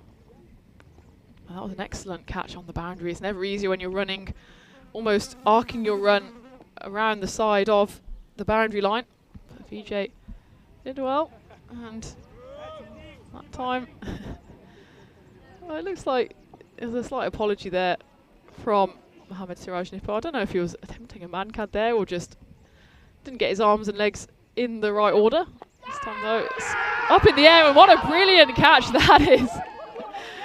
Diving away to his right, Conrad Greenshields take a bow, as I don't think he can quite believe that catch. And don't worry, we've got that one on camera, Conrad, as it's Vishal Sharma into the attack, but he has to go straight away. As that left arm around the wicket angle, it just carries on straight on, but look at that from Conrad Greenshields. He absolutely loves that, and why wouldn't you? As that's going to be on the highlight reel for sure, as Vishal Sharma departs. In fact, for a golden duck, so it's a hat-trick opportunity here for Mohammad Siraj Nippo, and it's worth taking a look at that one again. Just teasing outside off stump, and Conrad Greenshields does the rest. Throws the ball up in the air in celebration, gets a bit concerned it might hit him on the way down, but he won't mind. What a grab that is. Just sticks out the right paw, hopes for the best, and absolutely gets the result he wanted. 2 wickets in 2 for Portugal-Norway, 65 for 6, and Mohammad Siraj Nippo, he has the chance for an international hat-trick here. Mohammad Shah Sahak is the batter.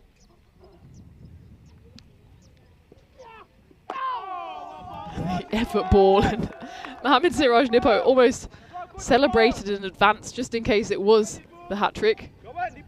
In the end though, I'm sure he'll be happy with 2 in 2. He's still got 1 ball left of his spell. See if he can finish it off in style. You can see Conrad Greenshields at the top of your screens there. He's lurking, ready for another catch. Nippo there, appealing before the ball had even more or less landed at the batter. But that is the end of the over, an eventful over, which went for 3 runs and 2 wickets, including that spectacular catch from Conrad Greenshields. Mohammad Siraj Nippo ends with figures of 2 for 19 at the end of the 13th. It's all the sixes, 66 for 6 Norway.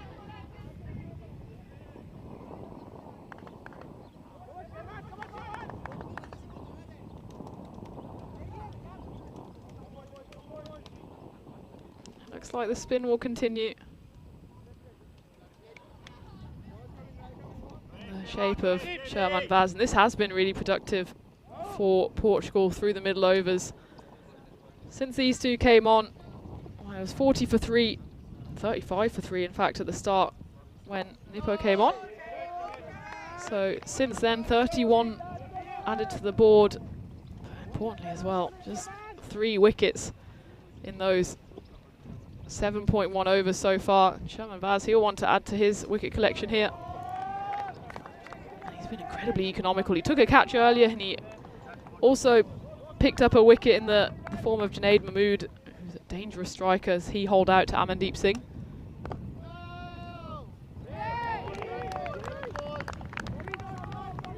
Portugal really up and about now.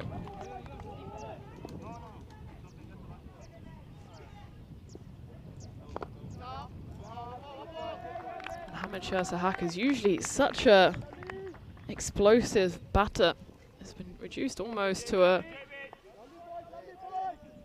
rebuilding role here as 6 wickets down. They still have over 6 overs to go, but they also want to make sure to use up their whole allocation of 20, as that one's just mishit away. And again, Amandeep Singh on the boundary, making sure the ball does not come to harm. Kamal Mushtaq, meanwhile, still out there.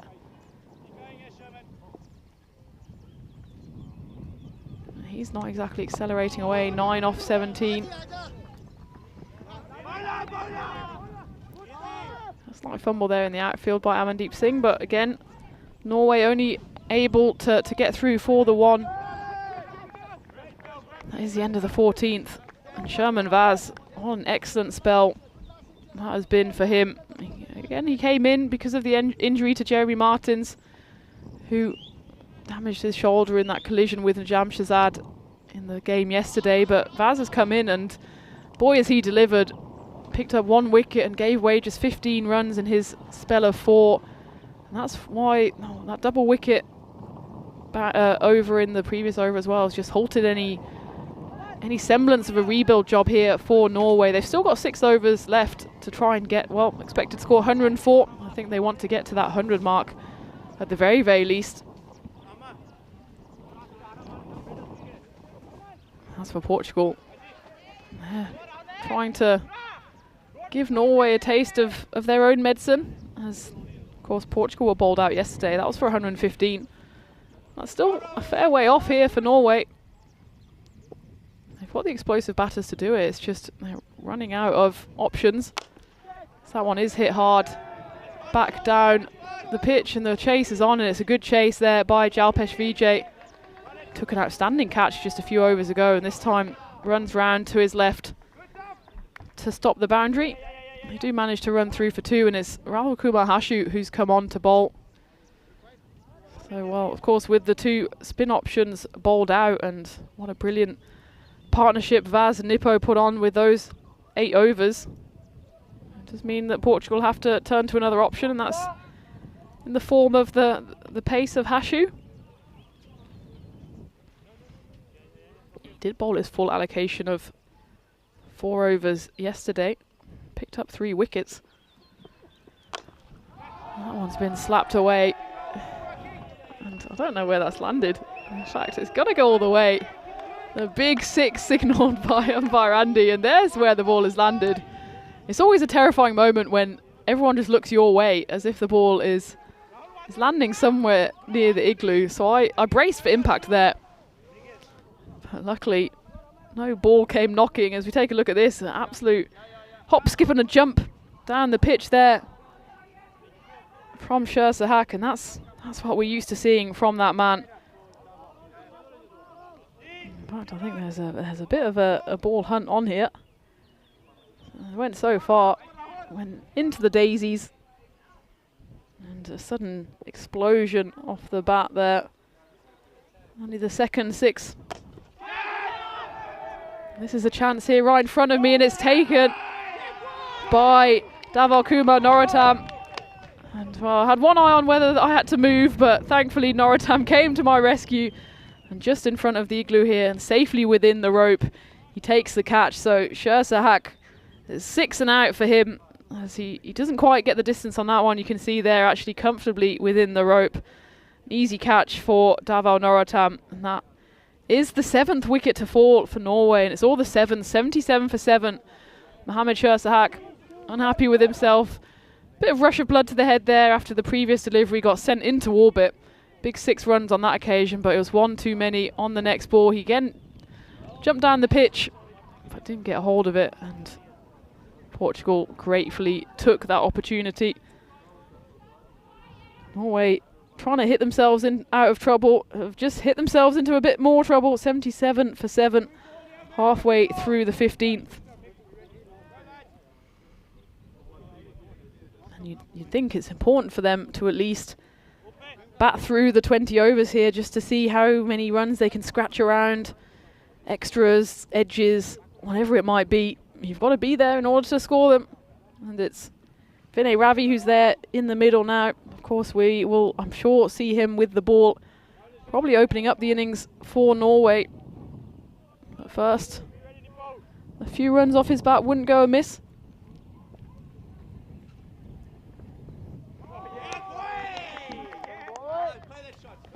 That's a vicious delivery first up for a new batter. Welcome to the crease, Vinay Ravi. That is 1 for the over as well. He almost gets tempted to swing his bat at it. And this signal there by umpire Krupa. Good call, because it was a almost perfect bouncer.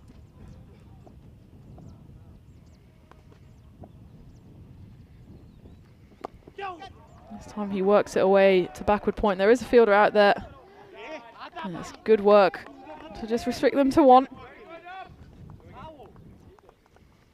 Vinay Ravi, well, we know how dangerous he is with the ball. He hasn't really had too many opportunities with the bat in these T20 internationals, or indeed throughout his career. So he made his debut back in 2021. That was against Germany. And his high scores, just 16 against Jersey in 2024. But that's, of course, by virtue of the fact that he comes in the lower order. He's entered the fray here in number 9.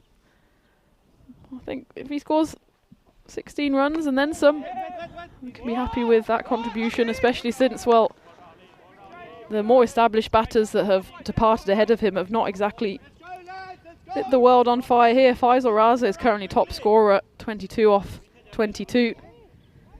And otherwise, Captain Khizr Ahmed at the very top of the order scored the 20. As we take a look at what's happening tomorrow, and it's day 3 of 3. So the final games between Portugal and Norway, both women's and men's. And well, for the women, it's perfectly set up for the finale, isn't it? 1 game apiece. And well, every game is important when it comes to T20Is, but the bragging rights, I'm sure, will be up for grabs for either of those sides. And well, if I had to put my money on it, I'd say we could be going into the Portugal versus Norway men's series also level at 1-1. If this game continues to go Portugal's way, which you must say it is at the moment, with Norway struggling at 78 for 7 after 15, that expected score not even on the 100 mark now.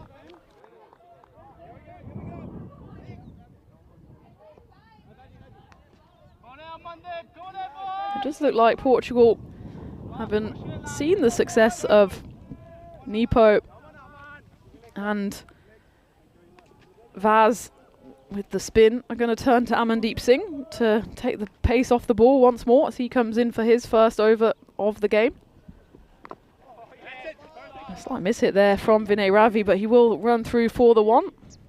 Amandeep Singh, of course, featured heavily in the Premier Division. In fact, took home the MVP trophy, as Marlowe also took home the Premier Division, despite that finals day being a washout, which was a shame given that it was so delicately poised. Marlowe were going into that day as heavy favourites, but Awarash, Lisbon Capitals in particular, were keen to try and have one last bout against Marlowe to try and rip the trophy from their hands, but in the end the weather gods had other ideas and we weren't able to bowl a ball on that day, so Marlowe took the trophy, which I suppose all is fair when they did saunter to the top of the league table.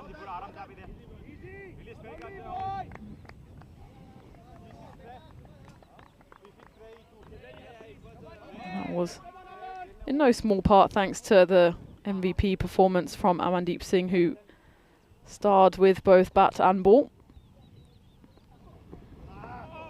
Hasn't quite been able to find his line yet so far here. Well, he scored 16 runs yesterday from 18 deliveries in that first T20. He did bowl 2 overs, so they went for 20, so relatively expensive.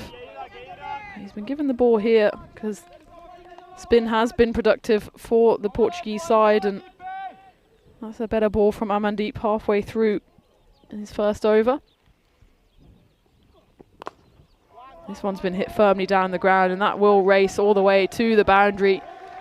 It's a lovely swing of the bat from Vinay Ravi. Tall figure there of Ravi. It's always a good way to go if you've got the height, got the levers to hit the ball straight back to where it's come from, and that's what he did on that occasion. So 8 runs off this over, 2 of them are wides. Amandeep Singh looking for a little comeback ball here. You can see Miggy Machado just moving Sherman Vaz a bit straighter, just try and counteract that straight down the ground punch from Ravi. This time he goes towards square leg. Again, they want they want the 2, but they'll have to just be satisfied with the 1 thanks to the work of Rahul Kumar Hashu on the boundary.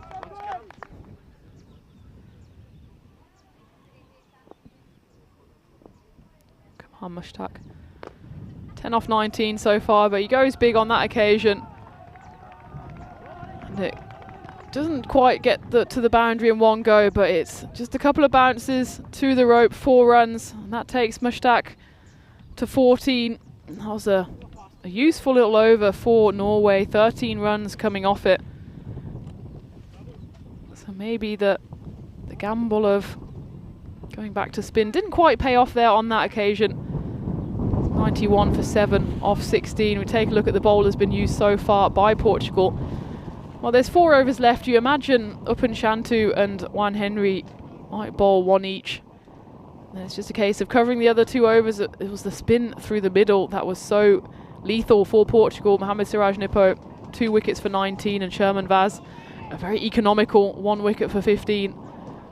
But then they just turned to that 3rd spin option of Amandeep Singh, and it didn't quite pay off for them. So it looks like they'll revert to the seam attack, and Shantu will come back for his final over of the day. He's gone 2 for 18 so far in his 3.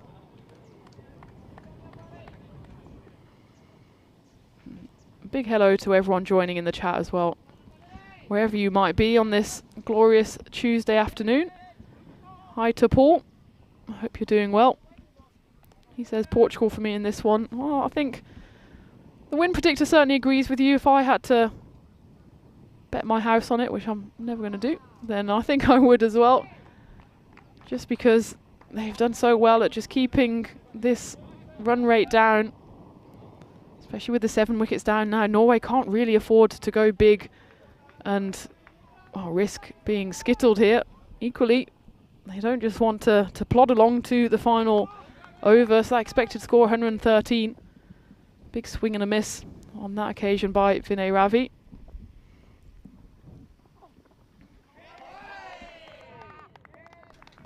As again, Shantu makes very good use of the shorter ball there. So that is called 1 for the over. That skidded through past Ravi. Ravi's a tall man, still managed to, well, let's go past his grill, but a well-directed bouncer nonetheless. Will be the only one he's allowed in the over.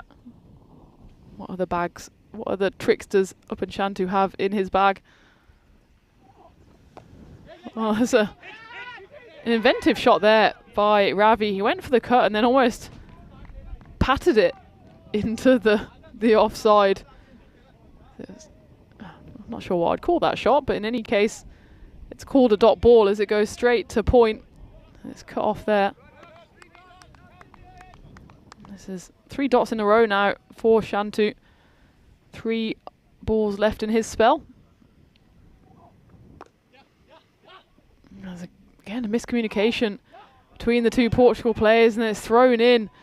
And in the end, Portugal gift them a single, as the miscommunication was between the 2 Norway batters, and thrown in. And the backup wasn't successful. What should have been a dot ball, which would have been 4 dot balls in a row, turned into 1 on the overthrows, but still only the 1 run coming off this 17th over so far. Shantu's been extremely impressive, picking up 2 wickets. Not any old 2 wickets, it was the 2 openers. Captain Khizr Ahmed, he fell for 20, and then Usman Arif went for a golden duck, just popping one up into the covers for the captain Najam Shazad to take an easy catch. That one's been hit away firmly to the covers, but Amandeep Singh, who's been patrolling that boundary all day, does the job there. And actually, the boundary fielding from Portugal has been extremely impressive. They've taken a handful of catches there, especially Jalpesh Vijay's catch on the boundary, on the move towards his right side to dismiss Faisal Raza was particularly noteworthy, but also Dhaval Kumar Norotam, he took a nice catch off Mohammad Shah Sahak, who hit the previous delivery for 6, so that was a nice pressure catch here in front of me at long off, as that one skips through to the keeper. And that will mark the end of the 17th over, and also the end of a brilliant spell for Shantu. His 4 overs go for just 20 runs, and he picks up the 2 wickets of the 2 openers. So with 3 overs left, Norway currently find themselves 93 for 7. Expected score 118. They just want to get to the 100 mark first and then see what they can do after that. Mushtaq and Ravi at least have stuck around for a while.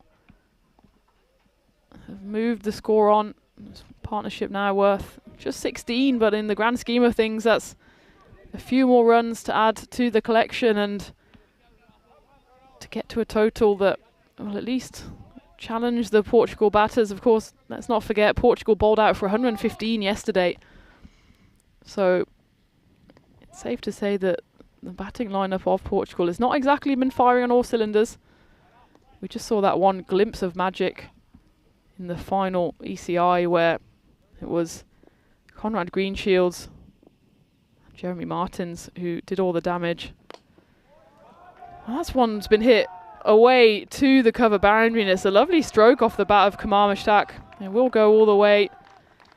Sherman Vaz is out there, but he's much too fine to get on the end of that, and that does take Norway to 97, so just a couple of runs away from that 100 mark. And given that they won the toss and elected to bat, it's not quite been the innings that they envisaged. But they've still got almost 3 overs to try and push up this score as much as possible.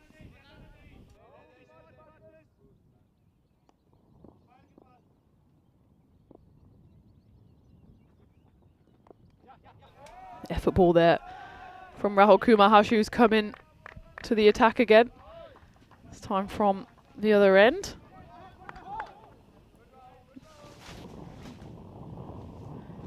Fell down in his delivery stride as he bowled that one, Hashu, but no harm done. There was just a single added to the total. So 98 now for Norway. Vinay Ravi back on strike. He's got 4 balls left off this 18th to at least get his side to 100 and then beyond.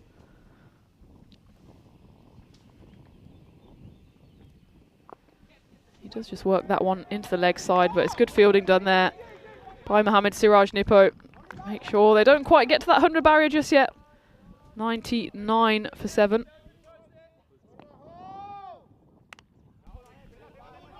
The fielding from Portugal has been much improved, and that's, well, I don't want to simplify it, but it's mostly down just to the intensity and the eagerness that they've shown, as this will go through for a single. So Norway do make it to the 100. That's heartily applauded by the teammates of the 2 out there. A few words or two there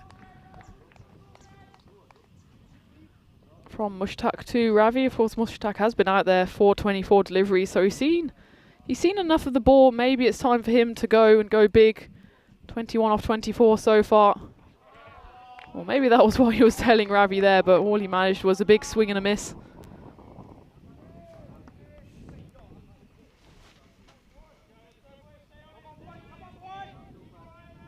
So Kumar Mushtaq has, with that boundary, achieved his high score in T20Is, previously 17. He moves on to 21. So that's a nice little milestone for him. I'm sure he'd want more from this innings and bigger scores in the future, as that's a big no ball. That one just came out the hand wrong there, I think, from Rahul Kumar Hashu. Don't think it was meant, but yeah, it's like straight off the midriff there of Vinay Ravi. This will then be a free hit. I think he's worn that one, has Ravi. So just taking a moment to compose himself.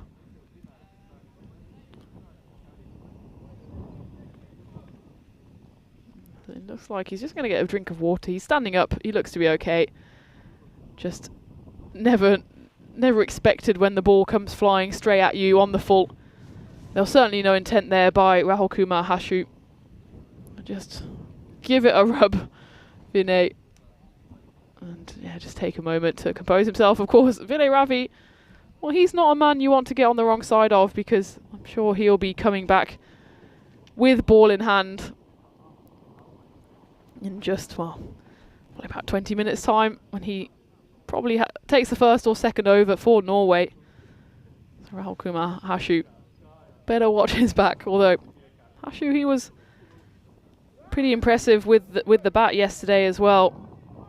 In a bit of a last chance saloon situation, it was him and Upun Shantu who really just showed the intensity and the hustle that was missing throughout the Portugal batting innings up until that time. Hashu actually finished top scorer with 26 off 23.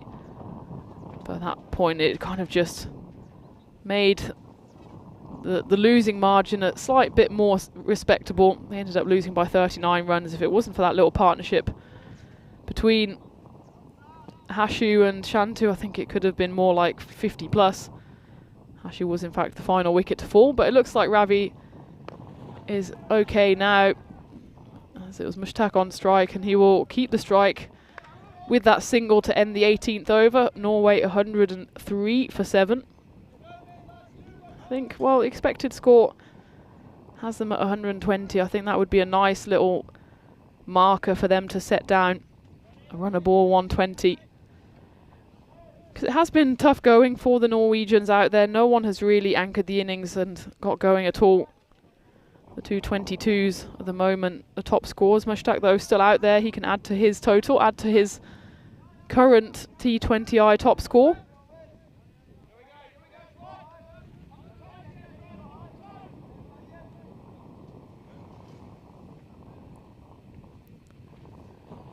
Just the 2 overs left. Looks like Juan Henry will bowl one of them. I imagine Hashi will probably stay on at the other end for his 3rd over. The only other option of the ones that have bowled so far would be Amandeep Singh, but his first and only over went for 13, and it's unlikely that they'll turn back to spin for that final over. So it's Henry to bowl the 19th. He's gone 1 for 17 off his 3 so far. That one's been edged away straight over the head of Miggy Machado. Nothing he can do about that, nothing Henry could do about that. But Kamar Mushtaq will take those runs no matter how they come. It's clearly time to swing and swing hard. That takes him up to 26 off 26 deliveries, so he's got himself up to a runner ball. It was a pretty slow start to the innings for him, but if they get up to 120, it's a runner ball innings, and a runner ball from Mushtaq will have certainly contributed to that. He goes big again, and that's gone all the way and then some, as that's been cracked off the middle of the bat. And it's gone flying into the next field. Umpire Andy impressed with that one.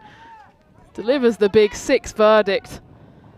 Suddenly from nowhere, Kamar Mushtaq has exploded into life. A lovely hit.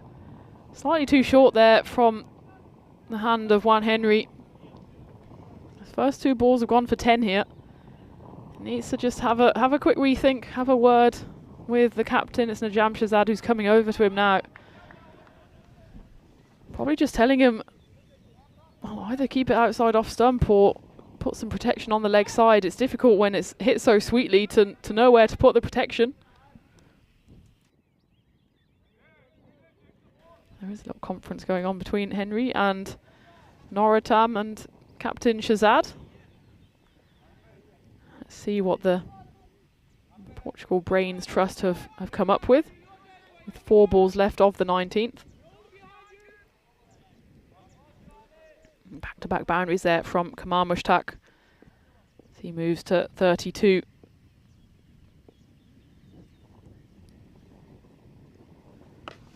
He goes big again, and that's going to go all the way straight into the dugout of his Norwegian teammates. And that's 2 Maximos in a row for Kamar Mushtaq.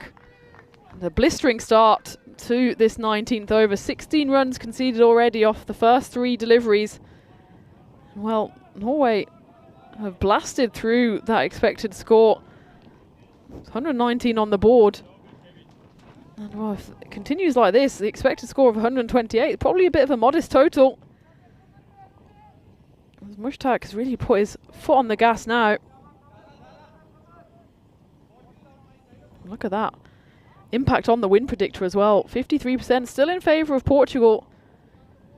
But every run here can really damage all the momentum and the confidence that Portugal had built up. And rather than chasing what looked like it might have been around 100, could now easily end up being 130, 140 if they're not careful. Looks like the ball maybe took a bit of damage there. Juan Henry, he has one in his hand ready to deliver, and what can he produce here as a comeback ball? Oh, goes again, does Mushtaq, this time on the offside. And it just eludes the jumping figure of Najam Shahzad in the covers. Just opens up that front foot. Sees that there's no one on that cover boundary, makes the most of it. Doesn't go for 6, but it goes for 4, and he's not going to be too fussy, Kamar Mushtaq, as he moves to 42 off 29 deliveries. And what a piece of acceleration it's been from him. Juan Henry, his 4th over, the 19th over has already gone magical. Still 2 balls left of it. Can Mushtaq go 5 boundaries in a row? That's a good delivery there by Juan Henry. It's a brave one to throw it so wide outside off stump, but comfortably a legitimate delivery there. No chance of that being a wide, and it's a slight respite here for the Portuguese man. So there's one ball left of the 19th. Another dot ball here would be extremely welcome for Portugal. It's the final ball of Henry's spell.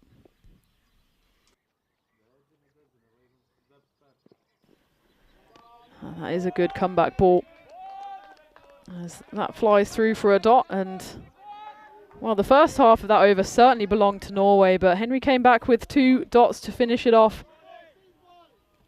He finishes off with figures of 1 for 37 off his 4, but of course 20 of those came in the 4th and final over.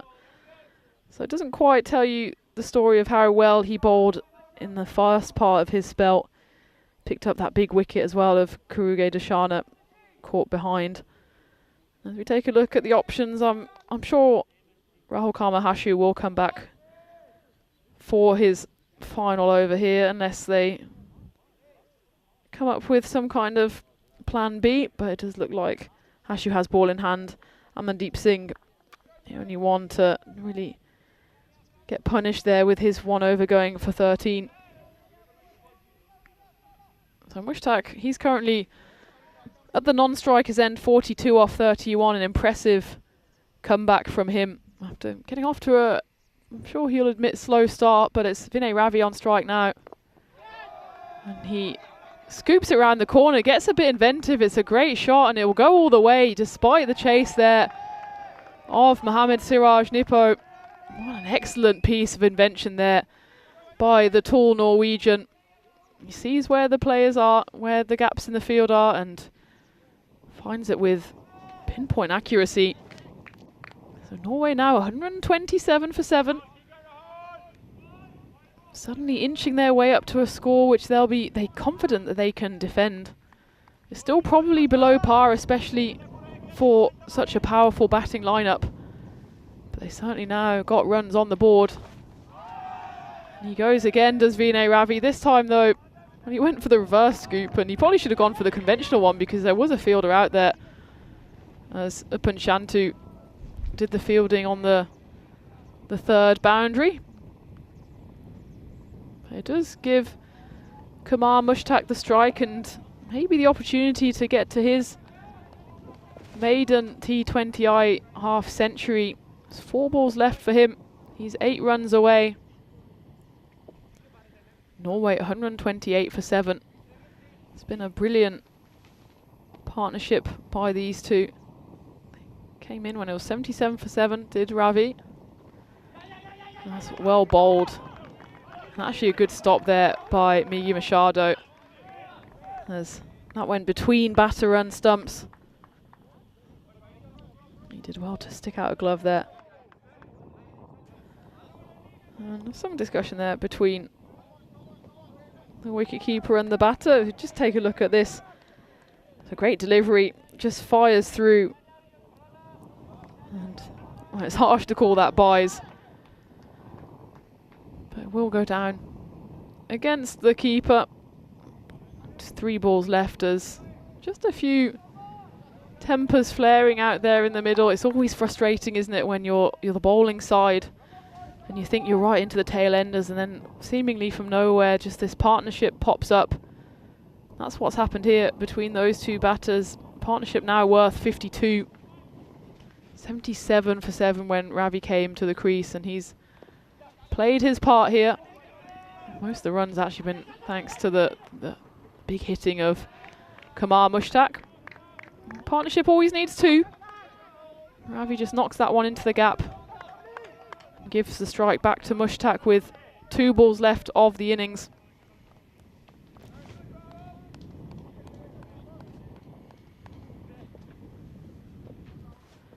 What can Hashu come up with here? He's already got 1 wicket to his name.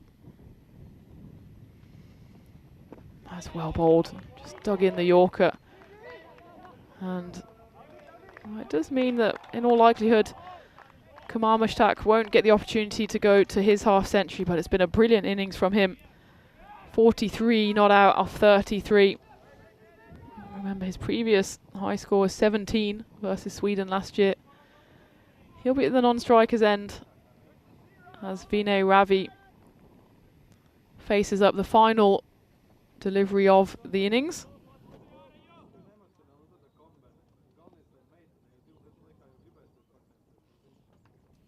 Shoot a ball, and it's been hit straight and long and all the way for 6.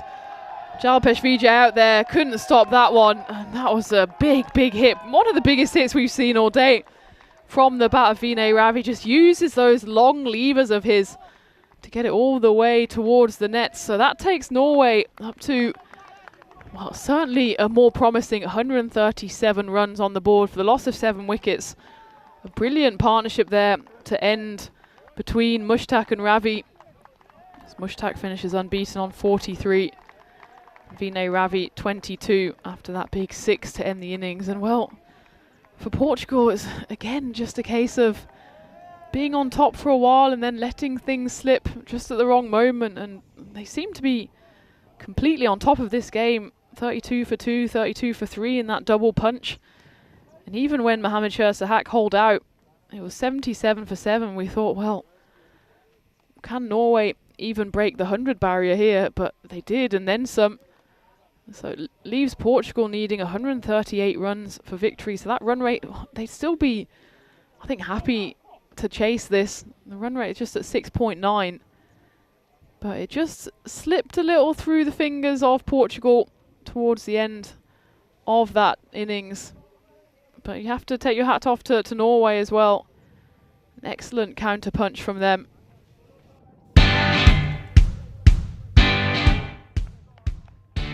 As we see the players walking off the pitch, and we can take a look at some of the highlights. And well, it was Portugal just showing a completely different side of them in the early exchanges, as Khizr Ahmed, he hauled out, and Usman Arif, well, the danger man got out for a golden duck, and we thought this might spell trouble for Norway, as just they couldn't get partnerships together. A few easy catches being popped up, and wickets were falling at regular intervals. At the 5 over stage, it was 32 for 3 halfway through the 6th. In fact, Amandeep Singh, that marked the end of Junaid Mahmood as he comfortably took one on the ropes. Faisal Raza, he powered a little bit of a comeback as the spin twins in the middle, Mohammad Siraj Nippo and Sherman Vaz, tried to put the strangle on. There was some nice counter punches until that one was taken on the boundary. Another excellent catch by Jalpesh Vijay. And talking about excellent catches, just look at this. Conrad Greenshields rolling back the years to dismiss Vishal Sharma. That was the second golden duck of the innings. And Mohammad Sahag, he hit one massive 6 before he holed out to Davol Kumar Noritam. But then it was these two at the crease, Kamar Mushtaq and Vinay Ravi, who led an excellent counter punch, brought the score up from 77 for 7 to 137 for 7. So neither of them lost their wicket. It finished with that monster 6 off the bat of Vijay. So that partnership worth 60 runs in the end, and it's almost a case of what could have been for Portugal. But I think if you told them at the start of the innings that they would be chasing 138 for the win, they probably still would have taken that. It's just it could have easily been 100 or less had they just got through that middle order. But Kamar Mushtaq, he's no slouch, and he showed that he could really lead the counter-attack with that one over from Juan Henry, the 19th, going for 20 runs all off his bat. He finishes top scorer 43 off 33. As for the bowlers, well, it was the two spinners during the middle overs which really put the stranglehold on the Norwegian attack. Mohammad Siraj Nippo picking up 2 wickets for 19. Sherman Vaz 1 wicket for 15. Upan Shantu impressive again at the top of the order for Portugal, picking up 2 wickets for just 20 runs. So there you have it at the halfway stage. Norway 137 for 7. Still probably below par, but given what trouble they were in at 77 for 7 when Kamar Mushtaq and Vinay Ravi, the 2 top scorers, came to the crease, they can be happy with their output, and it means that Portugal, their batters, they need to come out firing. This won't be an easy chase for them. 138 runs needed at a run rate just below 7. So again, it's a T20, so a slightly longer turnaround. Certainly enough time to get a bit of fresh air, enjoy the sunshine if it's sunny where you are. And come join me back in about 15 minutes time for the run chase. It's Tina Goff here on the European Cricket Network, leading you through the run chase of this second T20I. So don't go away and join us for the run chase in about 15 minutes.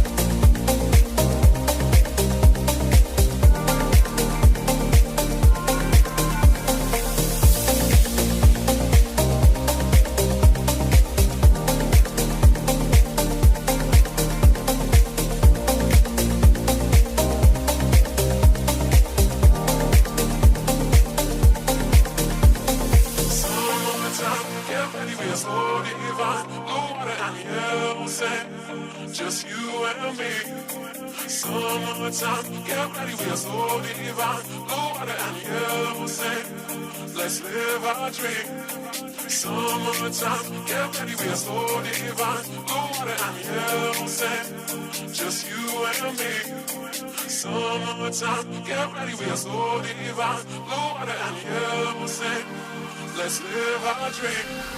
Summertime.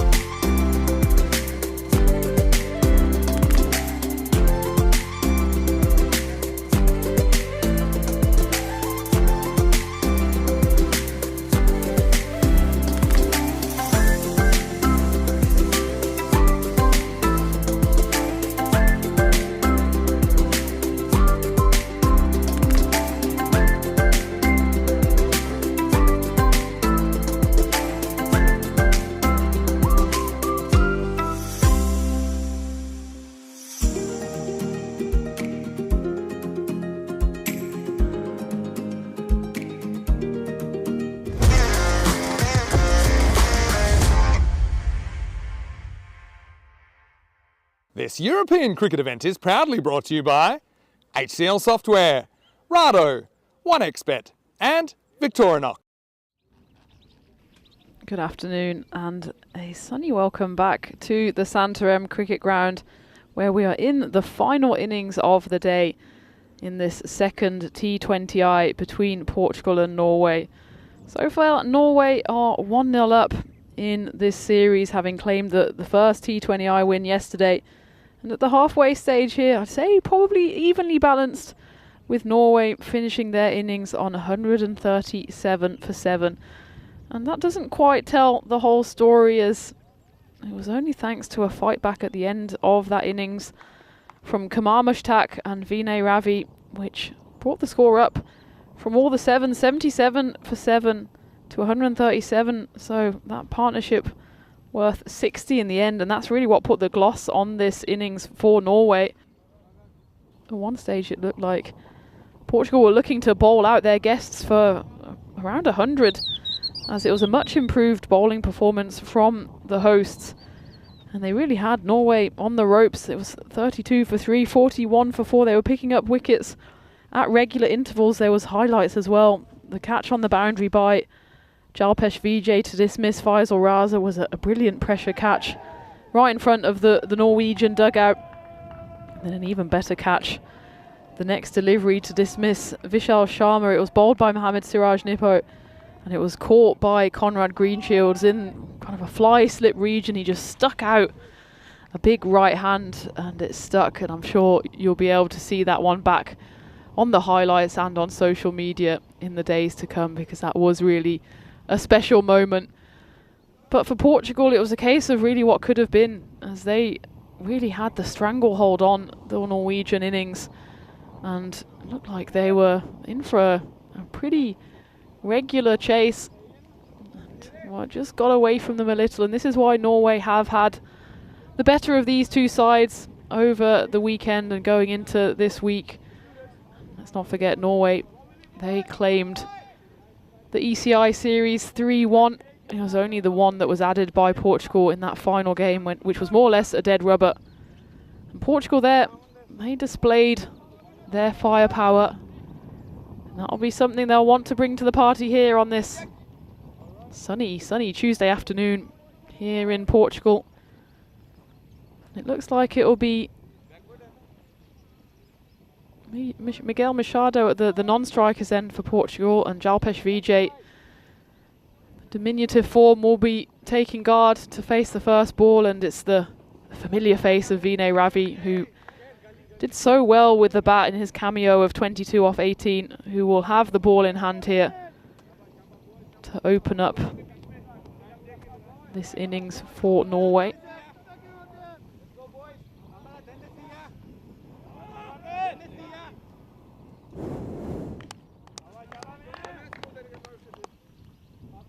It just looks like we're getting ready to go here. The wait is on, and look at that wind predictor, 50%. Nothing between these two sides before a ball is bowled, and it's no surprise that Vinay Ravi right on the money from ball one, as he almost always is. He was mighty impressive through especially the ECIs, picking up 2 wickets in the first 3 games, 2 for 17 in game 1, 2 for 16 in game 2, and then 2 for 11 in game 3. Cements his place as a real danger man for Norway. Yesterday it didn't quite fire for him, as well, I suppose he went for 17 runs. He only bowled the 3 overs actually. That was mostly due to the fact that Portugal were bowled out in the 18th or the 19th, so he probably would have come back for the 20th over. He went for 17 runs. He did pick up the 1 wicket. That was a big one, that of Conrad Greenshields, who I'm sure we'll see batting for Portugal sooner rather than later. Well, I suppose Vijay Ravi and Machado will hope that it's later rather than sooner for Portugal, as Jalpesh Vijay gets his first runs off the bat.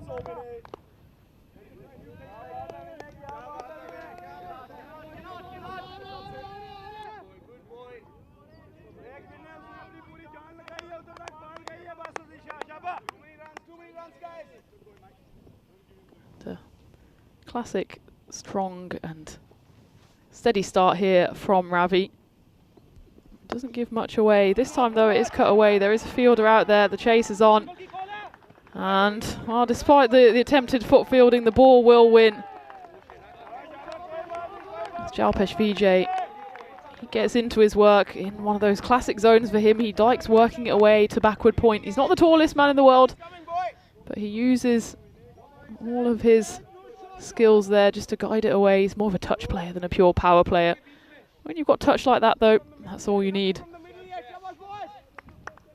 He's shown flashes of what he can do so far in that second game in the ECI. He scored 32 off 15.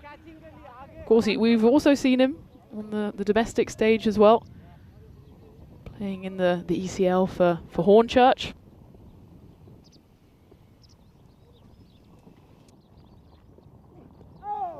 Just slightly wide of the mark there by Ravi. It was only last year, in fact, that Jalpesh Vijay made his debut for Portugal. That was against Hungary.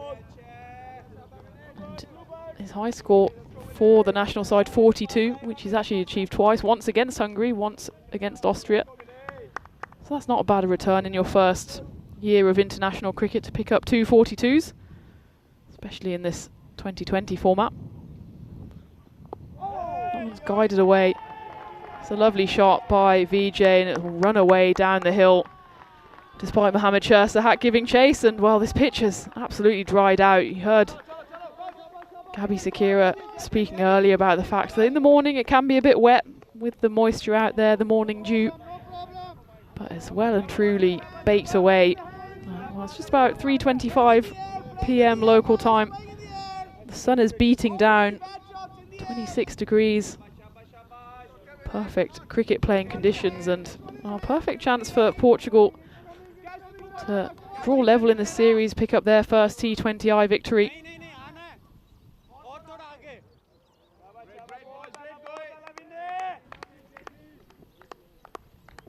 Final ball of the first coming up. Just worked away. Should just be the one. It is thanks to the tumbling figure of Anil Palmer, who cuts that one off on the 45. So at the end of the first, Portugal 12 for no loss. Decent start from them. Look at that run rate. Just needs to be a touch below 7. So you'd think if they continued working away, just picking up the boundaries as they did there, well, it was just the one man, Jalpesh Vijay, who scored all the runs off the bat, including then the wide and the leg bite.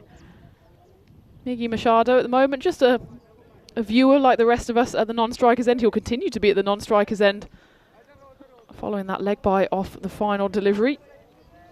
Perfect time to say a wonderful good afternoon to everyone in the chat. Thank you for joining us here. Hi to Timothy, Paul and Tim, Steve there and Kroom. Nice to see you, and I mean, I think you've come at the right time. We've got an interesting run chase on our hands here, and well, as Steve says, the series is on the line. It's a 3-game series, and this is game 2, and Norway taking the win here would take an unassailable 2-0 win into the final game tomorrow. That one's been hit away by Vijay. We've just run through for a 1 as Vinay Ravi, having a rest after his first over, also gets to field the ball. But bear in mind though, the series is one thing, but every game is important in its own right, because we are in this T20I format.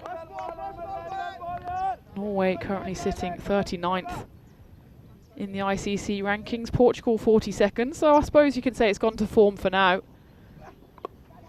So that one's gone high up in the air. There's a chance, but it's going to land in between 3 players, and a bit of a miscommunication there between the captain Khizr Ahmed and the bowler Ahmadullah Shinwari, who's come on into the attack. Just a miscue there off the bat of Machado, and more than a slice of fortune for him. That doesn't drop into the hands of one of the fielders.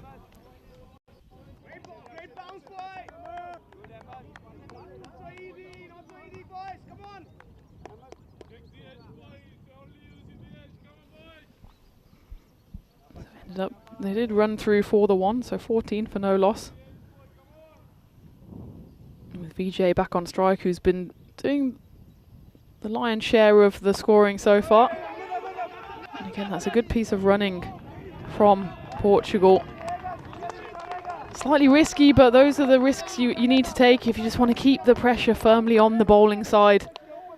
In fact, the ball was not picked up cleanly anyway, so Machado ran comfortably home. Machado making his debut for Portugal back in 2023 against Gibraltar. And his high score, in fact, came in the same year against the same opponent, 54 not out, which I'm sure he'd be more than happy to chip in with that this afternoon. At that time, big swing and a miss from the Portugal wicketkeeper.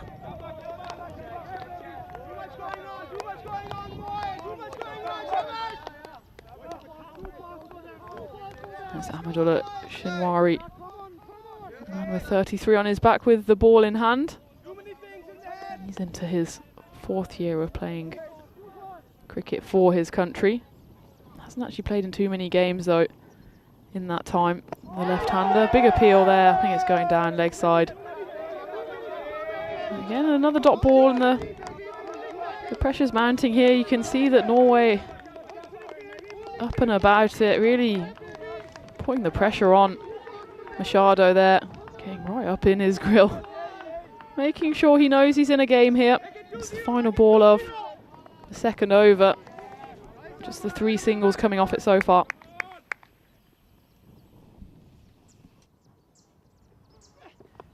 This one's worked away fine. That's going to come all the way into the commentary hut. It hit the electrical cable, so thankfully Usman Arif could come in, say hello, and take the ball back with him. As we take a look at the standings, as we get to the end of the 2nd over, Portugal 19 for no loss. The net run rate is one thing, but of course there's no bonus points in play, so the only thing that really matters is the wins column.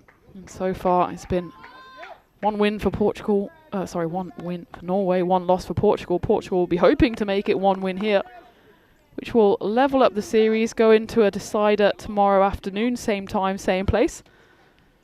And that, I think, would be quite good for the series, wouldn't it? Especially since Norway women levelled the women's series this morning, so going into the game tomorrow morning at 9:30 local time, that 3-game series will be all square between Portugal and Norway women. And that was already an exciting game we had this morning, and this one's shaping up quite nicely into a bit of a thriller. 119 runs needed in 108 balls.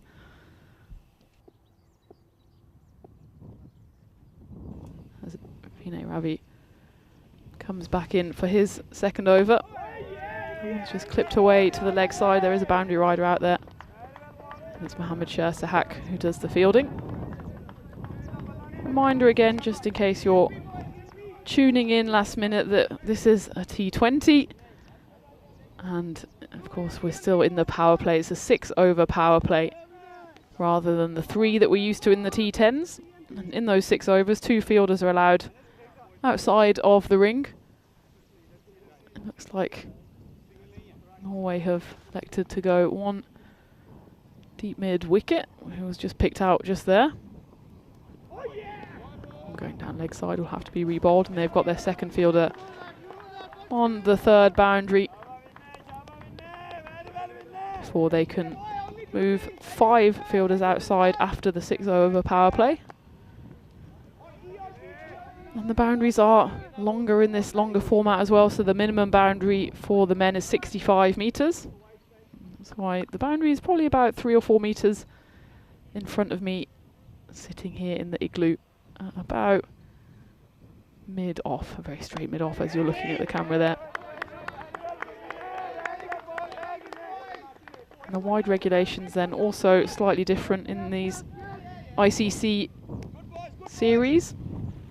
So in ECN you might recall that that wide line, the fixed white line, doesn't move regardless of whatever antics that the batters might get up to, whether they change their grip or they take a lunge to the leg side or to the offside. Either way, that boundary, that wide line stays exactly where it is.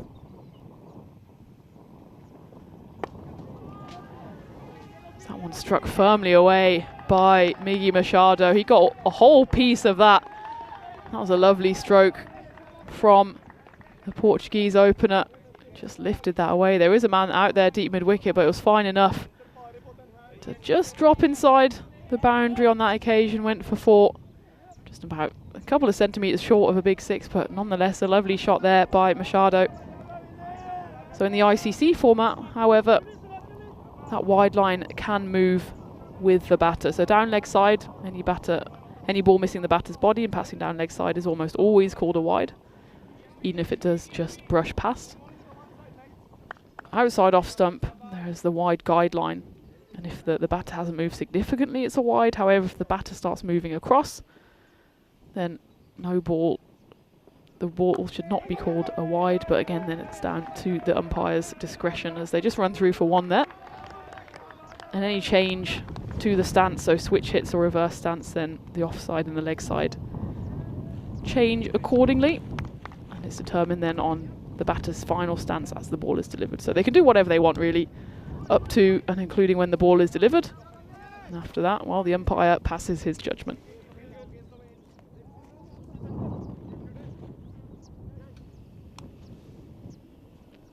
So we're deep into the 3rd over here. Portugal ticking along nicely, 26 for no loss. Ravi into his 2nd over. That's been punched down the ground and it's going to go all the way, and it's going to come say hello again in the commentary igloo as it just brushes past me. Lovely shot there. This time off the bat of Jalpesh Vijay, just shows the full face of the bat. If he had a bat sponsor, they would be delighted right about now, but in fact he's got a clean bat. Not a single mark on it apart from, well, maybe a cherry in the middle now, as that just came clean off the middle and rolled away for a 4. It's the 2nd 4 of the over, and a really positive start here from the hosts. 85% that win predictor. Good comeback though there from Vinay Ravi. So equally sensible batting by Jalpesh Vijay, knowing that they've got more than enough from this over. 11 runs coming off it. That run rate, thanks to this strong start, the run rate of Portugal is exactly 10, and the run rate required is just a tick over 6. So no worries for Portugal as it stands. Of course, a long way to go. 108 runs still needed. But as that ticks down, it'll end up being less than a runner ball chase for the men in maroon. We have also been exposed to a bit of the fragility that we've seen in the Portugal lineup. They just need to make sure not to panic, just keep doing good work here, as has been started by Jalpesh Vijay and Miggy Machado.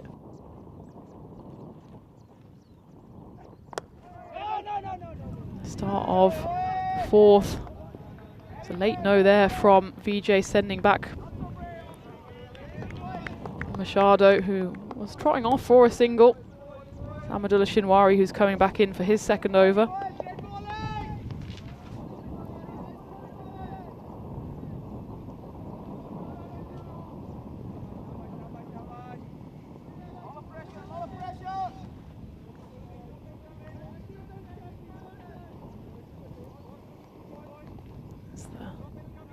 Left arm over bowling of Shinwari. I'd quite like to actually see him go around the wicket to the right-handers just to change up the angle, because Machado is looking quite comfortable at the moment, but that's been fielded well on the deep backward boundary there by Usman Arif.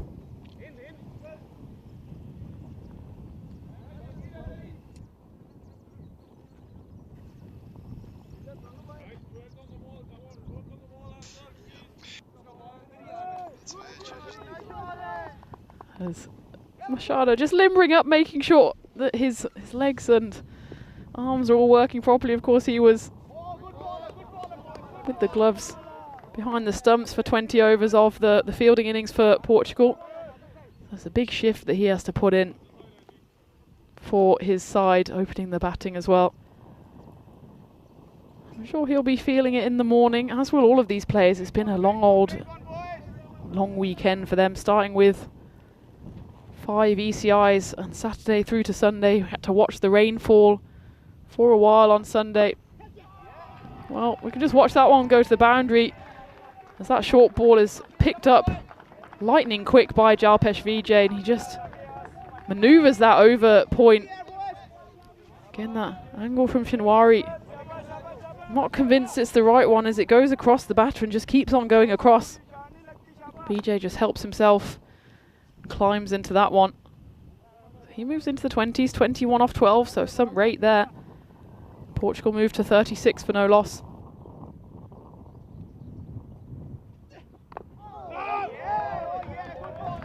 Good comeback ball there by Shinwari as that one skids through for no run.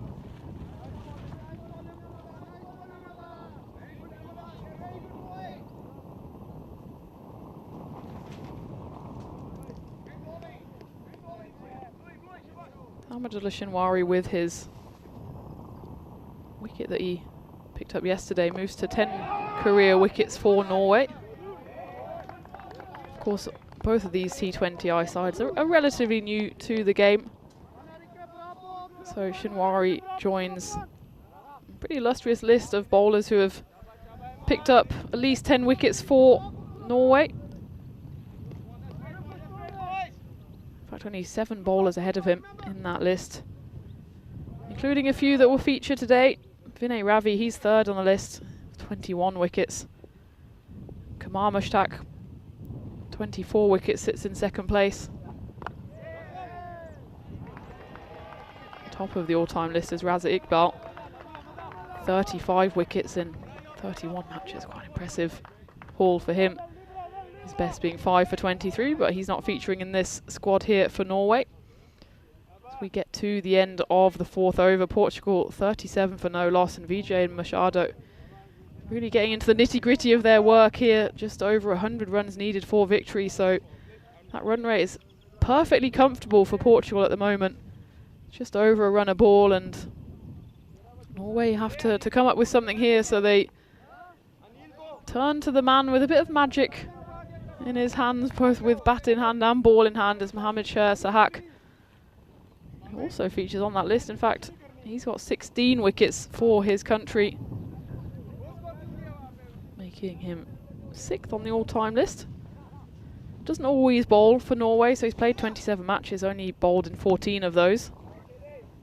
So given that return, 16 wickets, pretty impressive for the number 7 for Norway. He comes into bowl here.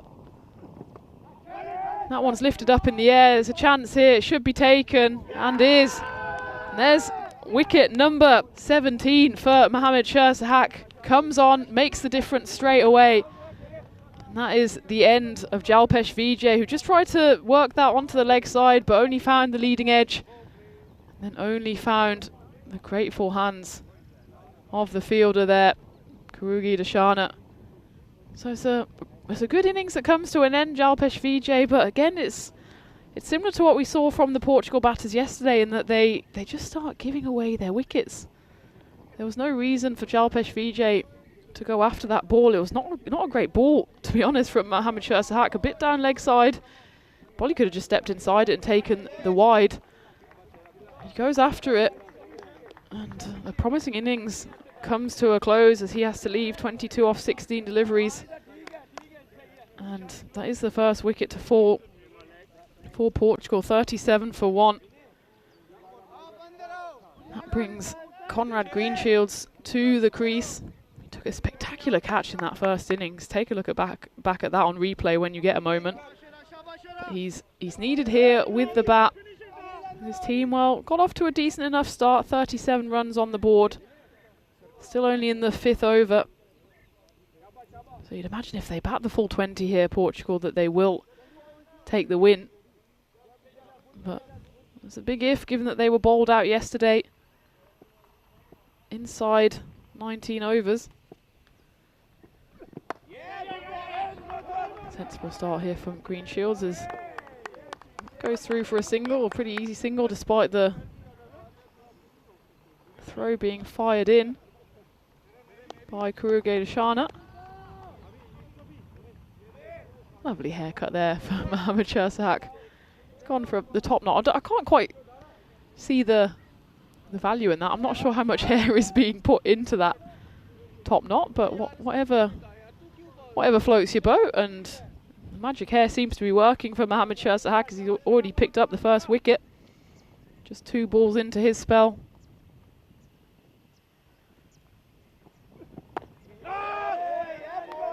on the money from the start here.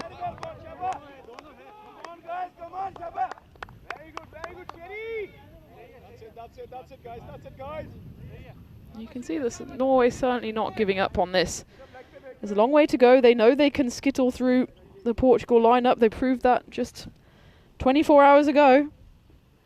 But they need to pick up wickets here, you'd imagine. So that one's gone high up in the air. This might be wicket number 2. And it is. And that's a double blow for Portugal as Mohamed Sherzahak picks up 2 wickets in the space of 4 deliveries, and that's both openers out.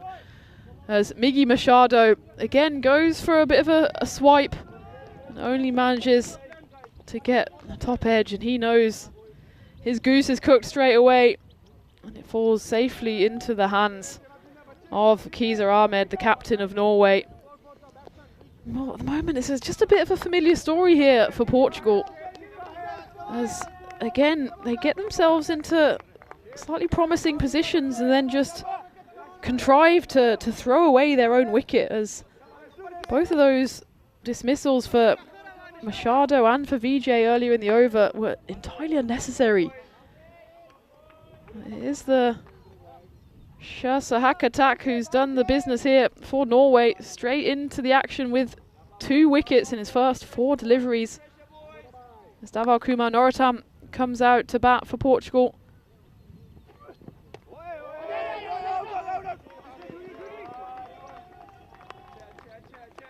Suddenly within the space of 5 deliveries, just the tables turn. Portugal still 66% on the win predictor. But if they keep on throwing away their wickets at this rate of knots, then that percentage is just going to keep plummeting and plummeting. Conrad Greenshield's out there with Norotam. Both have picked up a single off their only delivery so far. So Sherzahak, 2 wickets in his first over. It's the final delivery of the 5th coming up. That's a good call there as Portugal run through for the 1. And that's what they need to do. They just need to wrestle a bit of the momentum back here from Norway. And just running quick singles allows them just to tell Norway we're still here, we're still in this game. And as we take a look at the calendar, we're still very much in the early stages of this monster 2025 we have in store for you on the European Cricket Network. As we take a look at a few of the highlights, well, Norway's not on there yet, but I know in future that is definitely on the cards. And certainly on the cards is us coming back to Portugal, and why wouldn't we, with such a beautiful setting here at the Santarém Cricket Ground, as we'll come back for an encore series at the end of October, hopefully to enjoy some late autumn sun there. And here we're enjoying the early spring sun as Shinwari comes back for his 3rd over. As that one's cracked away to cover, and in fact it was a half chance there. As Conrad Greenshields crunches this one, but it was a fairly uppish shot. It was cut across him by Shinwari, goes up in the air, and in fact the cardinal sin is committed out there by Anil Palmer in that it goes over him but lands inside the boundary. So not only is the chance gone missing, but it goes for the boundary as well. And there's 4 runs to start the 6th over. This one pivoted away to the leg side. It should be cut off, though. It is there after the 1-2-3 juggle from Usman Arif. What I will say in defence of Anil Palmer is that it's hard to judge the depth of the ball on these boundaries. You can see there probably just about on your screen that it's quite a significant downhill slope. So even from where I'm sitting here up towards the pitch, it's a steady uphill, which means when the ball's coming back downhill from that pitch, it's quite difficult to judge how the ball is going to land. And that time Anil Palmer, well, he misjudged it, didn't he? Because he ended up diving underneath it, seeing the ball sail over his head and drop inside the rope, but roll over the boundary for 4.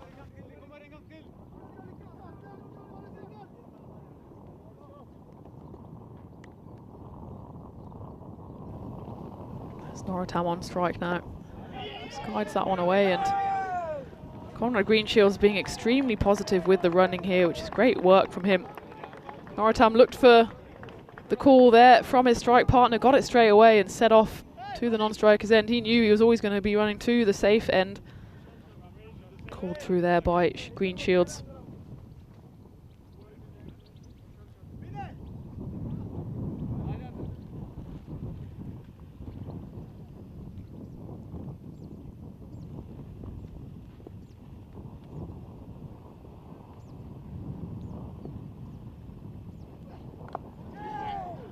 Shout to catch it, but there's no one there apart from Vinay Ravi on the boundary, who will prevent anything more than just a single.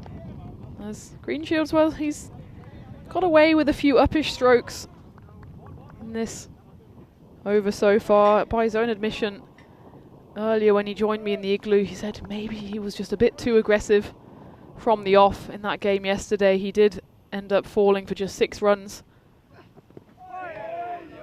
He ended up being caught by Vishal Sharma, just popping one up in the ring.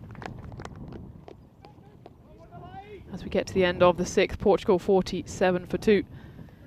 So he's certainly being aggressive with running the singles, so I think that's absolutely fine. Just needs to make sure to keep that ball away from the fielders on a couple of occasions there. Well, it's certainly a missed opportunity, the one that burst through the hands of Anil Palmer. As we take a look at the head-to-head skyscrapers so far, and well, it's more or less even enough. Portugal 47 for 2 off the power play, Norway 35 for 3, but look at that acceleration towards the back end as Norway put on that final stand of 60 runs to accelerate the score from 77 to 137.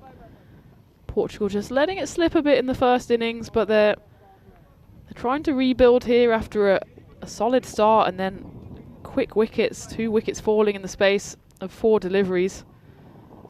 Green Shields and Norritam face 9 balls between them now and are running well. That's the most important thing at the moment as Norway turn to spin.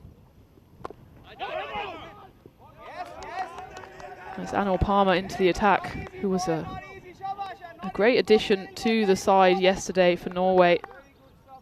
As he bowled all 4 of his overs for just 25 runs, picked up a wicket as well.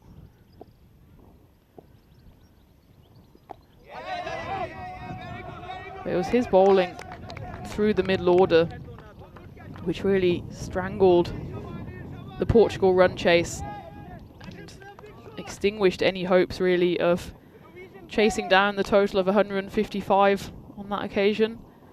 He bowled extremely well in tandem with Kuruge Deshana, a spinner we might see sooner rather than later. As just like Portugal did through their middle orders, both sides attempt to turn to spin here to slow down the momentum.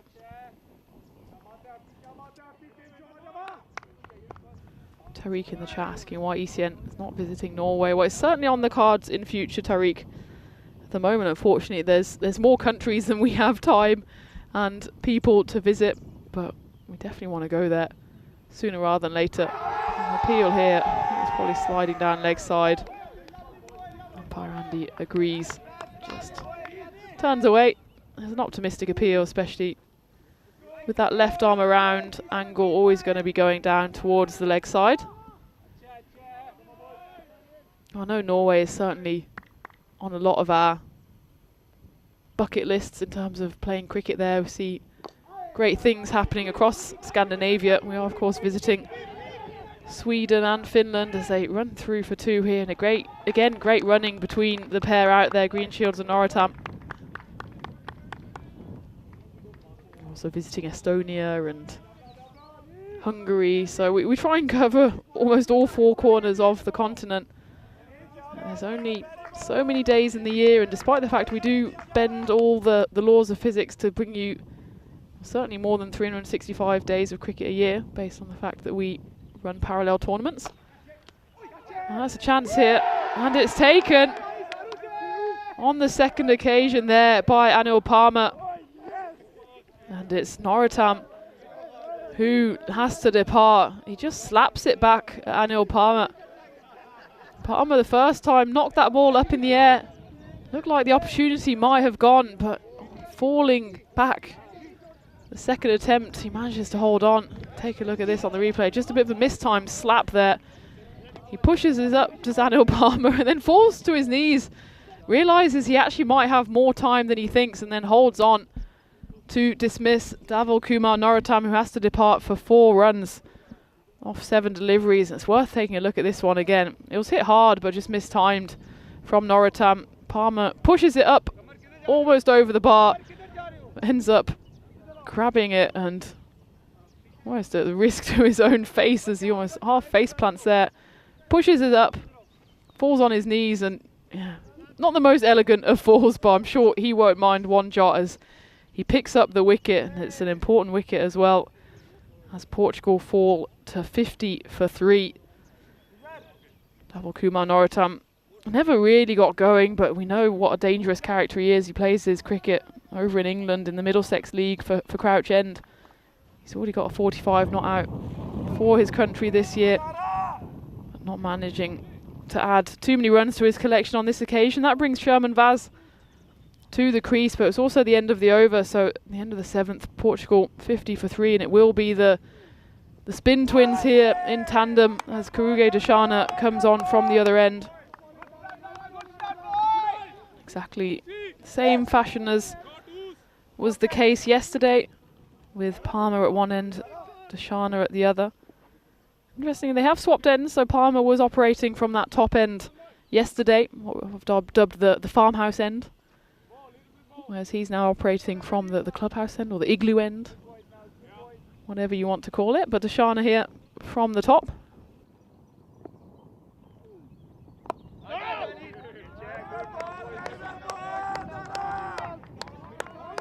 Dashana was a bit of a star yesterday with both bat and ball. 33 runs he scored in 27 deliveries in those middle overs where Norway just really kept leaking the score. A big hit here. There's a chance there in the deep, and it should have been taken there by Vishal Sharma. He had plenty of time to set himself. It looked like he was set in the end. He doesn't really get anywhere near it, and Conrad Greenshields, he's living dangerously here. That's his second or third shot that's gone dangerously close to a fielder. That time, Vishal Sharma was just slow to react. Again, it's not easy when the ball's coming down that slope to you, but he set himself early and then realised he was about a metre too short. Tried to step forward, and that time even, then it was too late to stop the ball from rolling past him for a 4. This time a bit less conventional from Greenshields as he cuts in between the keeper's legs. Should be comfortable too. Even more comfortable given that it's not picked up cleanly there by Faisal Raza. I suppose the good news for Portugal is that the run rate is still ticking along nicely. Just 6 runs coming off this over so far, and 6 and a bit is what they need on the run rate. They just can't keep on throwing away their wickets, and Conrad Greenshields, well, he's got revenge on his mind. After he was saying in the tent earlier when he joined me that Portugal, they know they've got some making up to do. They haven't been able to show their best side so far, and now would be as good a time as any if they want to level this series and take the series into the final game tomorrow. And if that does happen, what a final day we have in prospect, with both the men's and the women's series even Stevens at 1-1.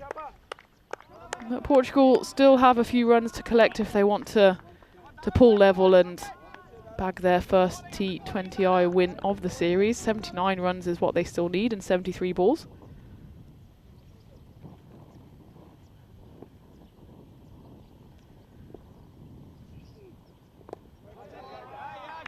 Watchful there from Conrad, who, well, I wouldn't say he's sticking to his promise so far of not being overly aggressive, because he has hit a few big shots, and you probably should have been caught out at least on one of those, the drop chances there by Vishal Sharma and Anil Palmer. But he's still out there, still battling away, and you can see, well, they're above the run rate. The runs, you imagine if they get through to the 20th over, shouldn't necessarily be a problem. You can see for Norway, it was just that uptick from overs, pretty much overs 15 onwards, that allowed them to accelerate to that score of 137. But Portugal, they got off to a solid start, the opening partnership. was worth 37. They have managed to continue to get runs. It's just been a case of losing wickets at untimely intervals. As the spin will continue from both ends. Again, a big appeal, and again, nothing doing for umpire Andy. I think that probably is sliding down once more, as we can take a look on the replay. That one's certainly tighter. But I think benefit of the doubt there to the batter. It's always a tough call when left arm round bowlers angling it into the batter, and then obviously in an ideal situation for them swinging it or spinning it away. On that occasion, I think the umpire judged that it wouldn't be straightening enough. There's that sweep shot again. You know I hate it by now. And also just because I can't play it, but I feel like, yes, it's productive if you get it right, but it's so dangerous if you get it wrong. I much prefer the little clip down the ground, as Conrad Greenshields perfectly demonstrates on that occasion. Halfway through the 9th, Portugal 61 for 3.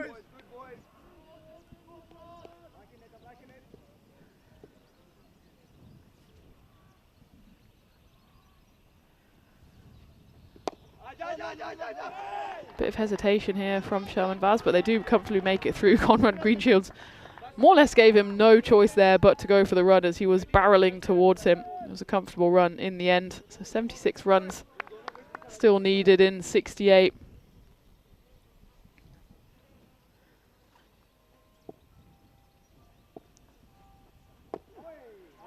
That one's swept, but I suppose swept safely as it was going down the leg side.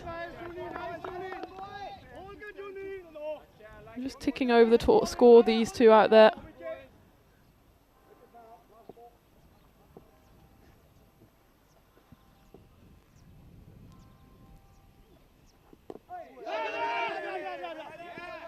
Still a tight over from Anil Palmer. Just the 4 runs coming off it.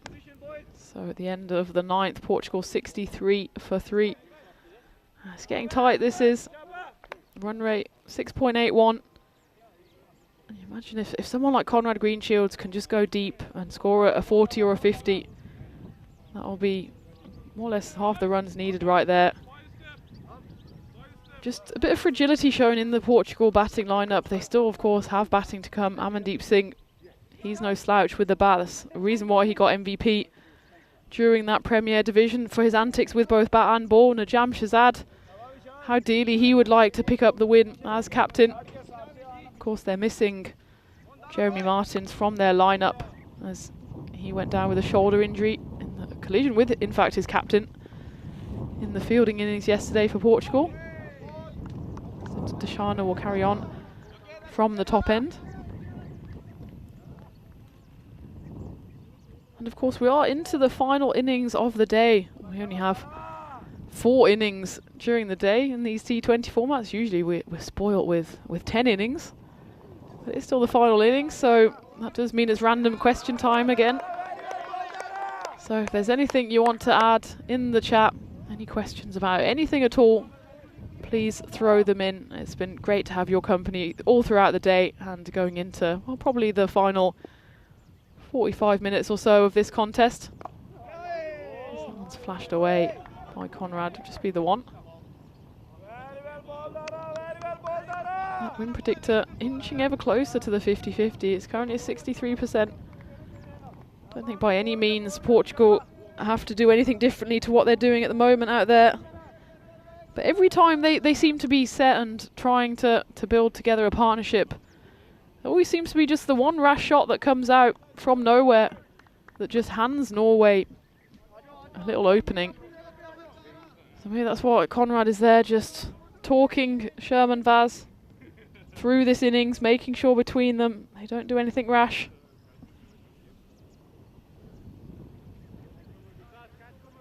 Sherman Vaz, of course, not someone lacking experience himself. But it's always different when you're in a pressure situation like this with a series on the line.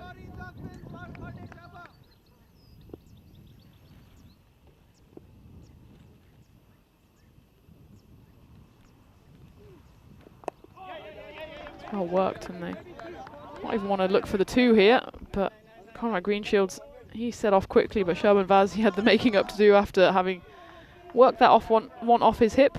So they will just settle for the 1. But it's only really just about more than a runner ball needed here for Portugal. And if you factor in a few boundaries here or there and a few wides, that will get them to about a runner ball, but they don't want that creeping up much higher than 7 runs per over required. This time it is more likely they'll be able to get the 2 as it's just worked into the gap, and Conrad Greenshields immediately turns back and runs for 2 to the danger end. Nice running by the 2 men out there for Portugal.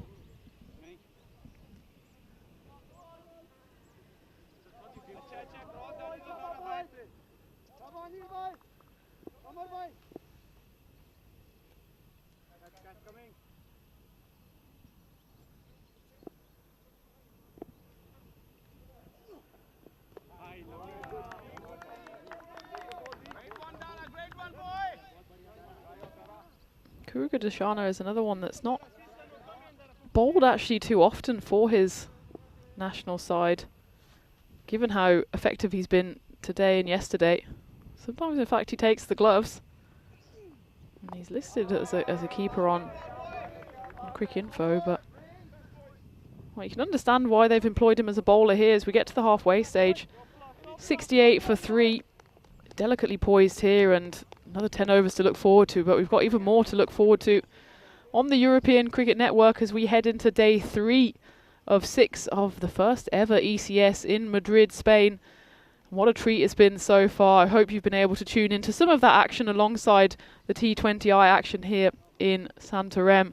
Tomorrow we've got Madrid CC in a double-header against Getafe, following up with the Sonseca Sultans, my favourite team just based on their name alone, against Madrid United. It's an early start over there in Spain. It's a 8:45 start Central Eastern Time, 6:45 GMT, so a lovely Wednesday morning treat for you, and a lunchtime treat for those of you over in India, with the games starting at 12:15.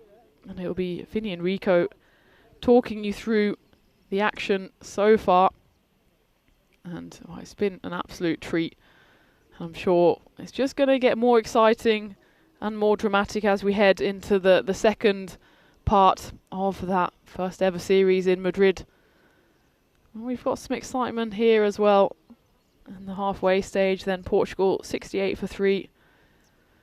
So almost exactly halfway. One more run would be the halfway mark. They currently need 70 more runs in 60 balls. So the run rate at exactly 7 as the players take a well-earned drink. It is hot out there. It's hot in the igloo. If I were a polar bear, I think I'd be melting around now, but well, zero complaints given the dodgy weather we had at the weekend. Seems like a long time ago that we were watching the biblical rain fall here on Sunday morning. And if you can cast your minds back to the very start of this tour as well, the Challenger Division, that first day was a complete washout with Phil G at the helm. His laptop didn't even live to tell the tale as that got washed away by an errant coffee cup that fell onto his laptop in the storm and frazzled the motherboard. That was the end of the laptop, but thankfully more or less the end of the bad weather, which only then just came and had another cameo at the end of the Premier Division. But blue skies, wall to wall here. You can see the shadows being cast by the Portugal sun just after 4 PM local time, as the spin will continue with Anil Palmer from the igloo end. Sherman Vaz on strike. He says 2 there, but he's only going to get the 1 as the big figure of Usman Arif comes bustling in from the long off boundary.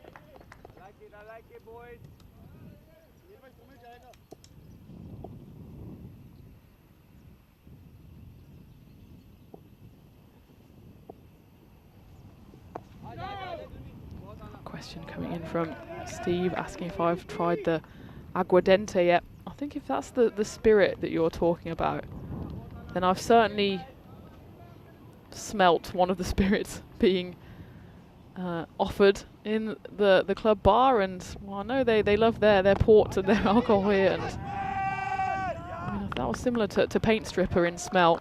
Thankfully it tasted slightly better, but not something to be recommended unless it's a Friday evening with a Saturday morning with a clear calendar.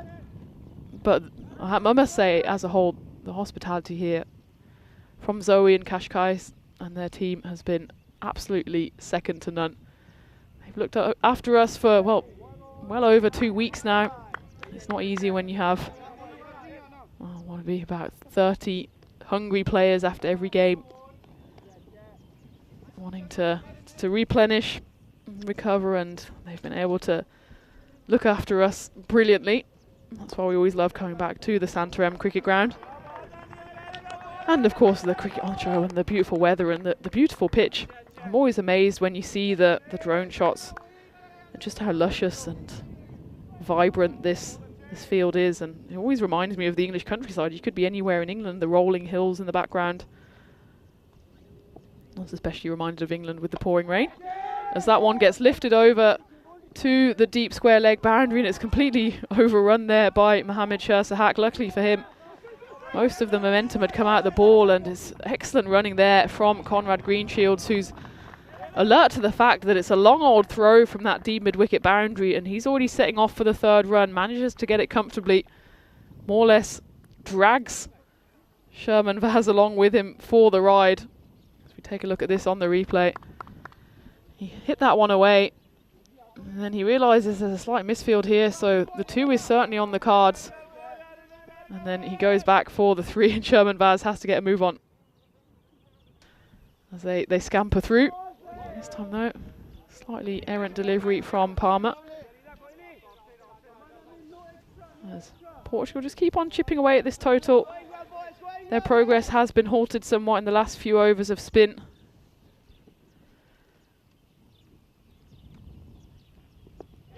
A delicate little paddle there from Vaz. Again, the 2 is on the cards. It's a long old sprint there for the captain, Khizr Ahmed. Not only has to run down the hill, but has to do it with pads and gloves on. But manages it admirably. With the helmet, don't forget.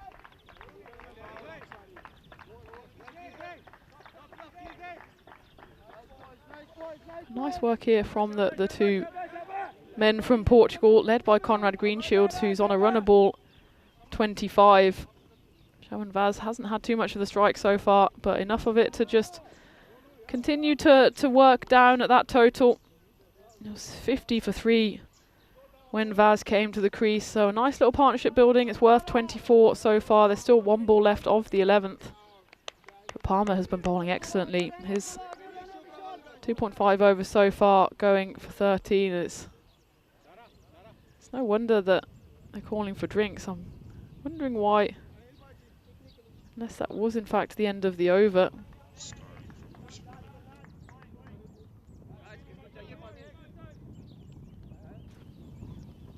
I think that, well, it might have been the end of the over. It was the end of the over, just taking some time to tick over. I did think otherwise it would be a strange time to take the drinks break, but it is the end of the 11th.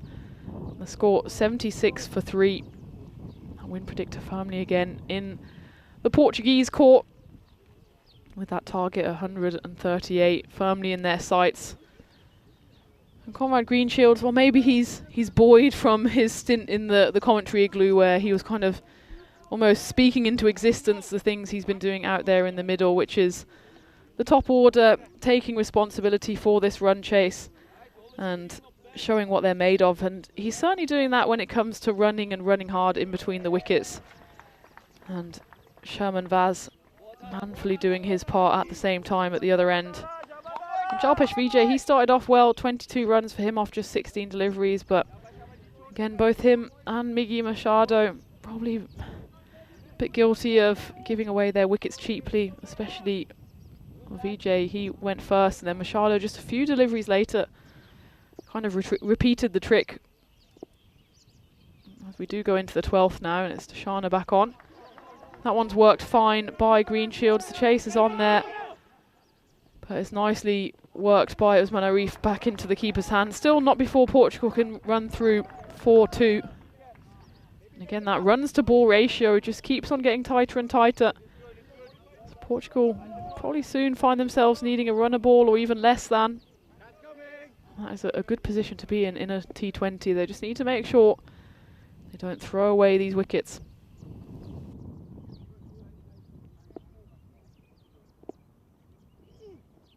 Oh, that one's tight there. I thought that was going to go through and hit the stumps.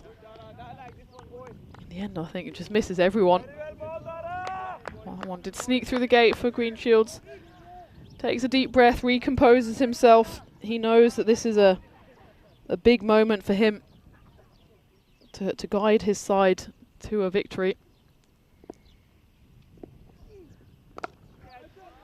This time he slaps it high over cover, and it goes all the way for 6, and that shows the power of Conrad Greenshields. It's just a smooth swing of the bat. He didn't try to overhit it. He knew that the cover boundary there was vacant. There is a fielder out there, but he's much more kind of he's more of a cover point region. He has moved across now, obviously. This is always the case when the ball goes to the boundary, but there was a lovely stroke there by Greenshields, and look at that, 52 off 51 needed now. And he goes again, repeats the trick, and the outcome is exactly the same. Back-to-back 6s for Conrad Greenshields. He moves to 40. Suddenly, this Portugal run chase motors along. That's not an action replay. That is the second of the 2 shots. And more or less the ideal outcome for Conrad there. So he moves to 40 off 28. Portugal move to 92 for 3. And that runs required now under 50, 46 runs needed. How quickly 12 runs and 2 balls can change the face of a run chase. That's a good comeback there from Deshana. In fact, the 2 6s were sandwiched by 2 excellent balls, which Conrad Greenshields did well to keep out and also to miss at the same time. If that's possible, but you know what I mean. Final ball of the 12th. And he goes again, doesn't quite get a hold of this one. It's a bit straighter, so it can be fielded out there by Junaid Mahmood. Actually, Greenshields does well because he maintains the strike here. He moves to 41. That was an excellent over for Portugal with 15 runs coming off it. And just with those 2 big shots alone, that run rate drops under 6 for the first time, I think, in this run chase. Portugal now needing 45 runs in 48 deliveries, and thanks to that man there, Conrad Greenshields, he's put his side in the driving seat. Win predictor now up at almost 90%. But you still think there might be a twist in the tail here. A couple of wickets, and suddenly Norway will have their tails up, will feel they're right back into this as Anil Palmer comes back in for his final over. Misfield there from Shur Sahakatak. Doesn't prove to be costly though, as Greenshields keeps the strike.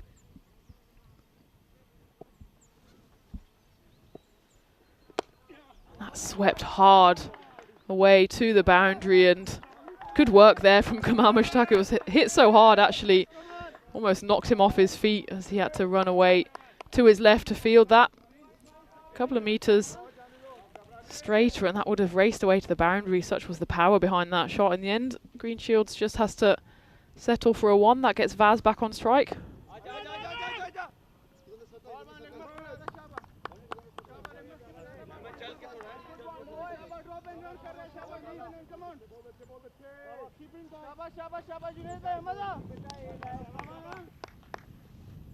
This partnership now worth 44.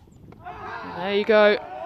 There's the breakthrough that Norway desperately needed, and it's the sweep shot again that claims its next victim, and that man is Sherman Vaz, who has to go. Let's have a look to see if this actually is spun at all from Anil Palmer. Marginally, but I think you're always in trouble if you expose all 3 of your stumps, as Vaz did on that occasion. Probably not the right shot selection for that delivery. He just got too far across, exposed the stumps, and the ball did the rest. As Anil Palmer picks up his 2nd wicket, and it's Sherman Vaz who has to depart. 7 off 10. He was still involved in a nice partnership with Conrad Greenshields. It was worth 44, but it was 44 and out, and just, you could see what he was trying to do, paddle it round the corner. Probably a bit too subtle of a shot to try and play at this stage of the game.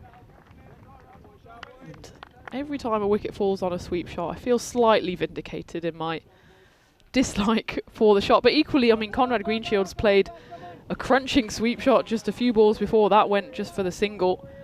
So that's how effective it can be if it's used well. But that was probably not the right shot at the right time.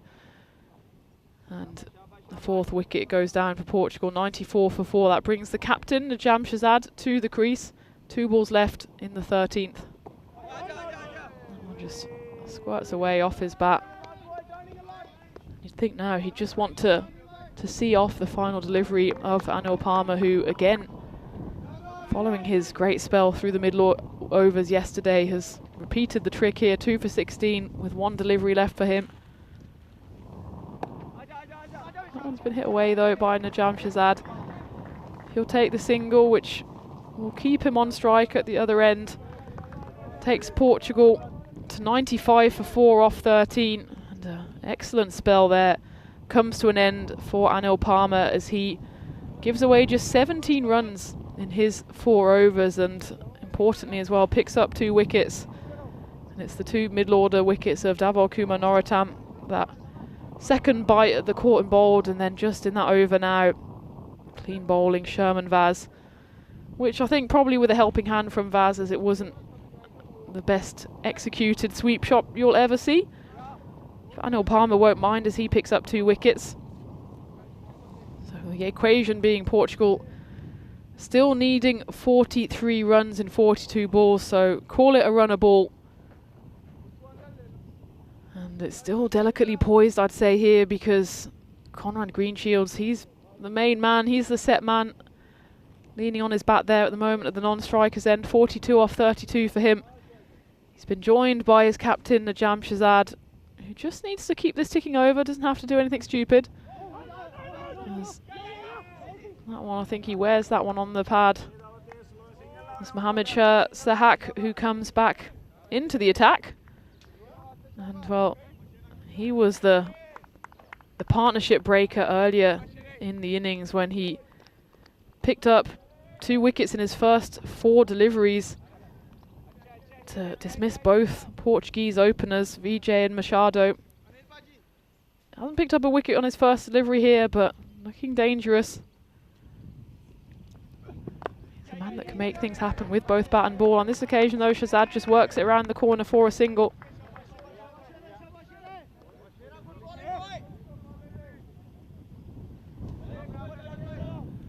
You for your company in the chat. It looks like loyalties are a bit split and people aren't sure which way this game is going. Well, you and me both, as this one is delicately poised. I'd say as long as Greenshields is out there, Portugal will be confident, but 1 ball could change all that.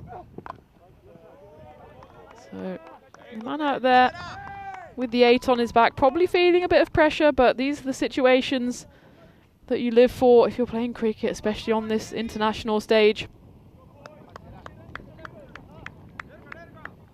As you were saying in the igloo earlier, the players for Portugal feel like they haven't shown their best side yet, as that one is nicked away. Should be cut off. In fact, it goes all the way.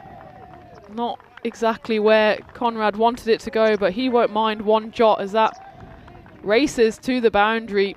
I think he was trying to play it fine. I'm not sure he was trying to play it quite that fine, but actually it's a perfect placement as the fielder out there is much wider. Wasn't able to chase that one down the hill, so a pressure relieving boundary there for Portugal. After that, Anil Palmer previous over went for just 2 runs, and of course the wicket picked up. Conrad now just 4 runs away from his half century. Been a brilliant innings from him so far, coming off just 34 deliveries. Not been chanceless by any stretch of the imagination.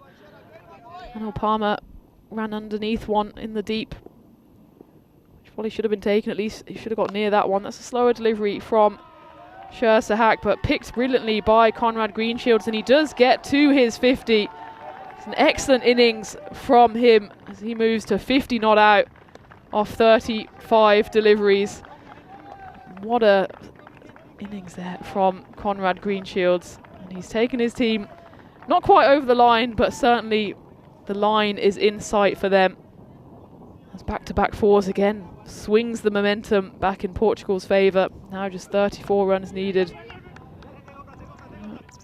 Don't throw it away now, Conrad. He's done all the hard work.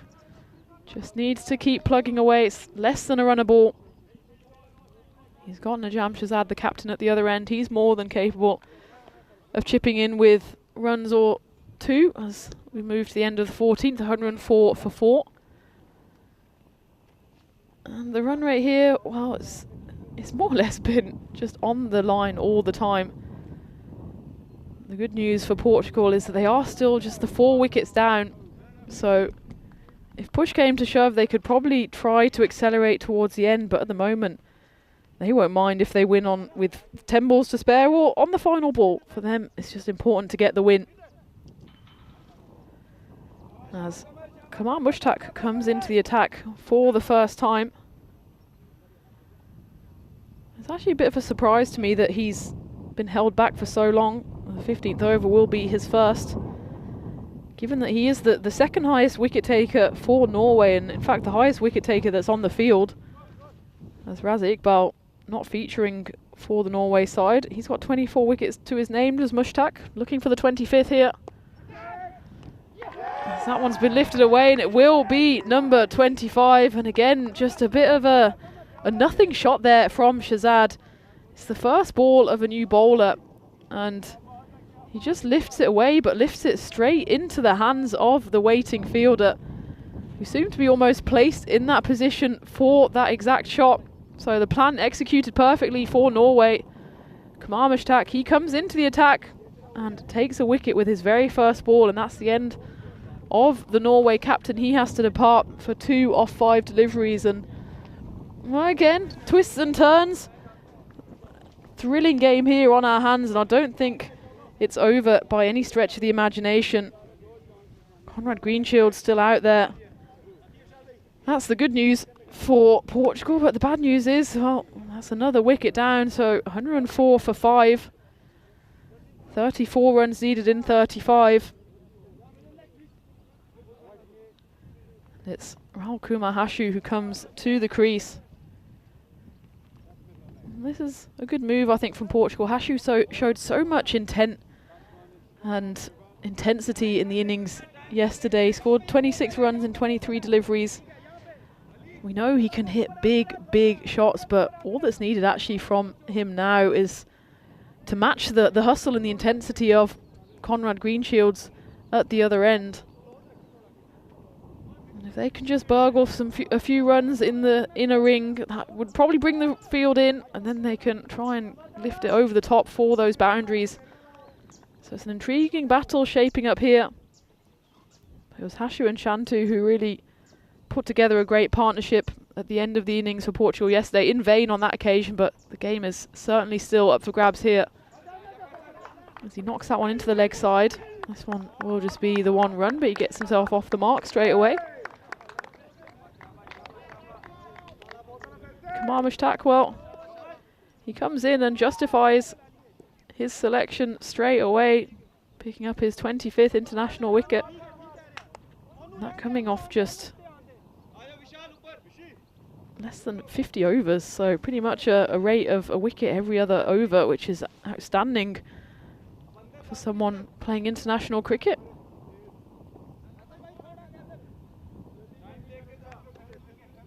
That's why I was curious why he hadn't bowled earlier in the piece, but I suppose they always go for spin in the middle overs. That one's been hit nicely down the ground by Greenshields. Again, these two out there should just content themselves with the singles. Nothing more is needed at this stage. There's always going to be a bonus run or two in there, you imagine, with extras or just something that comes off the glove or the bat or the helmet. It doesn't matter what it comes off. Every run will be 1 more to the tally.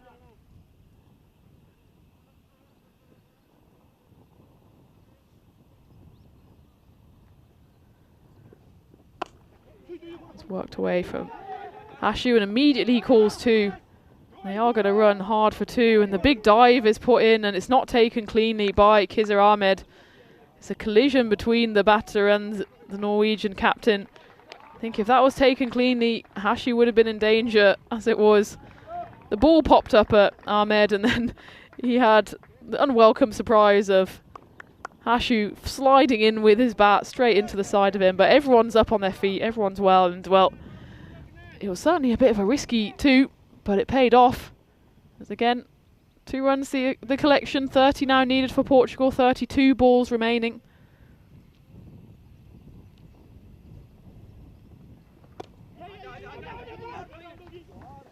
Again, they run straight away, do Portugal. Conrad Greenshields is so quick on the backing up. You can see that Greenshields more or less setting off as soon as the ball has been bowled. As soon as that goes not straight to hands, he's up and running, gets in easily, and puts the pressure straight back on the fielders. There was always almost a chance of an overthrow on that occasion, but they do just settle for the 1. So it's the final ball of the 15th. Greenshield on 51 on strike. That's hit well down the ground. Should this time just be the 1. Big bobble there, but Usman Arif collects it and sensibly holds on to it to end the 15th over. 110 on the board, so the final 5 overs now are upon us, with Portugal needing 28 runs for victory. And luckily, you won't have too long to wait until these 2 sides are back out there, and that's probably in about 20 hours time from now. 1:30 p.m. local time tomorrow. Portugal men will take on Norway men in what could be a series decider if Portugal get over the line here. Before that, we've got what is definitely the series decider between Portugal women and Norway women, after Norway women dragged level in the series this morning in that thriller, and we're just delivering thrilling game after thrilling game here at the Santarém cricket ground, and this one could go all the way to the wire, with Portugal still needing 28 runs. Conrad Greenshields, you suspect he has the fate of this run chase in his hands. He's 52 not out. Big appeal, it's going down leg side. And they'll run through for a leg bye, and that's exactly what I said Portugal need to bank on. Doesn't matter how the runs come. That's a half appeal, but it was never going to be given out by umpire Kroot. And not only that, it's not out, but Portugal get the run. They also get Conrad Greenshields off strike, which I suppose it's always a strange one to look at if you're gunning for Portugal here, that you want Greenshields on strike to score the runs, but equally you want him there. So you almost want him protected at the non-striker's end and allow Hashu to try and get the runs here. And he flicks that one nicely off his pads. It'll just be the 1 though, to get Greenshields back on strike.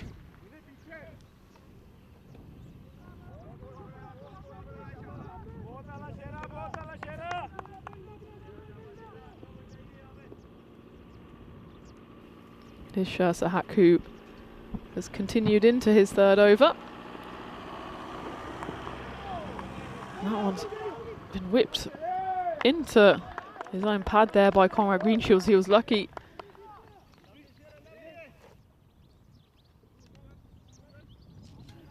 Lucky that he didn't hit this one into his own pads, actually. Well, he did hit it into his own pads, he didn't hit it into his own stumps.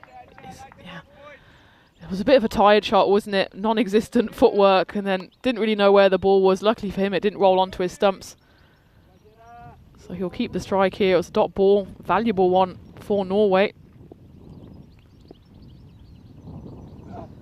A big appeal here. Must have been a noise, but umpire Kroot straight away signals that that came off a bit of the pad, maybe a bit of the trouser leg or the thigh pad. It was a big appeal, wasn't it? But I think it's probably more in hope than expectation as we take a look at this on the replay.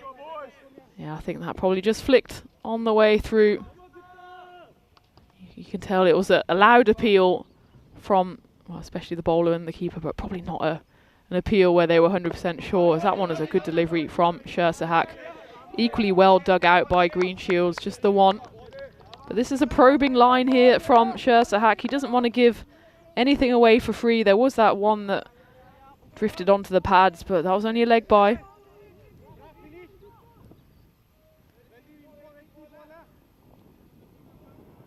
So final ball of the 16th over, Hashu on strike. Dummies to go left and right in the end. He just knocks it into the offside, so he keeps the strike. I think Conrad Greenshields needs some drink or some oxygen or a bit of both, probably some new gloves as well. He's probably soaked his way through that. He does get some liquids on board, and it's a tight contest here with a runner ball 24 needed from Portugal in the final 4 overs. They're 5 wickets down, but most importantly for them, Conrad Greenshields still out there. He's on an unbeaten 53 not out. He becomes the third Portuguese player today to get to the half century after Sarah Fuhyland and Gabby Sakira both finished 52 not out in that game this morning. Of course, they were on the wrong side of the result. Conrad Greenshields, he's gone one better, 53 not out, but for him, the job won't be done until his side are over the line, and well, ideally, he'll be not out to see that happen as we go into the 17th. And that's gone straight through the keeper, Khizr Ahmed. In fact, it's not going to go all the way for 4, but it will go through for buys, and they jump through for 2 extras there. And again, those are the freebies that Portugal, it has in fact gone for 4. It's gone all the way to the rope. It went through everything and everyone. Bonus runs here, as yeah, there you see it. I thought it might have been fielded by Amadullah Shinwari, and it wasn't successfully, and 4 runs are given. Or is it not 4 runs are given?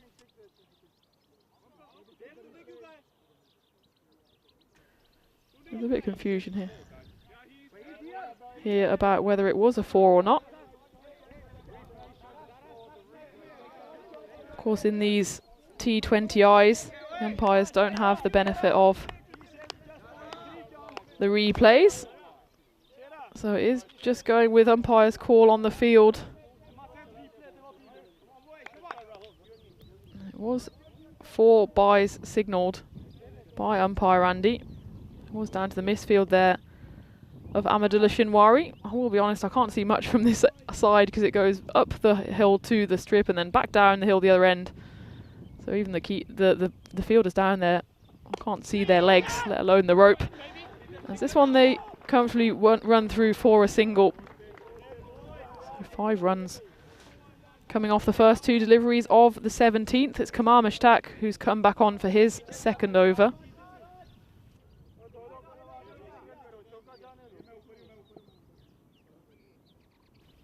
And this would be about the moment that Norway would need a wicket, because that man on strike there, Conrad Greenshields, he is the set batter. If they can get through him, suddenly the door is ajar once more. Well, it might be a chance here, but it's going to go all the way for 6. There's a gutsy stroke there from Conrad Greenshields, as there was a fielder here at long off, right to the left of me, and Conrad just goes right over the top of him. And well, it's a 6 by a long margin, good 5 metres over the boundary, that one. And Conrad, he is guiding his side to victory here. Now just 13 runs needed after that. Maximo takes him to 59 not out, and his side 125 for 5 over. And he's just managed to use all of his experience, all of his stamina as well after he's done. Portugal, we will gain revenge here on Kuruge Deshana through the middle that put the strangle on the Portugal run chase, especially Anil Palmer picking up 2 wickets. And he broke that partnership between Sherman Vaz and Conrad Greenshields. And prior to that, he also took that caught and bowled on the 2nd attempt to dismiss Davor Kumar Norotam, but all the while Conrad Greenshields has been at the other end ticking along.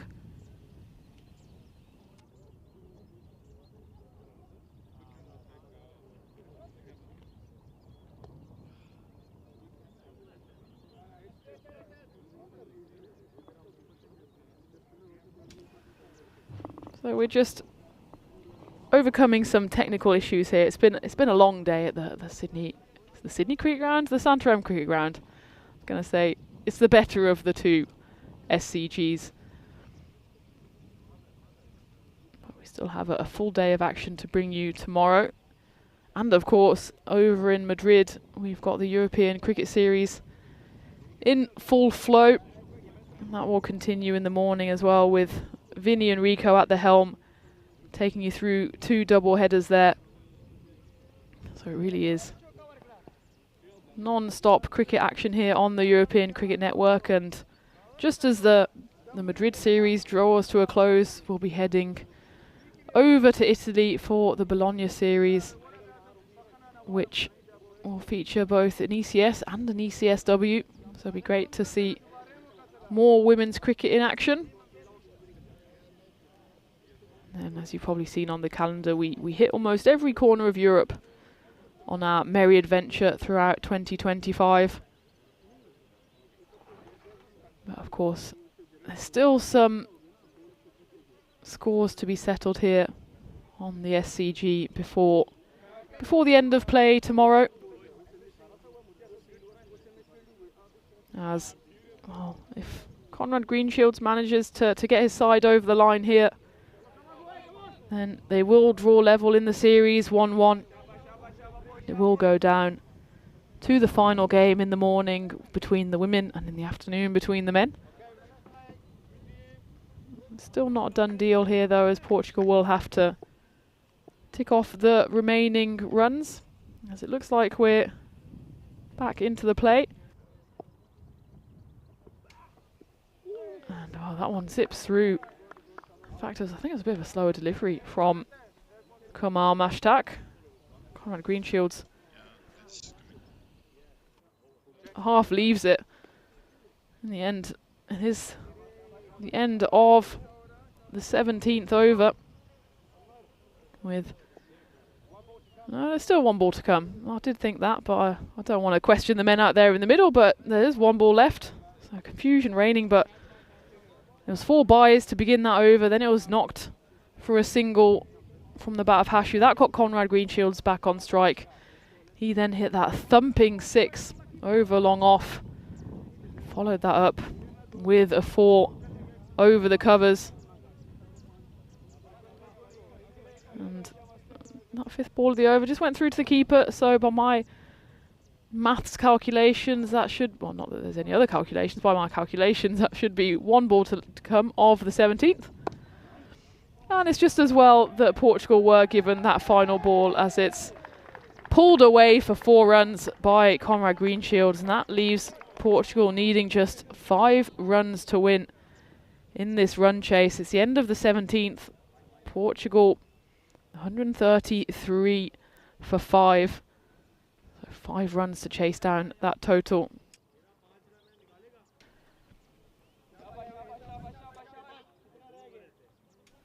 $137 was the total for Norway. So it's Rahul Kumar Hashu on strike at the start of the 18th. Be interesting to see who they turn to here, Norway. Vinay Ravi, he's still got 2 overs left, but it looks like they'll continue with Mohamed Shersahak.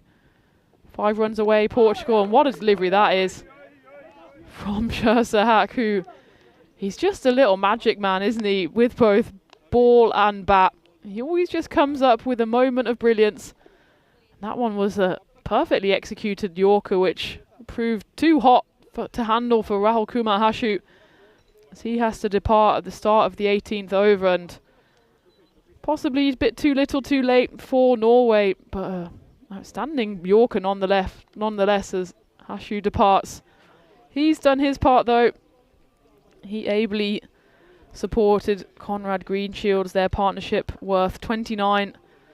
And that's what's got them almost over the line here, but, well, you know, there's still a chance to attack the new batter coming in, as that was a comprehensive splattering of the stumps on that occasion.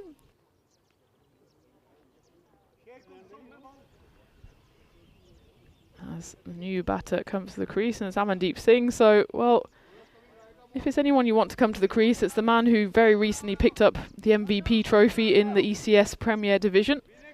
More than capable with the bat. And you'd imagine here, just has to keep his wicket and knock about a few runs, and that's, well, he doesn't get a run on that occasion, and Conrad Greenshields just puts in a big old stretch as well. You can see how aggressively he is backing up, that every single time that ball is bowled, he's more or less halfway down the pitch already. Oh, and a big swing there from Amandeep Singh, and that was so close to hitting the stumps. He swung at that, and it was a bit of a sloppy swing, but it was a great delivery in all fairness from Mohammad Shirsahak as it goes in between the batter and the stumps. Just Conrad Greenshields taking a little walk to the striker's end and having a quiet word in the ear of Amandeep Singh. That one's been worked away, and it's going to actually race away to the boundary. 4 runs, so the scores are now level after Amandeep Singh worked that one away off the bat. I mean, it was very fine. It just wasn't very well directed there by Mohammad Shirsahak. And Portugal now just 1 hit away from levelling the series and picking up this T20I victory.